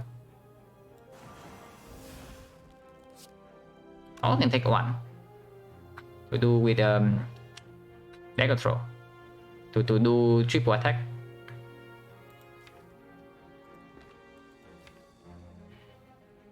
It's probably a fine PK deck.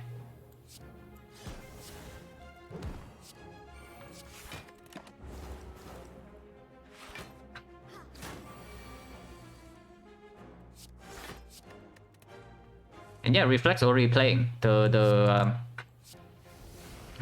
concentrate would not have done anything here.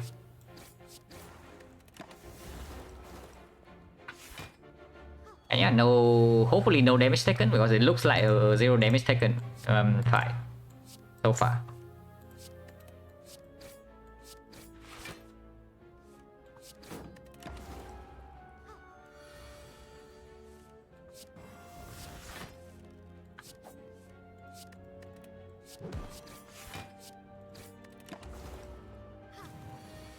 Yeah, that's quite good. So now we heal up and we get a potion. And we get a great form. So okay, we have a great form now.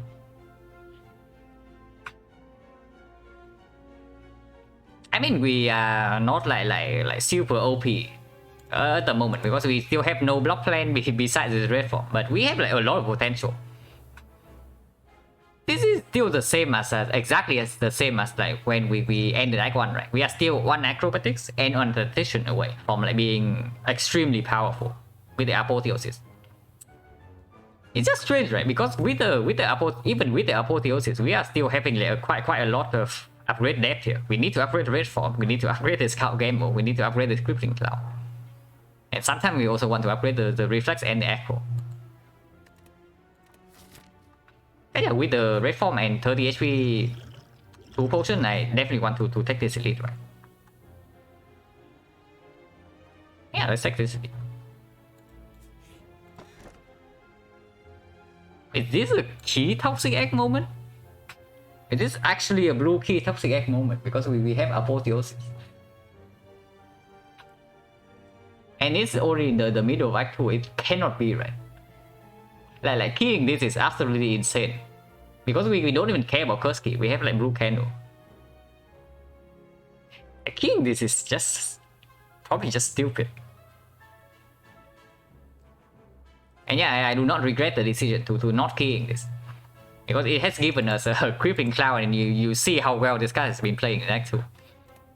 Just because of this rally. Yeah, we don't key this, especially because this can still be apparition, and we absolutely pick up apparition now that we have red for.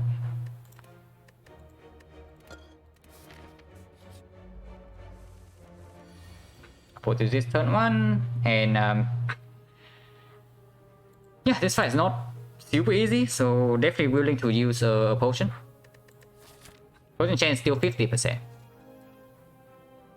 Probably don't need to use both potions, because we draw apotheosis on turn 1. If so, I probably want to use attack potion just to upgrade it right now.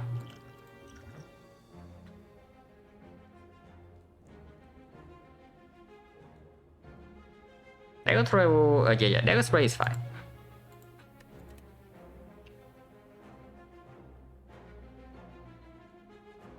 Is dagger spray enough to actually kill this thing now? We have 12, 15, 27.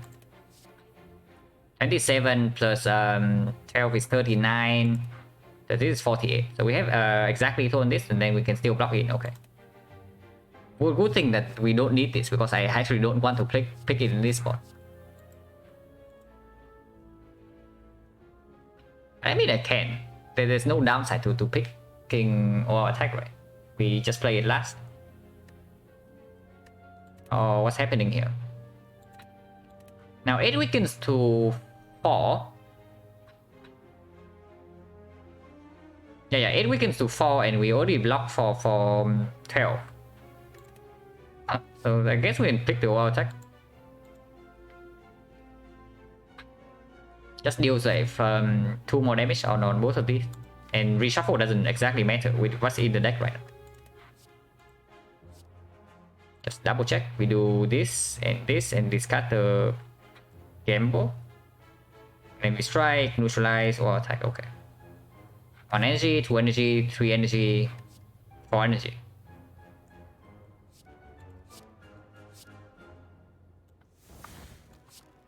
Do this first in case Sticky Strike is not.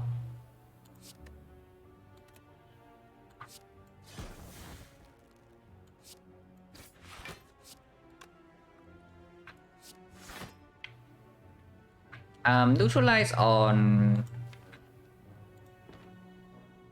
probably on this guy because he's attacking for like 13 next turn.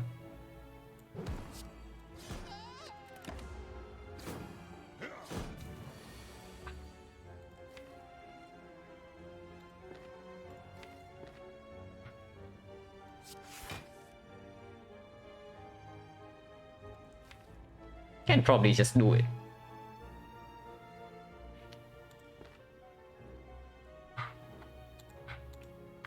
And we can also not do it.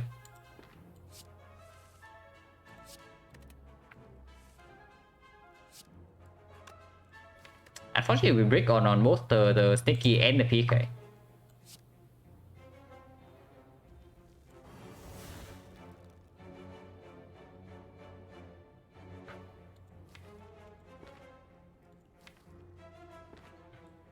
Probably just take some damage now. Take 3, doesn't matter. Get Abur.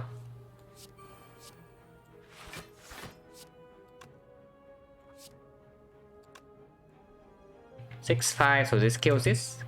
Guarantee.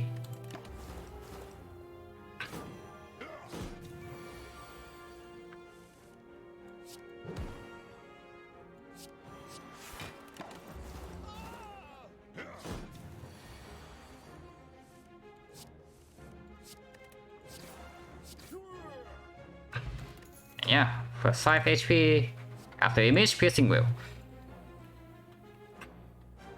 Again, they have to come together. actually just have to come together.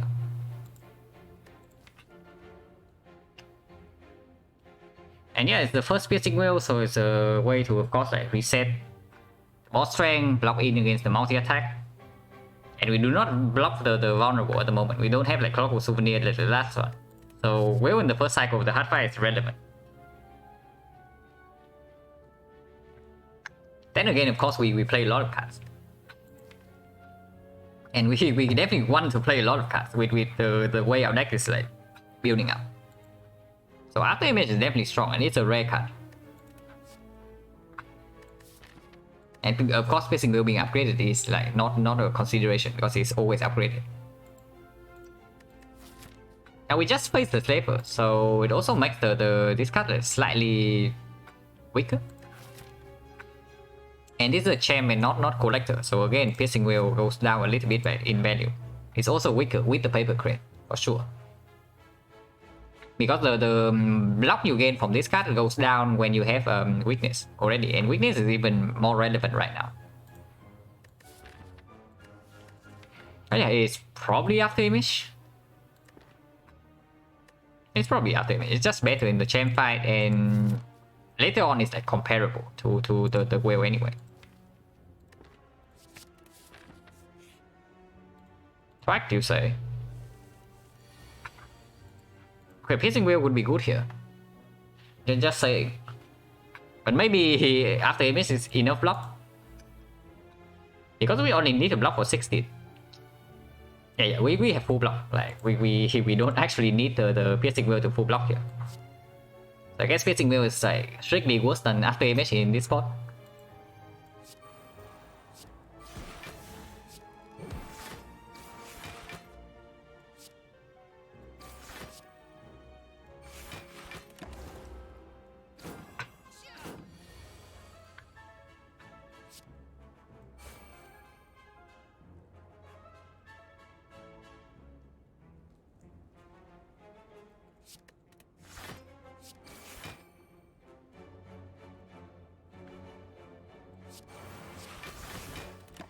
We don't need to attack next turn.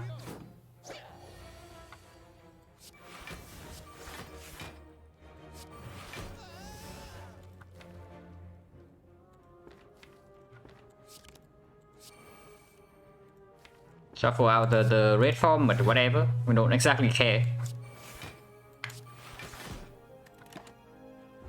Because next turn we are no longer weakened, we have like triple damage. So this guy just dies.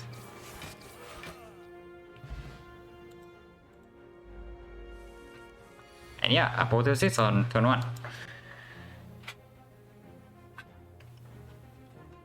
Need to be slightly careful though, because we don't have that much damage in our hand at the moment, and then the knob can still hurt.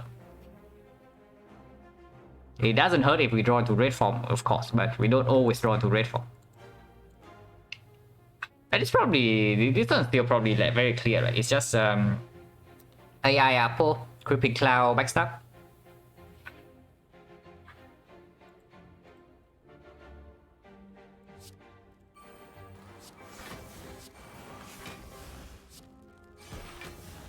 We can do this for 1 block and 5 damage. Totally fine. 1 block 5 AoE damage.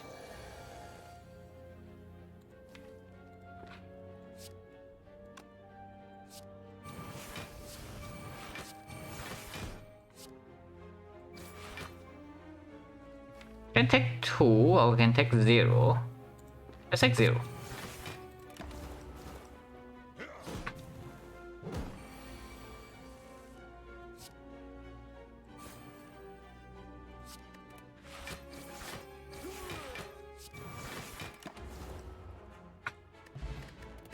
Okay, free energy. And here's the piercing wheel again if we want that, and we probably want it even over Backflip Plus. Backflip Plus is nice, but we would just prefer to pick up Aggro, and we want to have at least 1 copy of this. And yeah, we still want to upgrade red form. And also heal.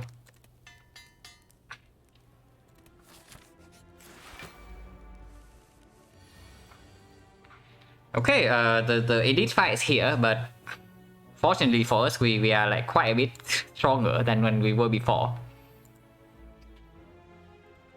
So let's see. We always start with deck draw.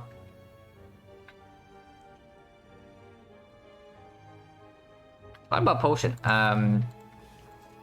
Probably no need, right? Now that we have Lizard Tail and Red Form Plus and Eternal Feather.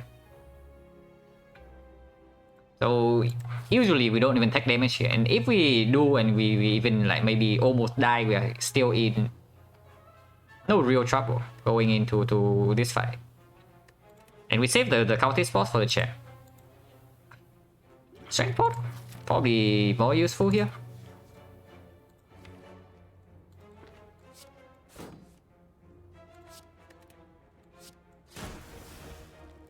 And yeah, don't need the PK. I would rather having. I would prefer to have like the blocks right now. And AoE damage from letter opener also doesn't matter because after we deploy, basically after we play everything, this guy just randomly dies to our letter opener anyway. So we just block it.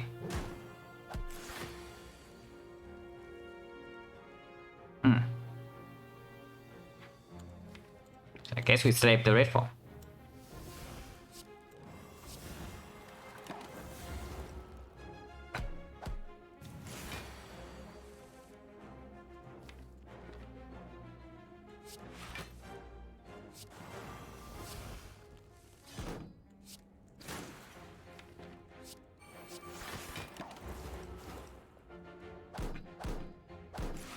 And yeah, this guy just randomly dies to our AoE damage. I don't need to care about it.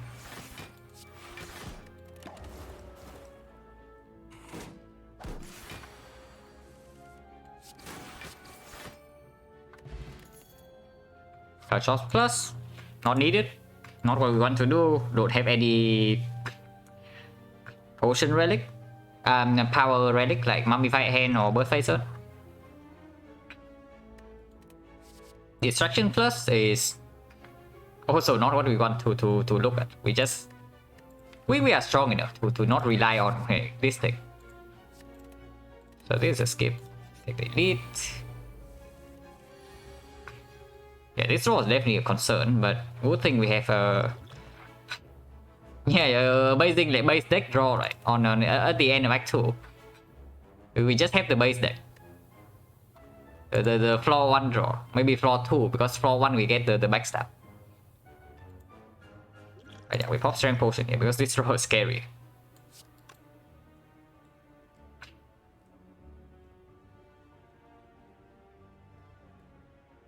Guess we do backstab, try triple block for letter opener.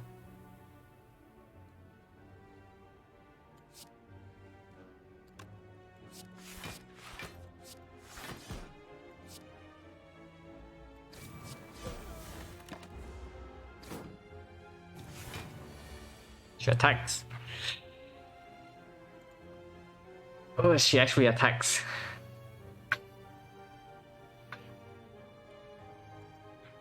So at least the crane got us. This goes to 6 and this goes to 6 times 3, so we're only facing 24. And we heal up with her feather and the bloody idol. Don't exactly want to draw here. If we draw into red form right now, or apotheosis that we cannot play, then it gets like very problematic. Drawing is only good if we reach exactly Terror or PK. I'll probably just take this damage. With aggro already... Actually, with both dagger throws and reflex still in the pool, maybe energy still plays. So we take like one less block for other war next turn. Yeah, we just take 23, like doesn't matter. No problem.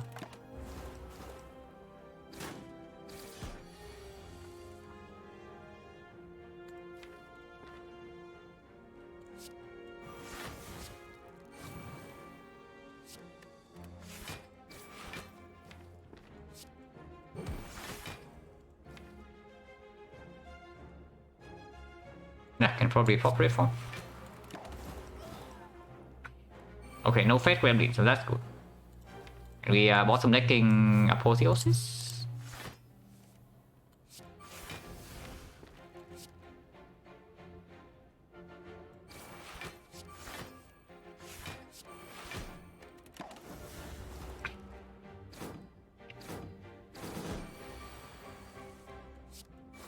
It is fine.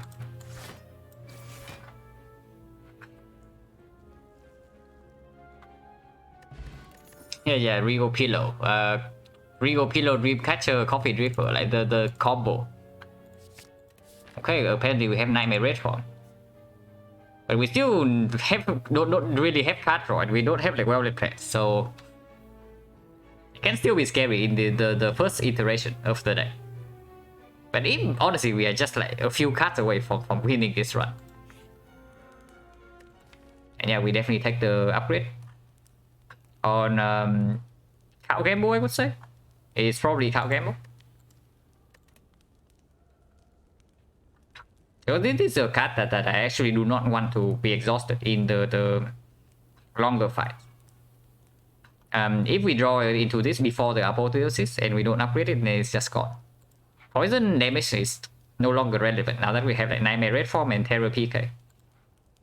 Acro upgrade can be good, Reflex upgrade can be good, but Cow Gamble upgrade is probably just straight up better. We still need Cultist Pot in the champ fight, like usually not. After image upgrade can be made eventually, maybe in Act 4, but I don't even know. I don't even know if we want to eventually make this upgrade or not, but it can definitely be fine. It's probably still good. But is it actually better than this like draw consistency upgrade? That's just to reach the Apotheosis earlier.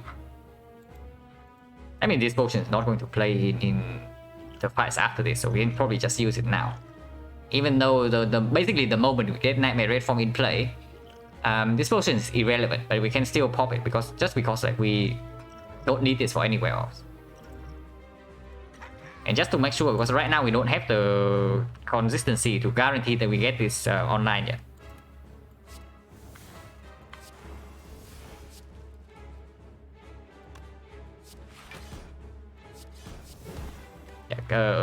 Of course, we extend Weaken with the Paper Crane and we exhaust the backstab.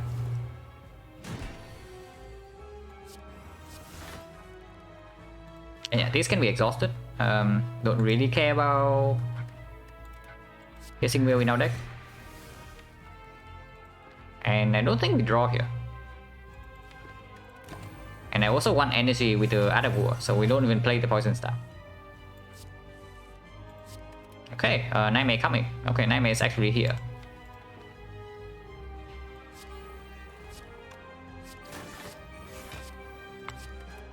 Okay, fight's over. It's probably over, even if we play Red form immediately next turn. Yeah, the fight's over.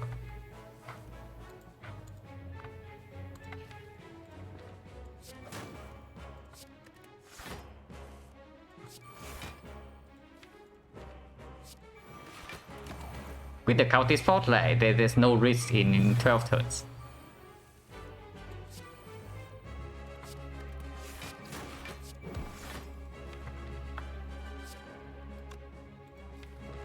There's some risk though. If we prop right now and we fail to redraw into a red form, it can be problematic. I guess we just use this for safety.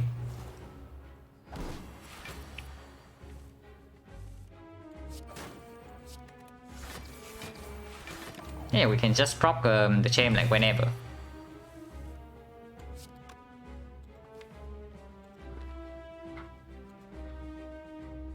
yeah, not sure I have enough intangible. I'm also not sure.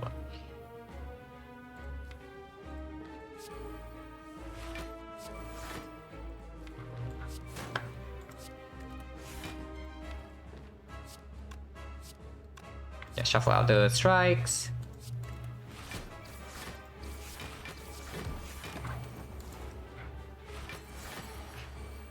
Game device, good gameplay in space with million red form. Yeah, this one like Honestly, like, you see this run like being extremely strong right now. We have like completely free copied Reaper with Nightmare Red from Toxic Egg and Apotheosis, but we are still weaker than the last run.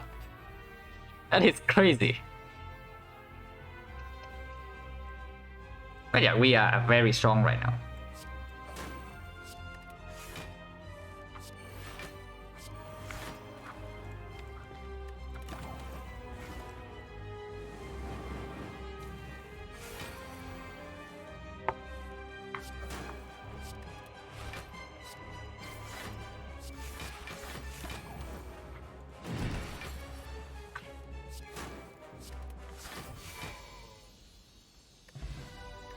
Which character has a high win rate on A20 hard? It's Watcher, and it's not even close.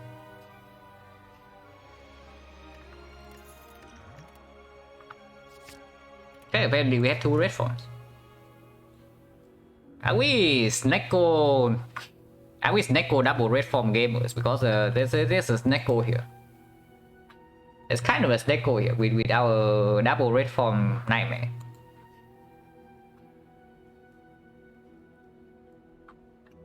Or we can also do the thing that doesn't give us, that doesn't introduce a lose condition, and then just take the Philo Stone. Because honestly, are strong, like probably like 90, maybe 99% of the time, you click this relic right now and you just take no damage for the rest of the run. But sometimes it can screw you like very, very hard. And right now we don't need the average strength of this thing. Like, it's not like energy doesn't play.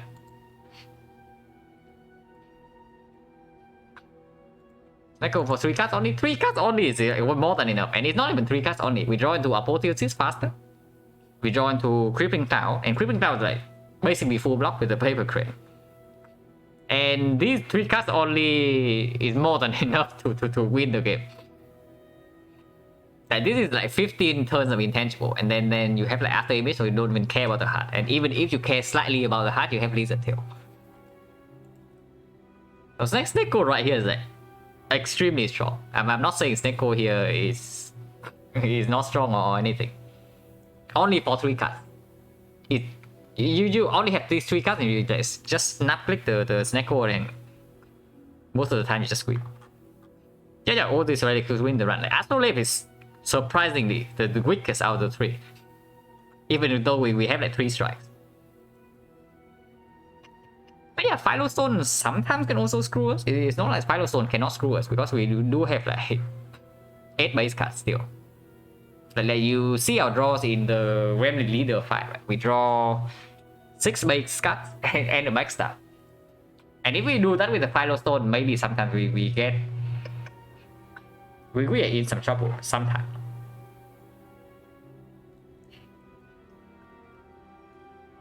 But it's true that picking Snecko here also stops the strongest thing that we are aiming to do, that we are trying to, basically the moment we see a Tactician.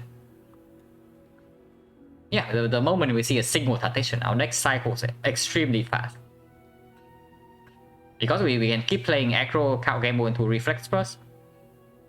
But with the Snecko, we can no longer do that. So the moment we click the Snecko, this deck becomes like Nightmare Red Form only. And yeah, that is enough to win the run, but sometimes it screws us. At the same time, obviously the same argument goes for the Philo Stone.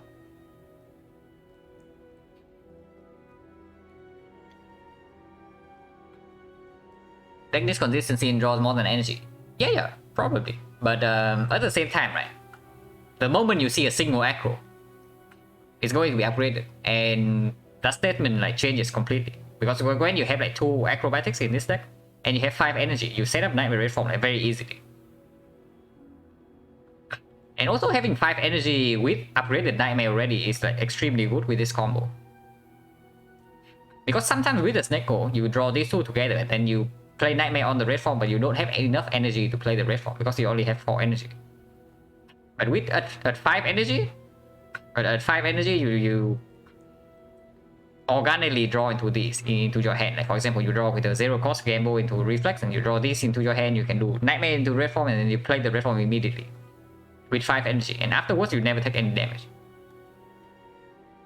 Yeah, bonus draw on Snecko is really good. Like honestly, all these 3 probably just win the run. But I think I'm leaning towards Philostone, just because. First of all, we have like 500 gold, and we have 3 pathing in Act 3, so we are most likely pathing for shop in Act 3. And then we have another shop in Act 4, so we already have like 2 removes. And after removing 2 strikes and 1 more whole act with the Toxic Egg, anytime we see a single act roll, or we see like more reflex, more count game moves, then our draw consistency is extremely high already. And after that, 5 energy just plays. Cycle most of the time, I say most of the time, it's like 99%, maybe even more. It straight up wins the run. But I want to avoid the 1%. I want to avoid the 1%. So I picked the Philostone, probably.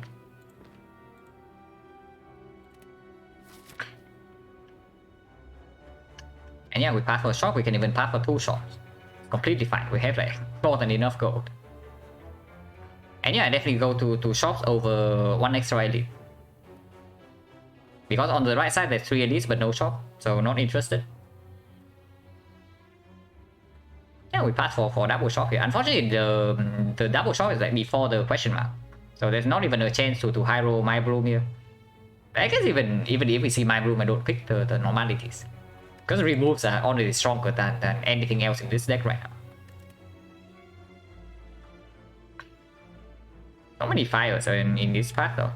So can I go right from here? Yeah, I can. So I guess we are going right after these 2 shots.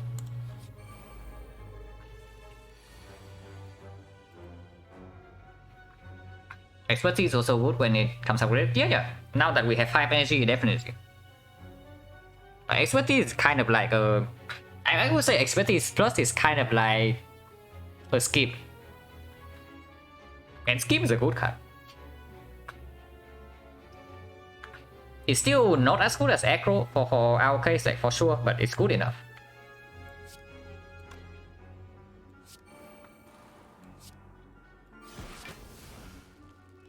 Okay, we have 21. That's like slightly annoying, but it's fine, because 21 becomes like 22 next turn. And we don't need the PK, so we just full block. So this potion is like kind of garbage, so if we need to, we just do it.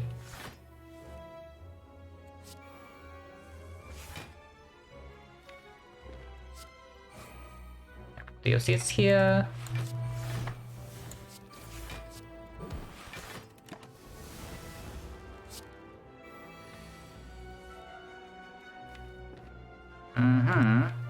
Interesting draws. But it's fine because we don't really need to Nightmare Red Form this fight.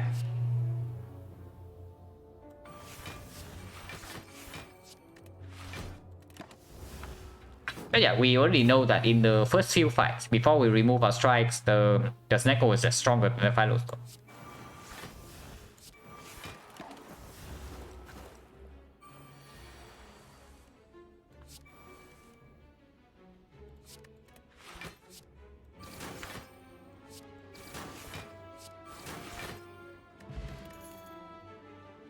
Yeah, not interested. These do not say draw, they do not say energy. And right now the draw and energy basically the only things we care about. We don't care about damage, we don't care about block.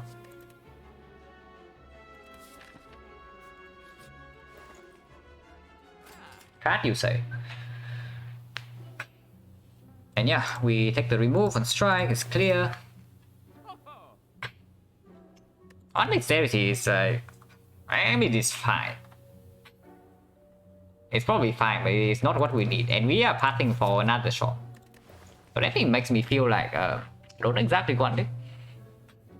Now this is very good for us.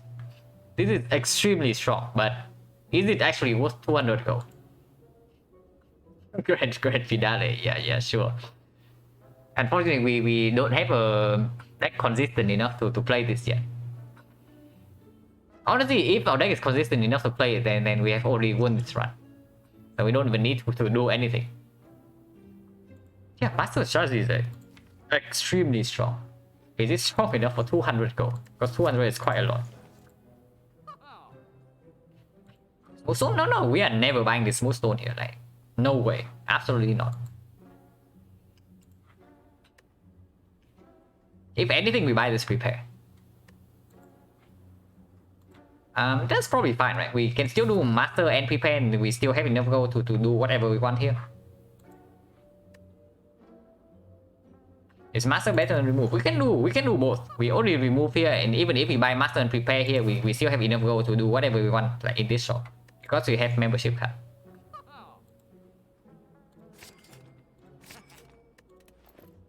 Liquid memory is also a consideration. Like this potion just wins one fight for us, any fight. But we need so many shops to go, and we still take a bunch of fights. Probably not. I probably should not waste gold here when we can just get a potion like this for free. Yeah, Master Strategy, best relic in the shop. Like no kidding, right? This is kind of like, honestly, I'd say Master Strategy Plus is comparable to Mega Prep. Master Strategy Minus is probably slightly weaker, but upgraded is probably comparable to Mega Prep. And that is quite amazing. It's better than most relics. Yeah, Red Mask one's like 350 gold, like no thanks.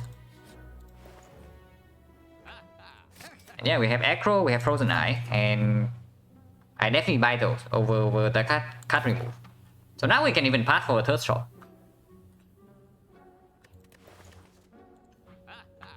And ceramic fish could actually be good here. I would actually be able to afford the card remove. Yeah, nothing else to buy here, and we did.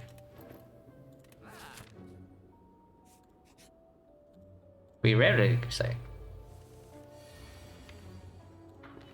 Still need one upgrade for the red form at least. So we need one upgrade for the red form. We want one more upgrade for the acro, and potentially one more for the reflex.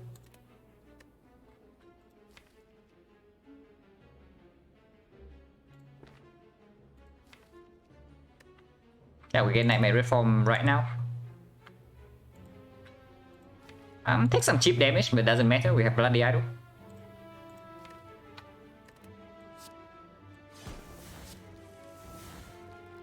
If we do Nightmare Reform right now, we don't play Apotheosis though. So how bad is it?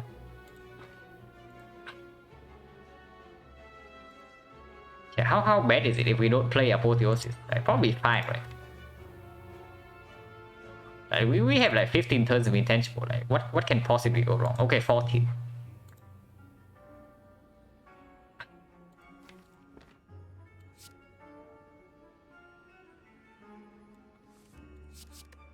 Yeah, 14 turns of intangible. Like it's fine.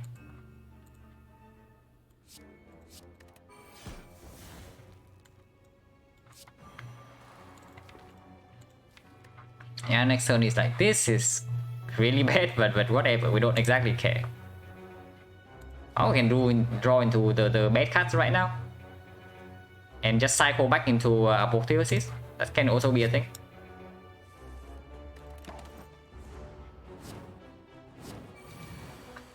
Yeah, triple upgraded apps with Frozen Eye. Yeah, Frozen Eye actually saves quite a lot of time in fights. If your deck is strong. If your deck is weak, then Frozen Eye actually adds time, because then the line you need to find is complicated. But here our job is probably like quite simple. Unfortunately, this doesn't reach Sneaky, and if I play the red form first, and it also doesn't reach Sneaky, so I guess we never reach the Sneaky this turn. Oh.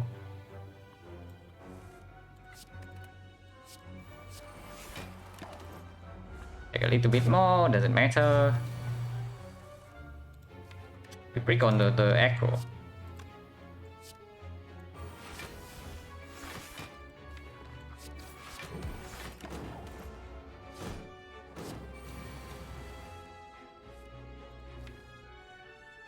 It's quite down. 3 red forms at the bottom of the deck, so we need to be like slightly concerned here, because the red forms are at the absolute bottom of the deck. And the card game was also like at the bottom. So we actually need to draw here.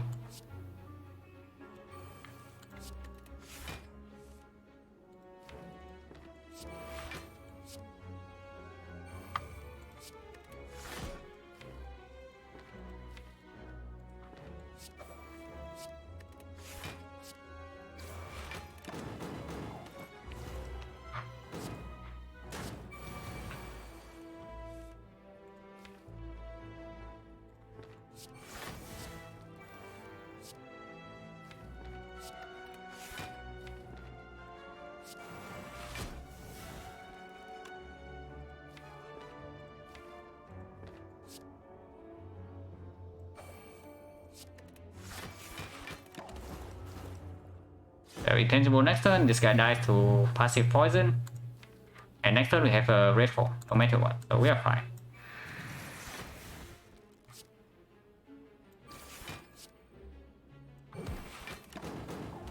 Check 1 doesn't matter. We heal up with Bloody Idol.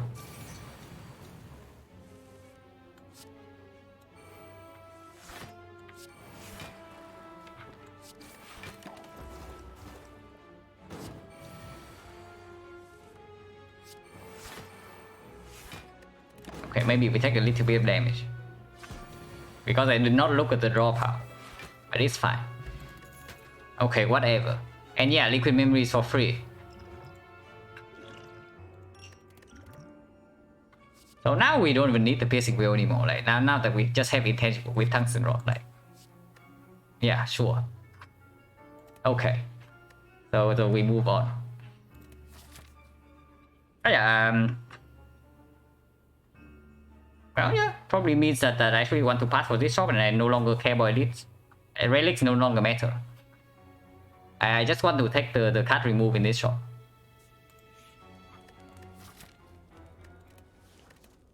Still upgrade the red form. Streamer luck, yeah. Let's see if this run actually ends up being shorter than the last one, though, because the last one was very fast. And I'm a red form turn 1, so we do that. Play the terror. We keep drawing until apotheosis. I just click out the game for some reason.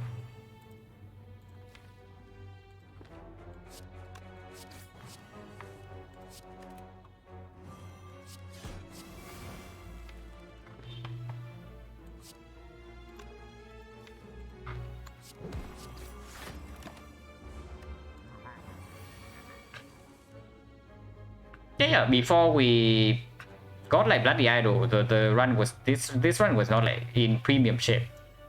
The last run we just, how do I kill Awakened One? I just go intangible 15 turns and then Awakened One dies.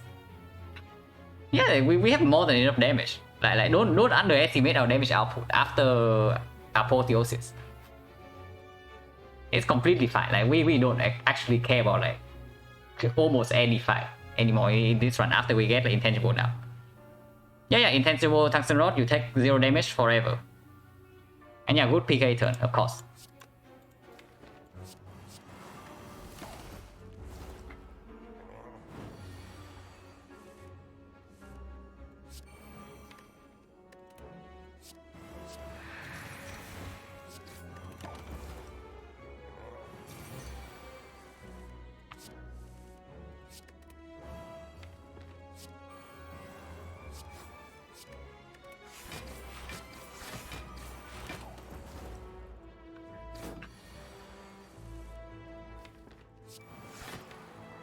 Yeah, we can even play this, like take 0.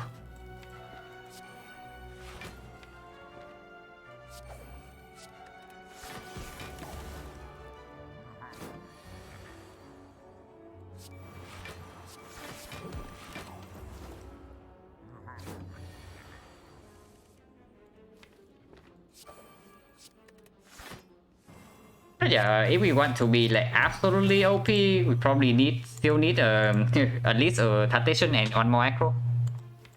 And then we are like, and then it's kind of like we build 3 decks that can win this run in one. But at the moment we only have 1 deck. That is the red form, Nightmare red form Tungsten Rock.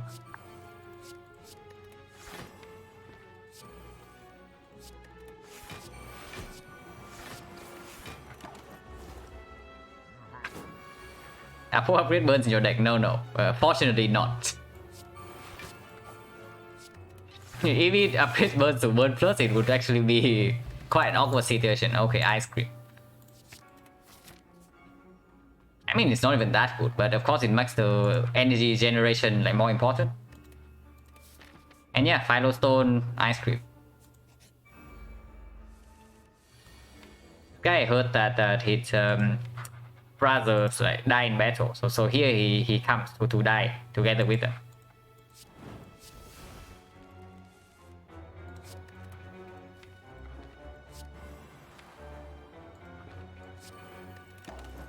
I can have war.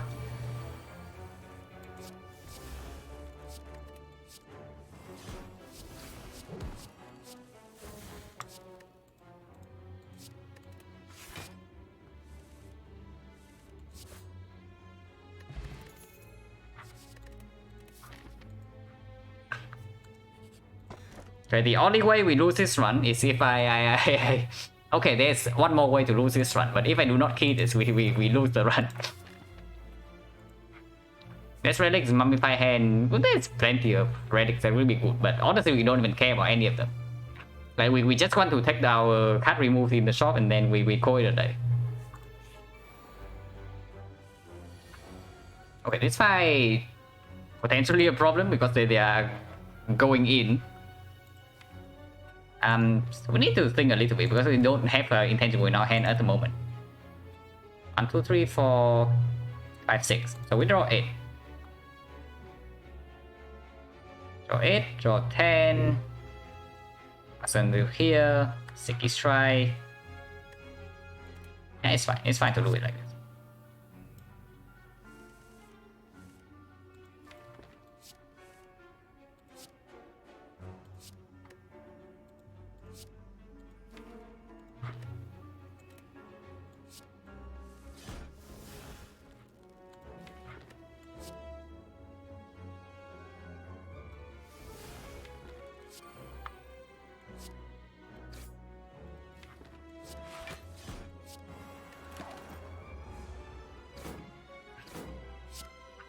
It says burner bandages.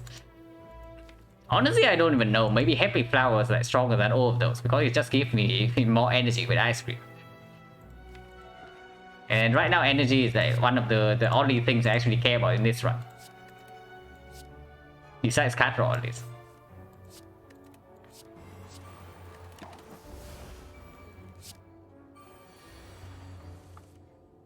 And yeah, good turn.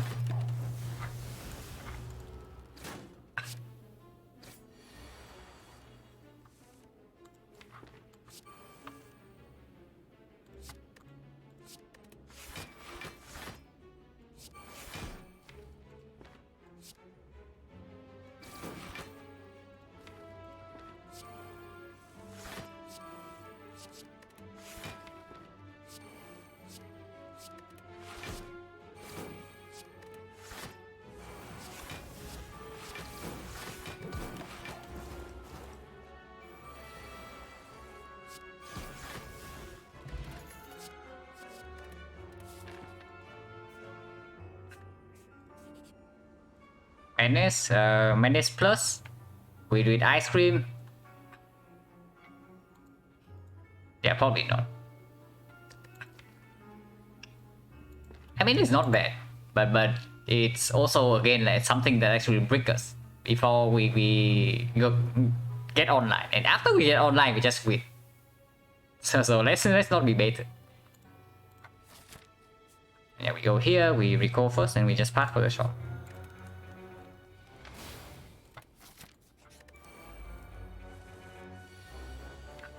Okay, this fight is over on turn 1. Maybe it's not over on turn 1. If we play Master, then it's not over. But if we play Backflip, it's over.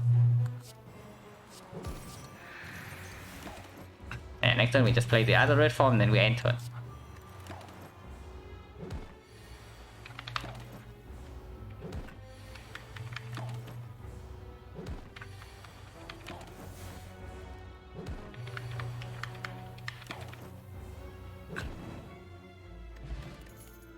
Yeah, again, like garbage. And acro is really hard to see, so at least I'm happy that I bought the second acro in the shop. It's really difficult to find an acro apparently outside the shop. But yeah, remove is like 175 next, so it's actually 88. So it means that we can do acro remove here and still have enough money to remove in the Act 4 shop. Yeah, totally, like completely irrelevant. Unfortunately, even though the combo is usually insane. And we even have like paper crate. So this combo is usually insane, but right now we don't need it. Just take cut, remove, and strike. And then yeah, we buy this and we still have to remove in Act 4. We buy this and we still have to remove in Act 4. Now if we are worried about anything, we take discount drops. But probably not.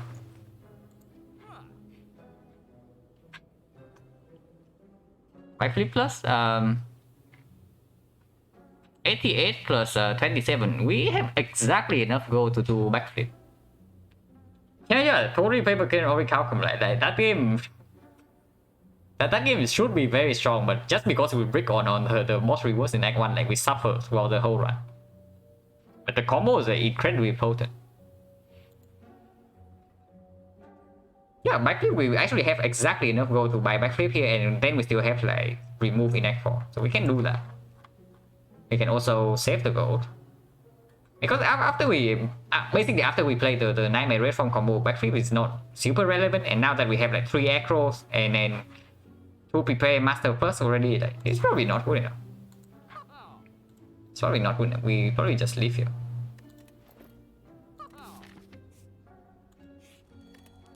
And we have an upgrade, can be acro, can be reflex, can be AI, but AI less relevant now that we don't even care about chip damage in the hard fight.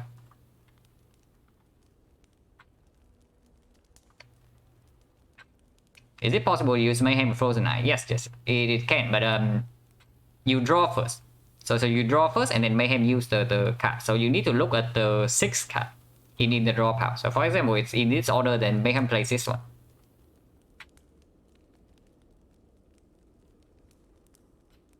So definitely possible to use like Mayhem with the Frozen Eye.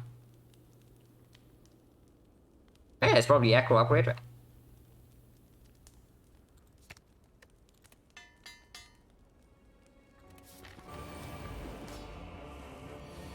Okay, and I made red form on turn 1, so we can probably be ethical.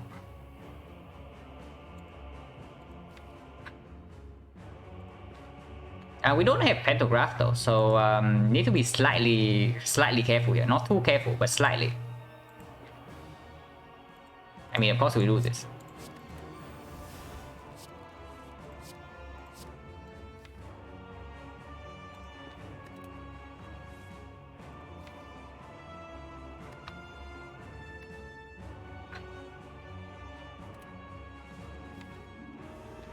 Probably one out of war.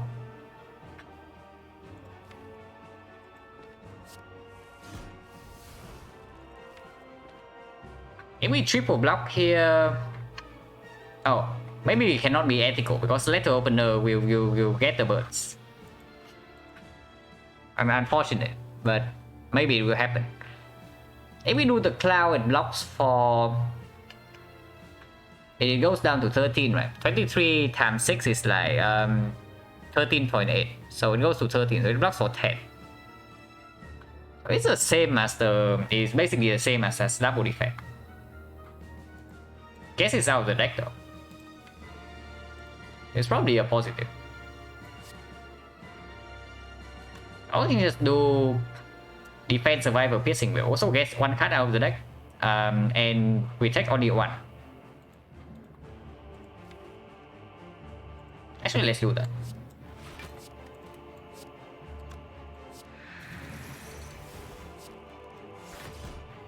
Yeah, we want the Underworld energy, so we don't play the backstab.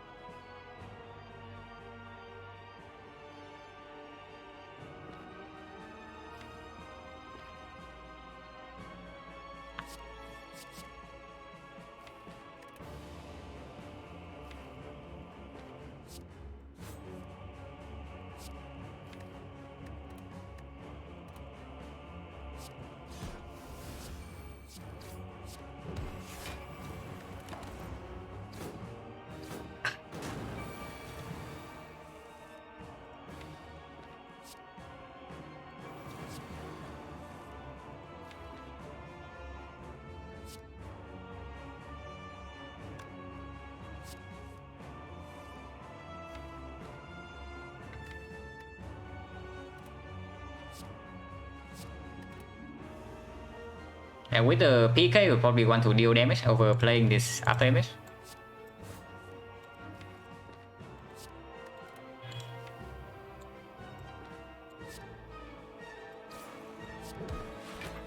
And don't want to draw into this because next turn we just play Red Form Cloud and get letter opener and get the Art of War for the turn after. Actually, that doesn't make a lot of sense. We should just draw now, and next turn we have this, and we just play Creeping Cloud alone. The turn afterwards we get these 5, and we do PK Gamble for 3. Play Red Form, we prepare to the other Red Form. The turn after we go off with the Acro. Okay, that's fine.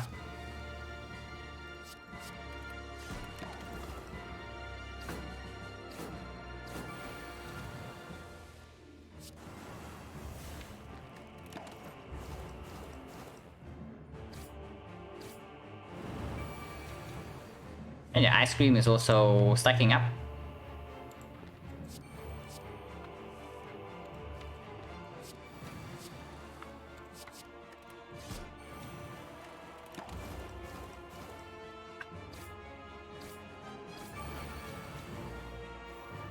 Okay, now we can start dealing damage.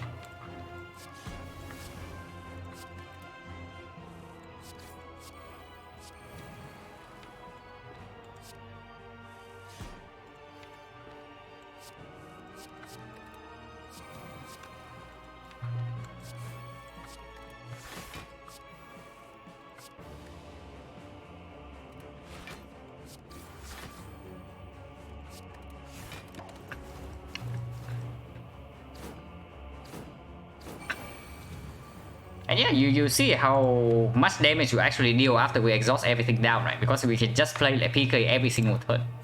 Almost.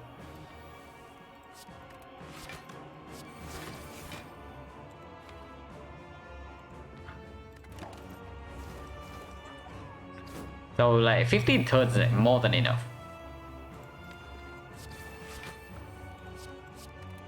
And our draw manipulation is good enough to just shuffle out the garbage.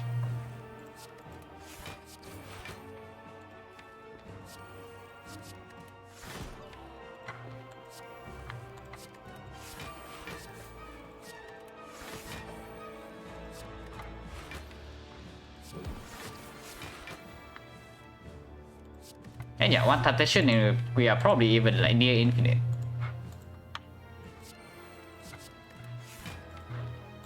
But we don't have the temptation, so we had to make do with this.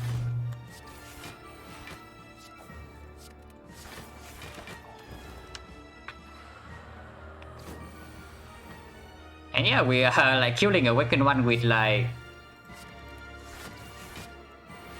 8 turns to spare, maybe 7.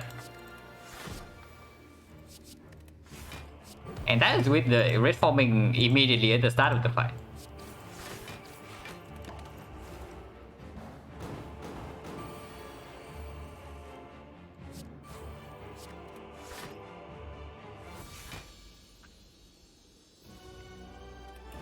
Time Eater, probably slightly more annoying than Donut Decker, but at least we have Frozen Eye. Nightmare Red Form we cannot line up with this one. I wonder if 15 turns is enough for this fight though. Because this fight is slightly different. In that we actually cannot play a million cards per turn to keep cycling into PK and dealing damage. Yeah, this fight is annoying. That's probably the best way to put it, is annoying. It might not be difficult, but it's annoying. Because this guy is only debuffing our draws. We only draw 4 next turn. So we need to draw here if we want to line up Nightmare with this red form. How though? We need to gamble right now if we want to do that then. Okay. So we draw 4 here, we go to 9 cards, we discard this, we go 8, but we go to 10. So we draw 4 and draw another 2. So we draw to these 6. Okay, that's not good. Having Acro upgraded is actually playing against us right now, because then we just draw straight up into this, but we don't want to draw into this. So I guess we Survivor, draw into this, and 1, 2, 3, 4, 5, 6, 7. We gamble for 6. 1, 2, 3, 4, 5, 6. We cannot line up with the nightmare. Okay, that's annoying. That's actually quite annoying. It is quite annoying enough for us to use this potion, because this potion wins any one fight. If we do not line up Nightmare Red Form in the first cycle, then it gets extremely problematic. Because then we need to reshuffle.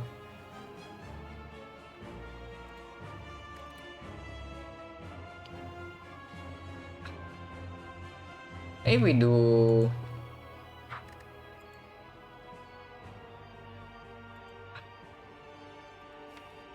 Yeah, we can also not discard the Reflect, it's true. So we draw 4 and we draw until here.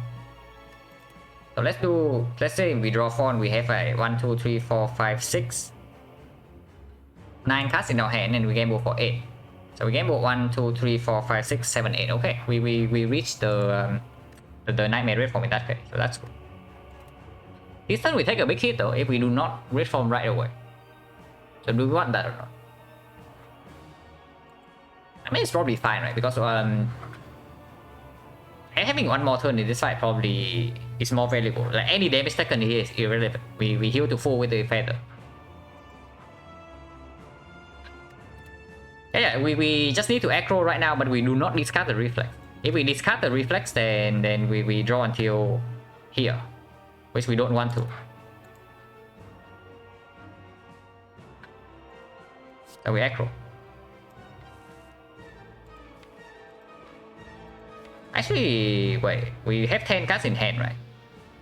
And yeah, we actually have 10 cards in hand, so we can actually discard Reflex and draw 1. In that case, we also exhaust this curse without having to play the prepare. Maybe that's good. Then maybe that's fine to do this. I was thinking that after playing, after discarding this Reflex, we have like 8 cards in hand for some reason. But I guess we actually have 9. So that's good. So yeah, Apple. But here we also allows us to play Apotheosis if we want to, which we probably do, right? And we do Apotheosis, Neutralize, and then gamble. Which says we also take a lot less damage this turn. Apple right now gamble for 9, it reach. Right now we gamble for 9. Apple we gamble for 8, so we reach here. If we neutralize, we gamble for 7, so we reach here.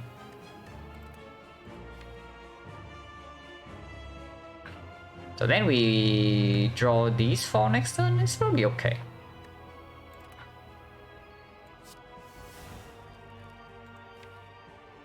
Oh, we just take this hit like fully, but also like not very. And not playing neutralize here also give us 1 energy, and energy can play. Yeah, energy can play for sure. Actually, let's just take like 32 here. It doesn't really matter if we have enough resources. And now I wish I have the freaking Cultist Potion. As neutralize, prepare. Neutralize here loses on energy from Article. But now I wish I have the freaking Cultist Potion from the champ fight.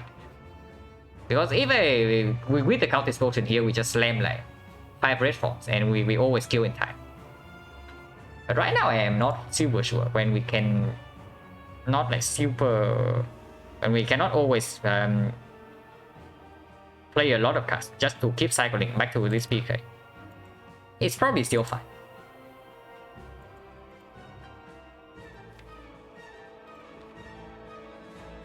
Neutralize here goes to...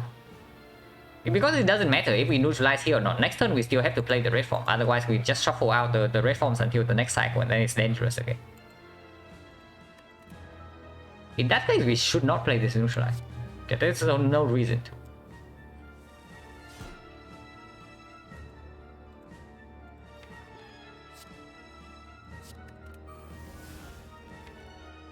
And we don't play this PK because next turn we are not even attacking yet. And next turn we just play Red Form Terror Cloud. How do we play PK right now to reach 12 next turn? Because reaching 12 consistently is also important. So we're gonna play 1, 2, 3. We draw until here, so 4, 5, 6. No, that's not enough. So no reason to. Yeah, no reason to. So we don't play this PK. And play the defense.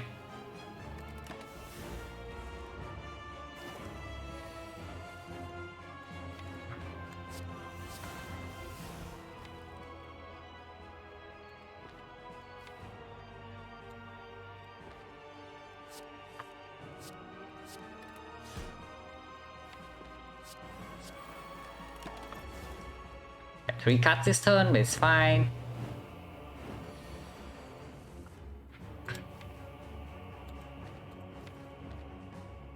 Can shuffle out some garbage. Can shuffle out like 3 block cards.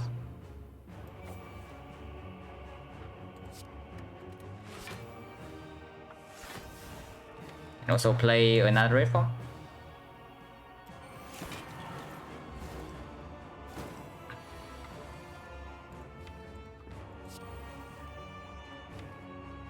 PK also doesn't play here because next turn we don't really have attacks. At least next turn we draw 5, so we draw until here. Yeah, we don't exactly have attacks next turn. We can have attacks next turn. We can draw until like this point, and then PK can play, okay.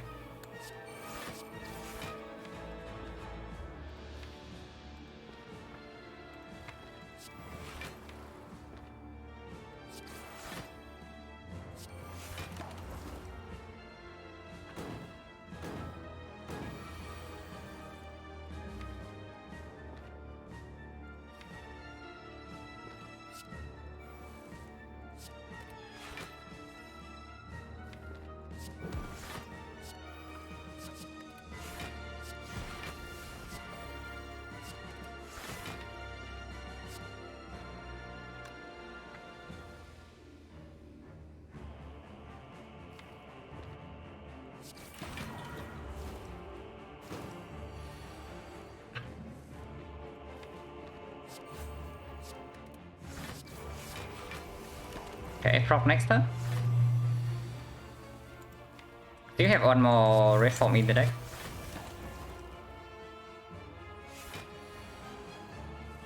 Debuff again. Like, any debuff turn is not super good for us. We want to play 6 this turn probably.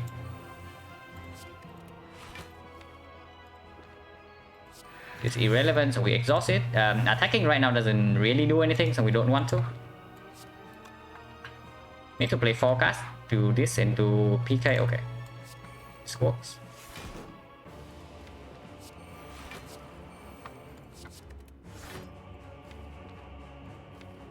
Maybe that was bad, because PK would rather draw next turn. Maybe that was bad.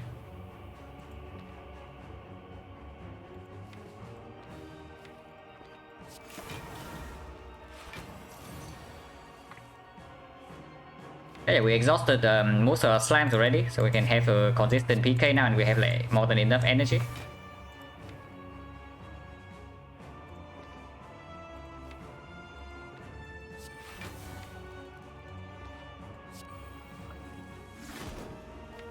And next turn like this is fine. We draw into aggro, and then we have 8 cards to deal damage with PK.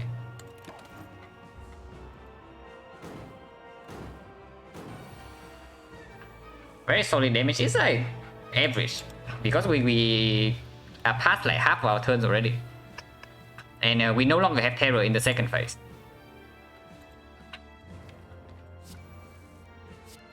But it's fine, because we have played all our red form. We have like more than enough excess energy, and we already exhausted all the slime, so damage should be faster from now on.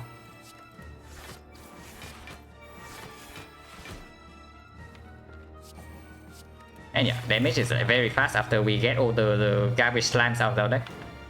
So like we are more than fine here.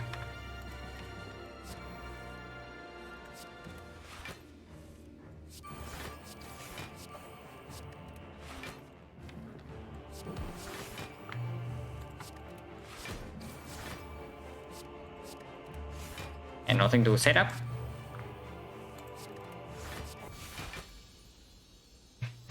Okay, Act 4 with the liquid memories hopefully should be easy.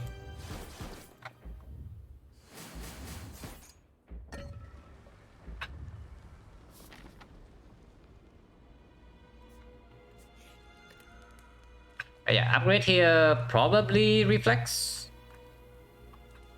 It's either reflex or neutralize. It's definitely not after image. So yeah, probably reflex just because we have the liquid memory. So even if we overdraw with the Frozen Eye, doesn't matter. We can pull the Nightmare Red form back.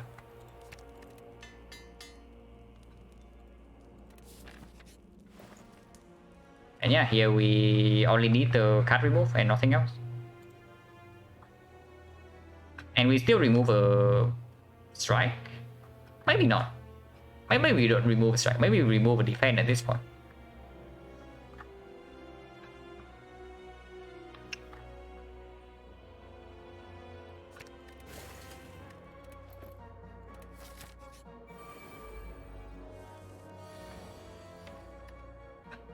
Okay, Nightmare Reform at the absolute bottom of the deck, so we need to draw now.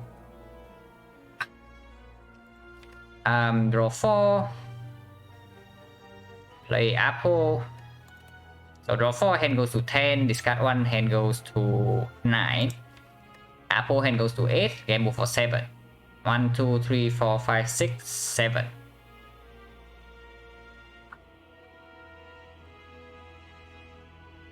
And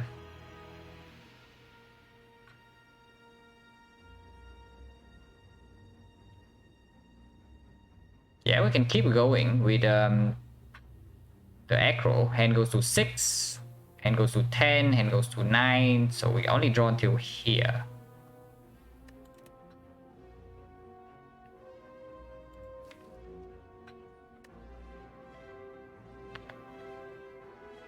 I guess we prepare first then. So aggro is like very clear. We aggro.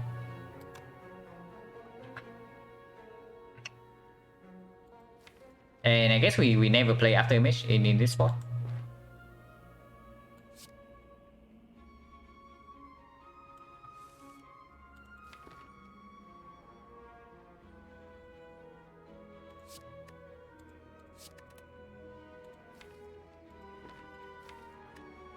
Draw 2. Draw another 4. Discard all. Should be fine.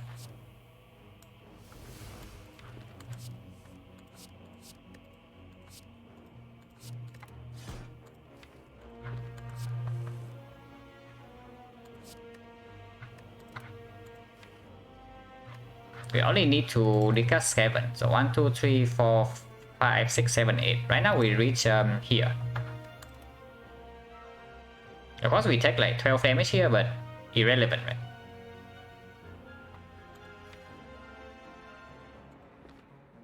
Yeah, irrelevant.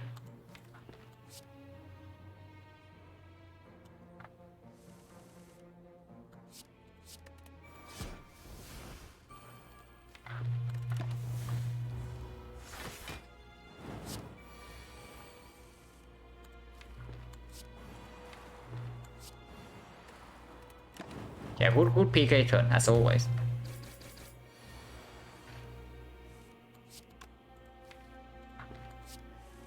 And Bird Strike on turn 3 is of course again annoying. So we draw these 3, we draw into these 4, we aggro until here, and then we prepare until here. So it's fine. It's a fine PK turn next turn.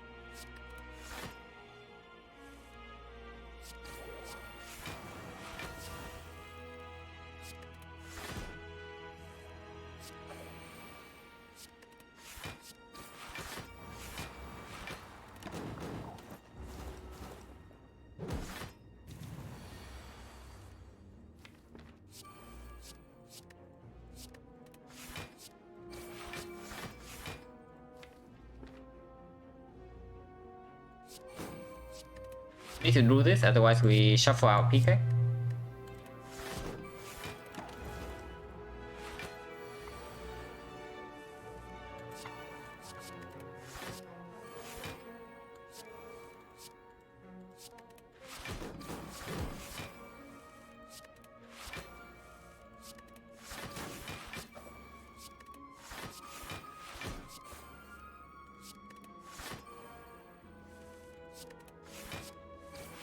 Okay.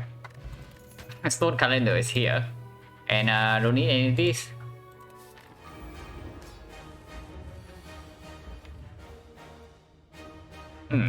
The first red form is right here, but the nightmare red form is like down here. It's not that easy.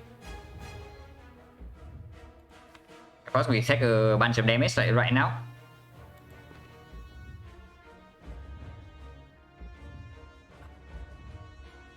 If we want to play any dagger throws, then we also draw into this red form. We probably just save the ice cream energy, I'm guessing. So we play Terror and nothing else. Yeah, we probably actually just play Terror and nothing else.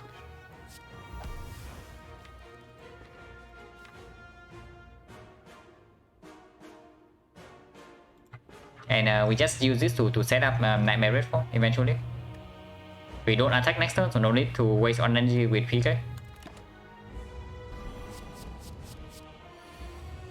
69. Oh, we actually do not reach the reflex this turn. So if we don't draw here, next time we do this, and then we Apple game over 3, we draw until 6, we draw until here.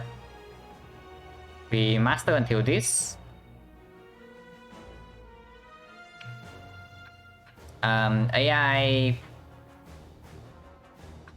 prepare until here, we still have energy to red form, then we nightmare red form. Okay. If we draw though, then we draw into these 5 next turn, and we steal Apple. Gamble for maybe we play Cloud, so we gamble for 2 and we draw 5 cards until here. That's also fine. So I guess we can draw here. And yeah, again we get like out of war.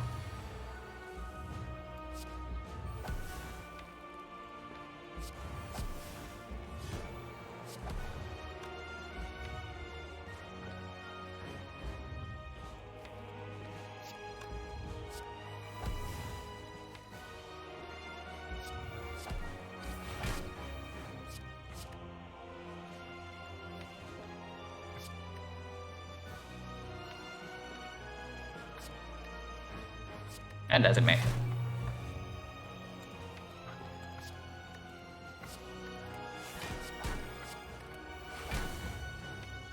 Want to shuffle out the garbage.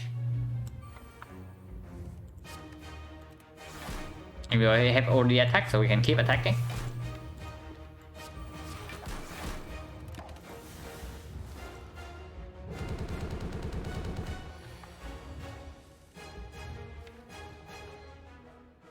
PK is at the bottom of the deck. That is like slightly annoying, but only slightly.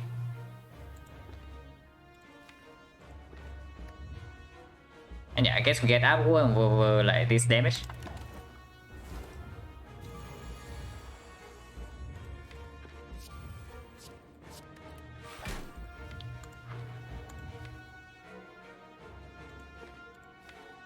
Yeah, don't exactly want to shuffle PK out of the deck so we can draw here.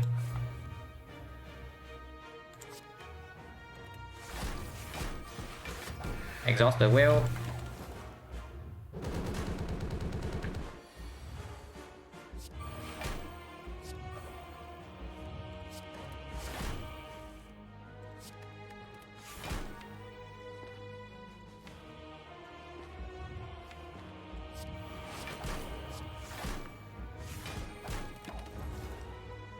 Okay, now we can start the PK chain.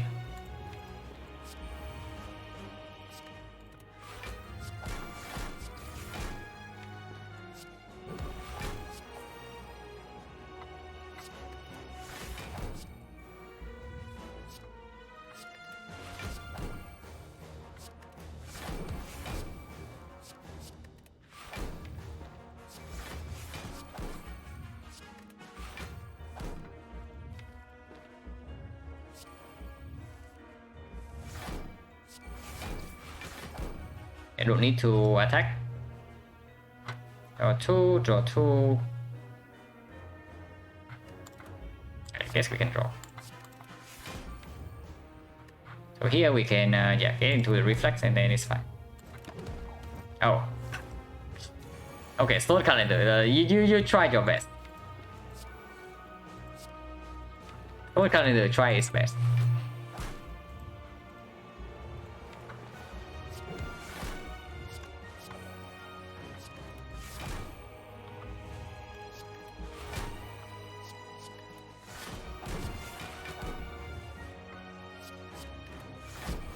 And yeah, we just have like PK every single turn.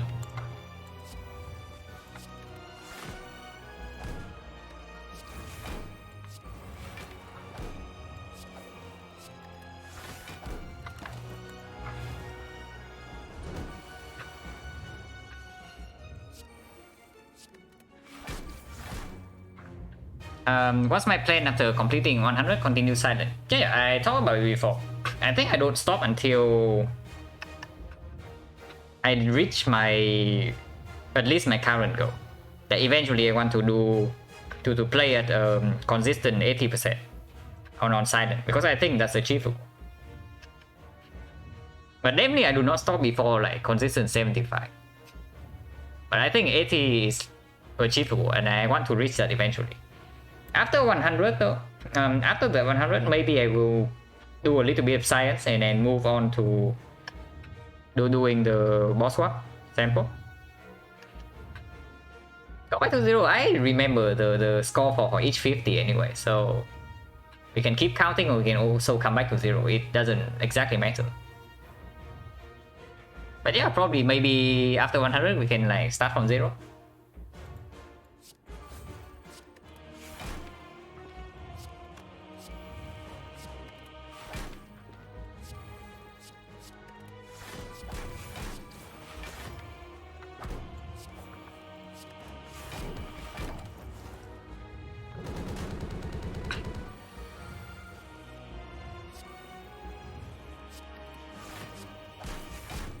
Oh yeah, we did not even use any potion. Use flex potion to flex on the heart. This one actually ended up like shorter than the last one by 2 minutes.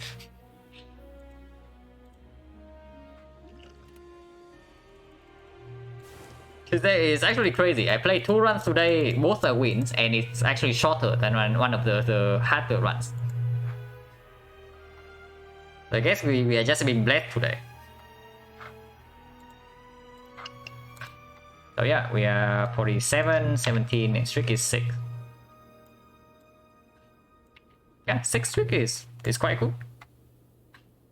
And yeah, Reaper, we already know that we have Bloody Idol, right? The Golden Idol, right? If we don't have Golden Idol after Act 1, then like Reaper is like, very scary because suddenly you are forced into some garbage. Yeah, the Forgotten after. But with Event Protection, you just take the Reaper and you just pass for events in Act 2, then if you get this, it instantly works out. I'm getting better. Yeah. I also think I'm playing, at least in the recent games, like maybe the last 15 or so. I'm definitely playing better than the first set of 50. But not by much. But I'm definitely learning something. Yeah, the most important thing probably being like respecting the Guardian. If I completely disrespect the Guardian, I think I would already have lost like another run. And yeah, 2 hours 32 minutes is like quite free, as you can probably tell from this relic. And Nightmare Red Form deck. Oh yeah, Lizard Tail. Yeah, insanely low score for such a strong run, just because we basically skip every relics we just skip elites in Act 3 because like, we don't care about relic. And that's why like the run score is so low. But this one is overpowered.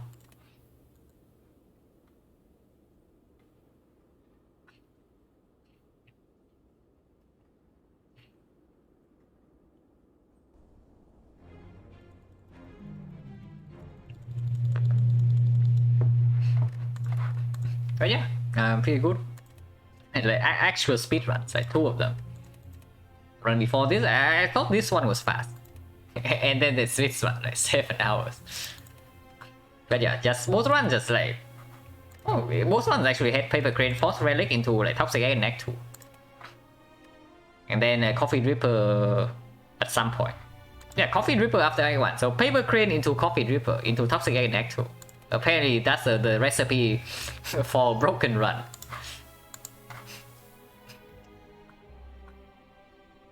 Yeah, we are 5 away from a new world record. And yeah, 6 in a row is quite good. Yeah, even though like, of course it's one shot, but definitely not playing another run after like 2 runs already. So let's see if there's anybody I can rate.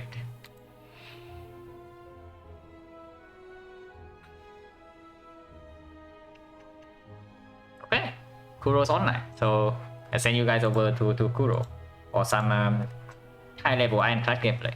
Am I tied on world record? No. Only I have 10. The tide is for 9. Before I got 10, not counting me, there were 3 people with 9. So I was the 4th one to reach 9, but I got the 10 one. And currently, as far as I know, only I have 10 in a row.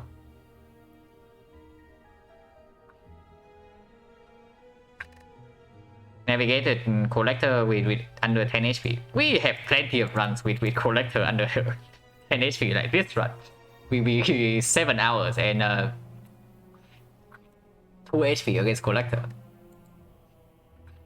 Who had 9? The first one was Rev 9, Revelation 9. And then Jobs tied, Jobs also got 9, and then Papa also got 9. And I was the 4th one to got 9 games. This one. Miss Rev. I also like quite miss her red streams. Who's the 3rd person? Paparato, 18. Wait, let me look. He also streams, and he rates me like fairly often.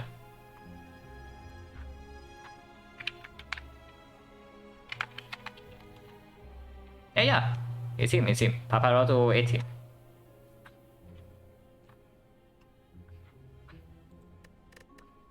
We sending you guys to Kuro for some high level Ironclad gameplay.